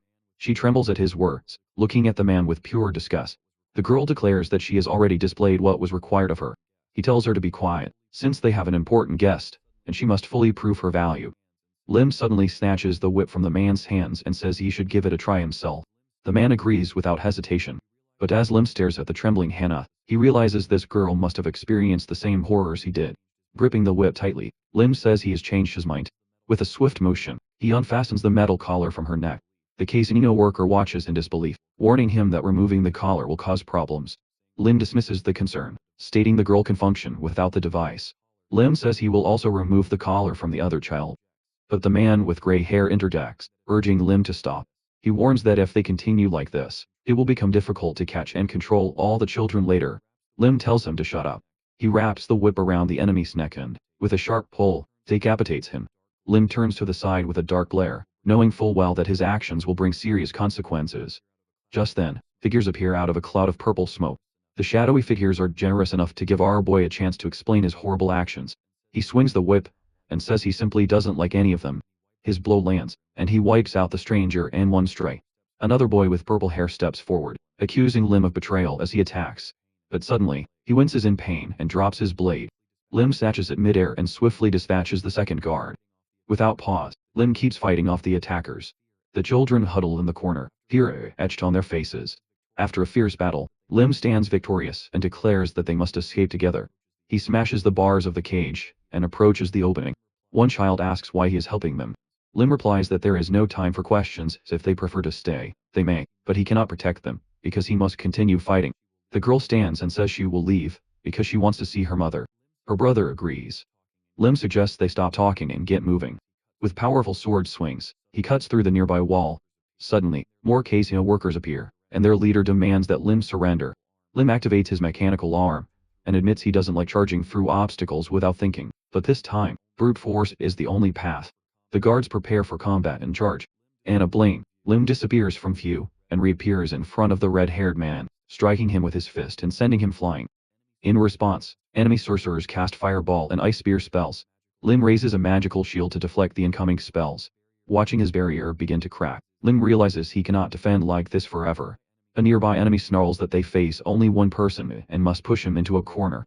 Lim suddenly takes a hit on his arm, and notices a strange green vapor rising from the wound. Poison. Switching tactics, Lim focuses on cutting down his enemies with swift, brutal strikes. He tries to suppress the poison using the heaven-destroying mind technique, yet something continues to restrain him. The fog, the paralysis. He recognizes the layered curses designed to wear him down. Looking ahead, he spots a door, and realizes that the longer he fights, the worse his position becomes. Freedom still lies far ahead. Taking down another guard, Lim announces he is heading for the treasure vault and urges everyone to follow. But as Lim advances, an enemy suddenly appears behind him. Gritting his teeth, Lim regrets not bringing someone to watch his back. Before the attacker can land a blow, one of the children transforms into a beast and saves Lim, who is both surprised and grateful. Reaching the vault door, he urges everyone to get inside. While the children rush forward, Lim stays at the door, telling them to grab anything they can: armor, weapons, magical tools. Everything must be used. He cannot hold off the enemy for long. Pointing to the top shelf, he tells them to bring the red stones glowing faintly. Hannah retrieves them without hesitation. Lim takes the stones with his mechanical hand, and a red light bursts from it. He watches this and calls it excellent. But then, the mechanical hand freezes. One of the children asks what is happening. Before Lim can respond, a massive blast of fire slams into him and throws him across the room. Shaking and trembling, Lim struggles to rise. His body ages, and he curses the movement-restricting spells that still cling to him. A man enters, standing tall above Lim, and announces that everything is over. He mocks Lim, saying he should have just walked away since he clearly could have escaped alone. The casino worker barks, "Arrest only the successful test subjects and kill the rest." Lim, lying on the floor, thinks bitterly that he cannot let that happen. Suddenly, to everyone's shock, The ceiling collapses. Limbs. Suddenly, to everyone's shock, the ceiling collapses. Lim's allies burst through the wreckage, with Lily sitting atop a massive golem, shouting that she's finally found her uncle. Lim looks up in total disbelief, asking how on earth she tracked down this location. Lily flashes her bracelet, explaining that it's equipped with a lost child tracker. Lim lets out a relieved laugh, joking that she should be just washed up and gone to bed, though he's clearly grateful she arrived right in the nick of time. The organization's guards begin to panic, questioning whether the golem belongs to the elves. Lily rushes over to Lim, asking if he's alright. He assures her he's fine, but then he notices a strange blue glow emitting from his mechanical arm, wondering if the device has evolved yet again. Meanwhile, on the upper floors, total chaos takes over. People are screaming in confusion as everything burns around them. Gamblers are trampling each other to reach the exit when, suddenly, a blinding blue beam of energy erupts from the rooftop. Out of the wreckage, our boy and his allies make their grand entrance. Their enemies scream for them to be stopped, ordering the guards to take out the mutated children first. Our guy, meanwhile, is having the absolute time of his life, decimating everything in sight with that blue laser courtesy of his newly upgraded glove. Then, the enemy captain arrives on the scene, demanding to know what the hell is going on. A subordinate steps forward, explaining that the building suddenly caught fire and collapsed. After hearing the full report, the captain can wrap his head around the idea that the Red Goblin has actually betrayed the organization. Even now, doubt clouds his mind. But then, a carriage bursts through the flames, and standing right on top of it is none other than Lim, rocking that iconic red mask. The captain recognizes him instantly. All doubt vanishes the moment he sees that familiar mask. It really is the Red Goblin. The betrayal is real. He roars, demanding to know why Lim did this, but my guy doesn't even bother answering. He just activates his glove, charging up a shot. Finally, he unleashes a beam of blue energy that slices clean through the commander's body. The commander drops dead, and his men can do nothing but watch in horror. By the next day, the entire city is buzzing. Crowds gather around leaflets posted all over the walls and shop windows. The headlines scream about a traitor, someone who didn't just steal the treasures of Great Florence, but burned the whole place to the ground. The traitor's identity is out in the open. The name, scrolled in bolding, is none other than the Red Goblin. Somewhere far away, a high-ranking member of the organization crushes the leaflet in his hand. The kingdom is now demanding reparations for astronomical losses, and the organization's reputation has taken a massive hit. Inside a dark chamber, the Green Goblin sits down for a tense talk with the Red Goblin, the man supposedly behind all this. Green insists that he return to headquarters immediately, but the Red Goblin tries to explain that he had nothing to do with the incident in the kingdom. Someone is clearly impersonating him. The Green Goblin is actually aware of the situation. The real problem is that the impersonator seems to have access to insider info. Hell, he even knew how to contact the Red Goblin directly. So, for now, Green wants to halt all external operations, and focus entirely on rooting out the internal traitors. The Red Goblin, however, has no clue who the real traitor could be. What truly bothers him is the massive hit to his own reputation. As the Red Masked Goblin, he promises his senior that he will keep searching for the Fire Child. But the senior isn't a fan of his subordinate going off script. He threatens to label him as insubordinate if he doesn't return soon. The Red Goblin then hints that he's already found traces of the Fire Child, and is confident he can track her down. Once again, the senior orders him to return, but the Red Goblin stands his ground. He had scored the ruins of Grand Florenza and found red strands of hair, clear evidence that the Fire Child was there.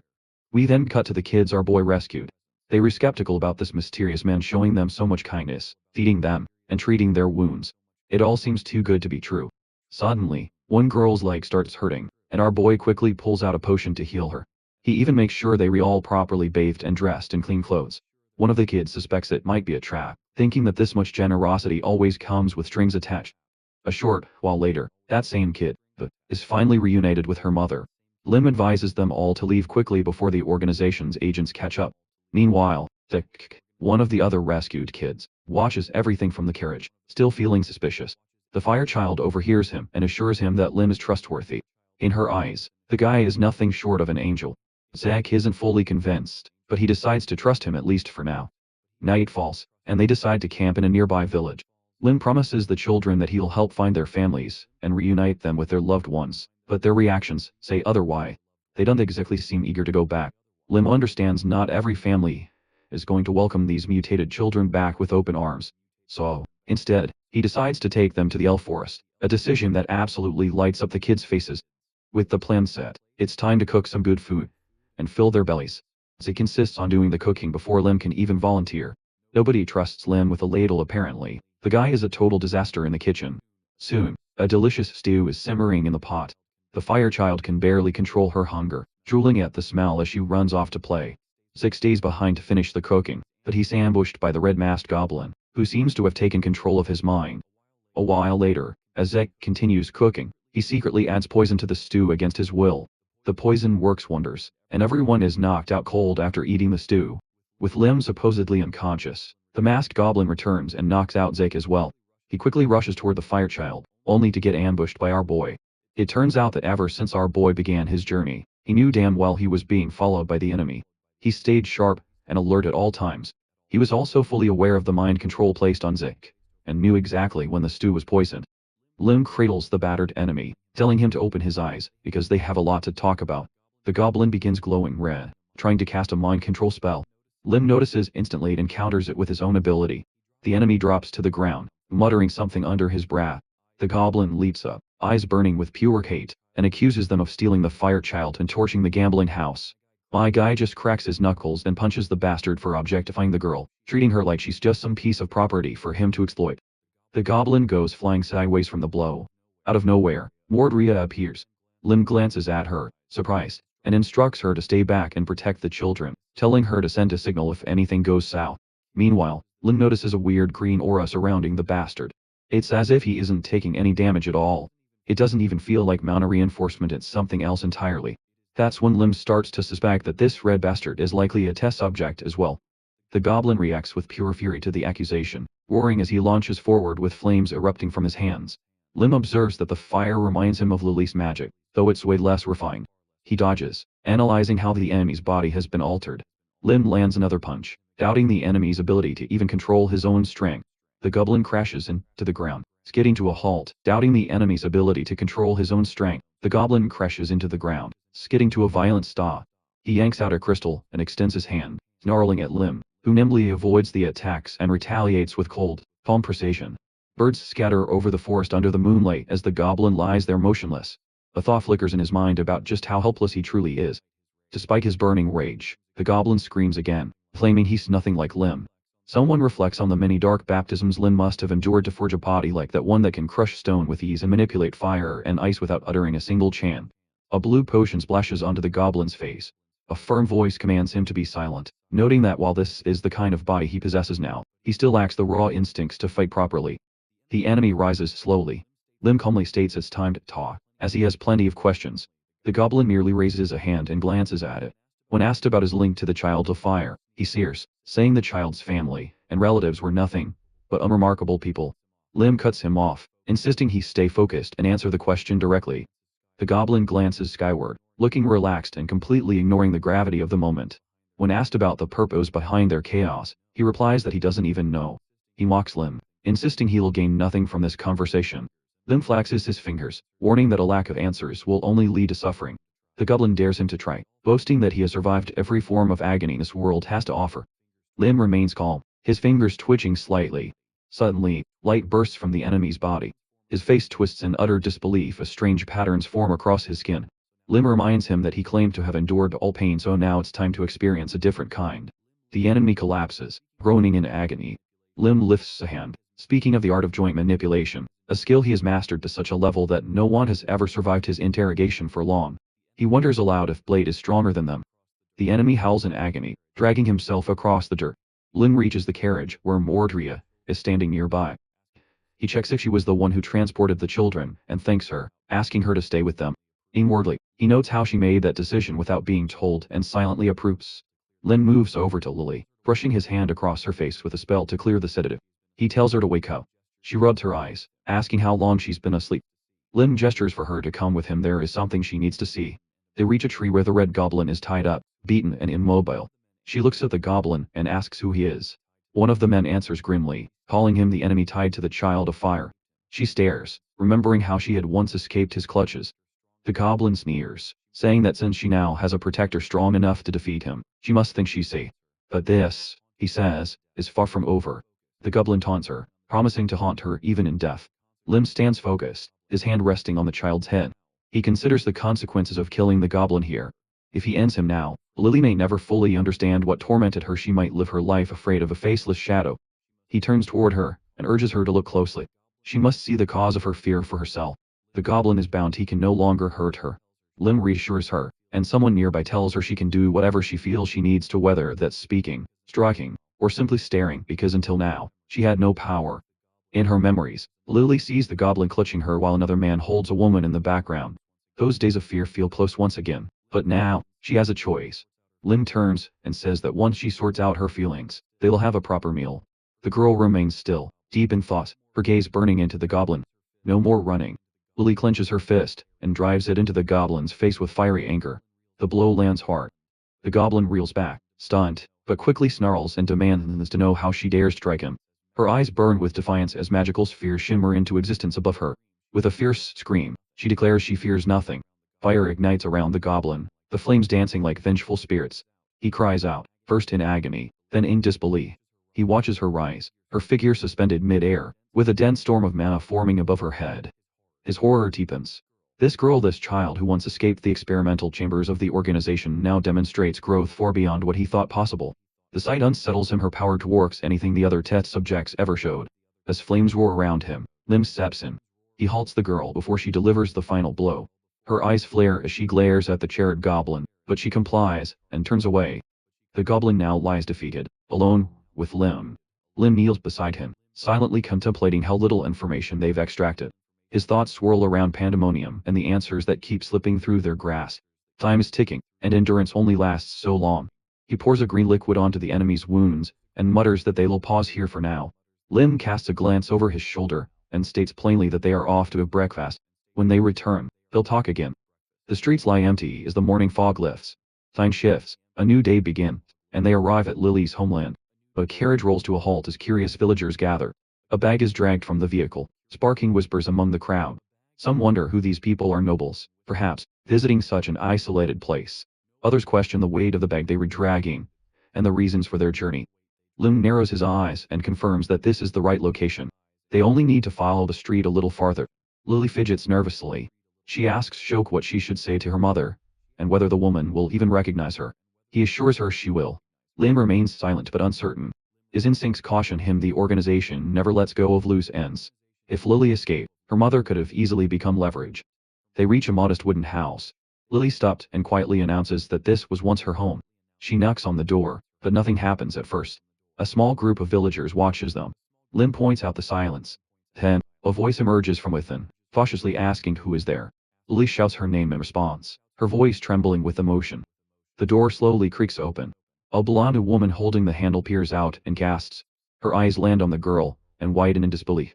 "Lily, you've grown," she says. Tears well up as Lily steps forward, asking if she's recognized.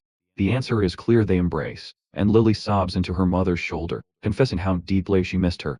The air smells of grilled meat as the village prepares for a feast.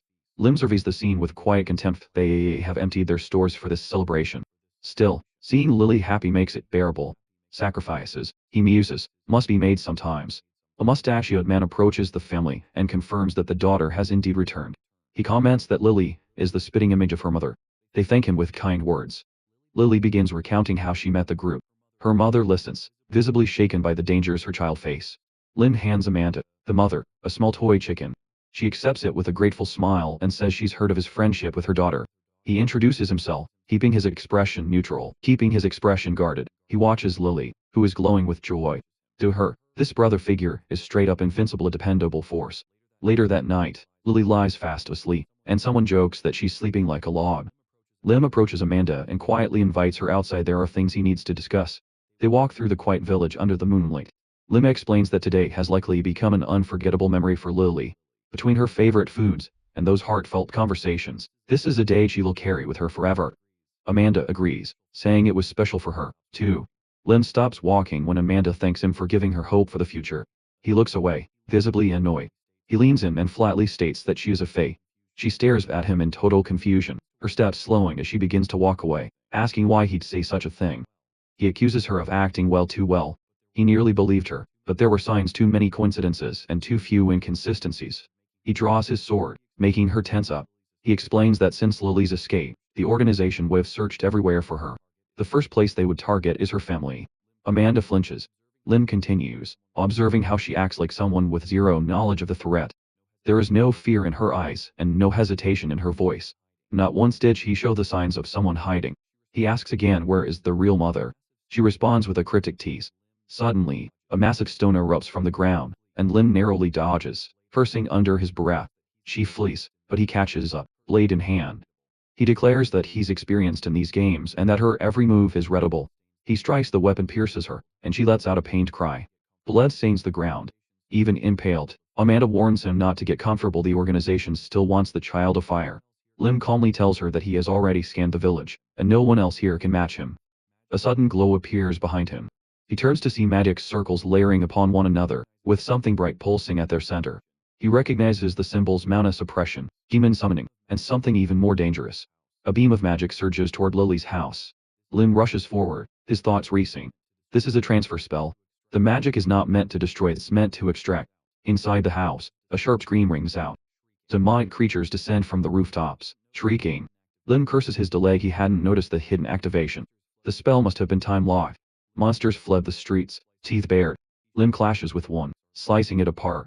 He shouts that their tactics are loathsome, designed to ruin lives rather than claim victory. Others run to Lily, who floats in the air, unmoving. Panic sets in as they call her name. Her body doesn't respond. The mark on her forehead glows faintly, confirming his suspicion the target of the transfer spell was her. He gently touches her shoulder, telling her to wake up. She opens her eyes slowly, still groggy, mumbling that she feels cold. Lim turns toward the red-haired girl lying nearby. Analyzing the situation, he concludes that the spell's destination must be pandemonium. He estimates they have around 5 minutes, depending on distance and size. There is no time to waste. Without hesitation, he dashes off, calling out for young Shen to follow. He yells for the others, as well, heading back to where they had left their supplies.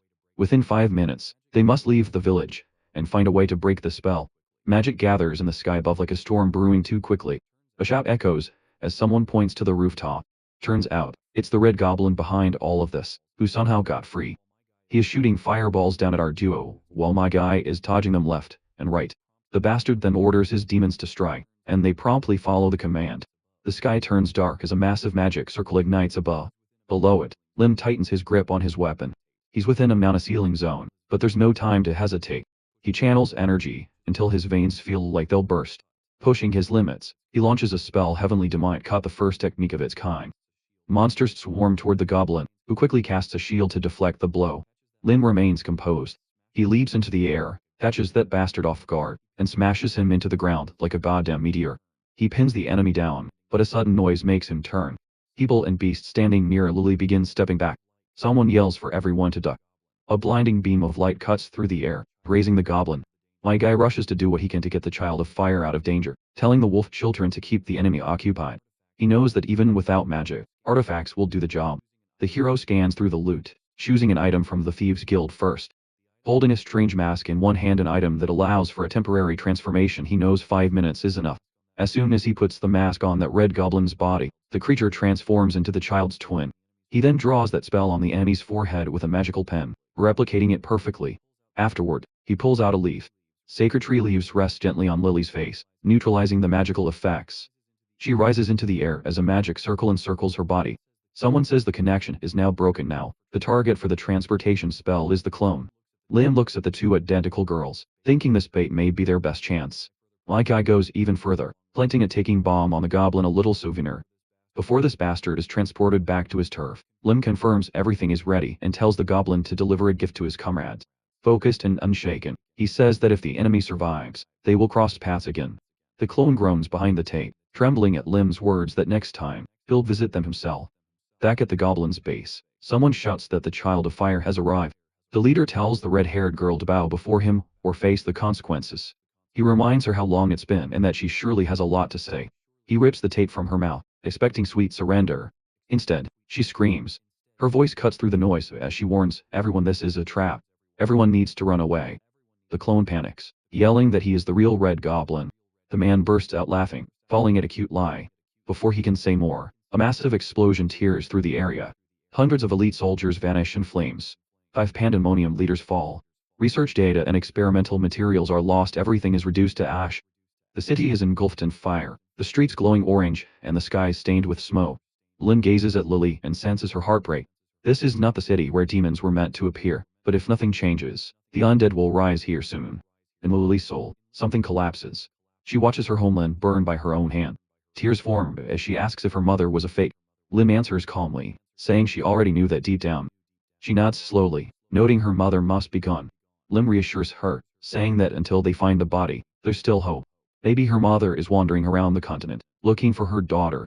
Lily's eyes widen. They were roaming the continent in search of her daughter, and Lily's eyes are wide with newfound hope. She suggests they keep the search going, maybe even crossing borders into another country. Who knows? Her mother might have stepped into another dimension, just like she did before.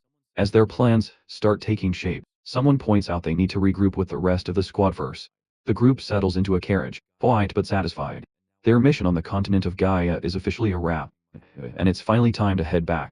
But there's still one last piece of business to settle.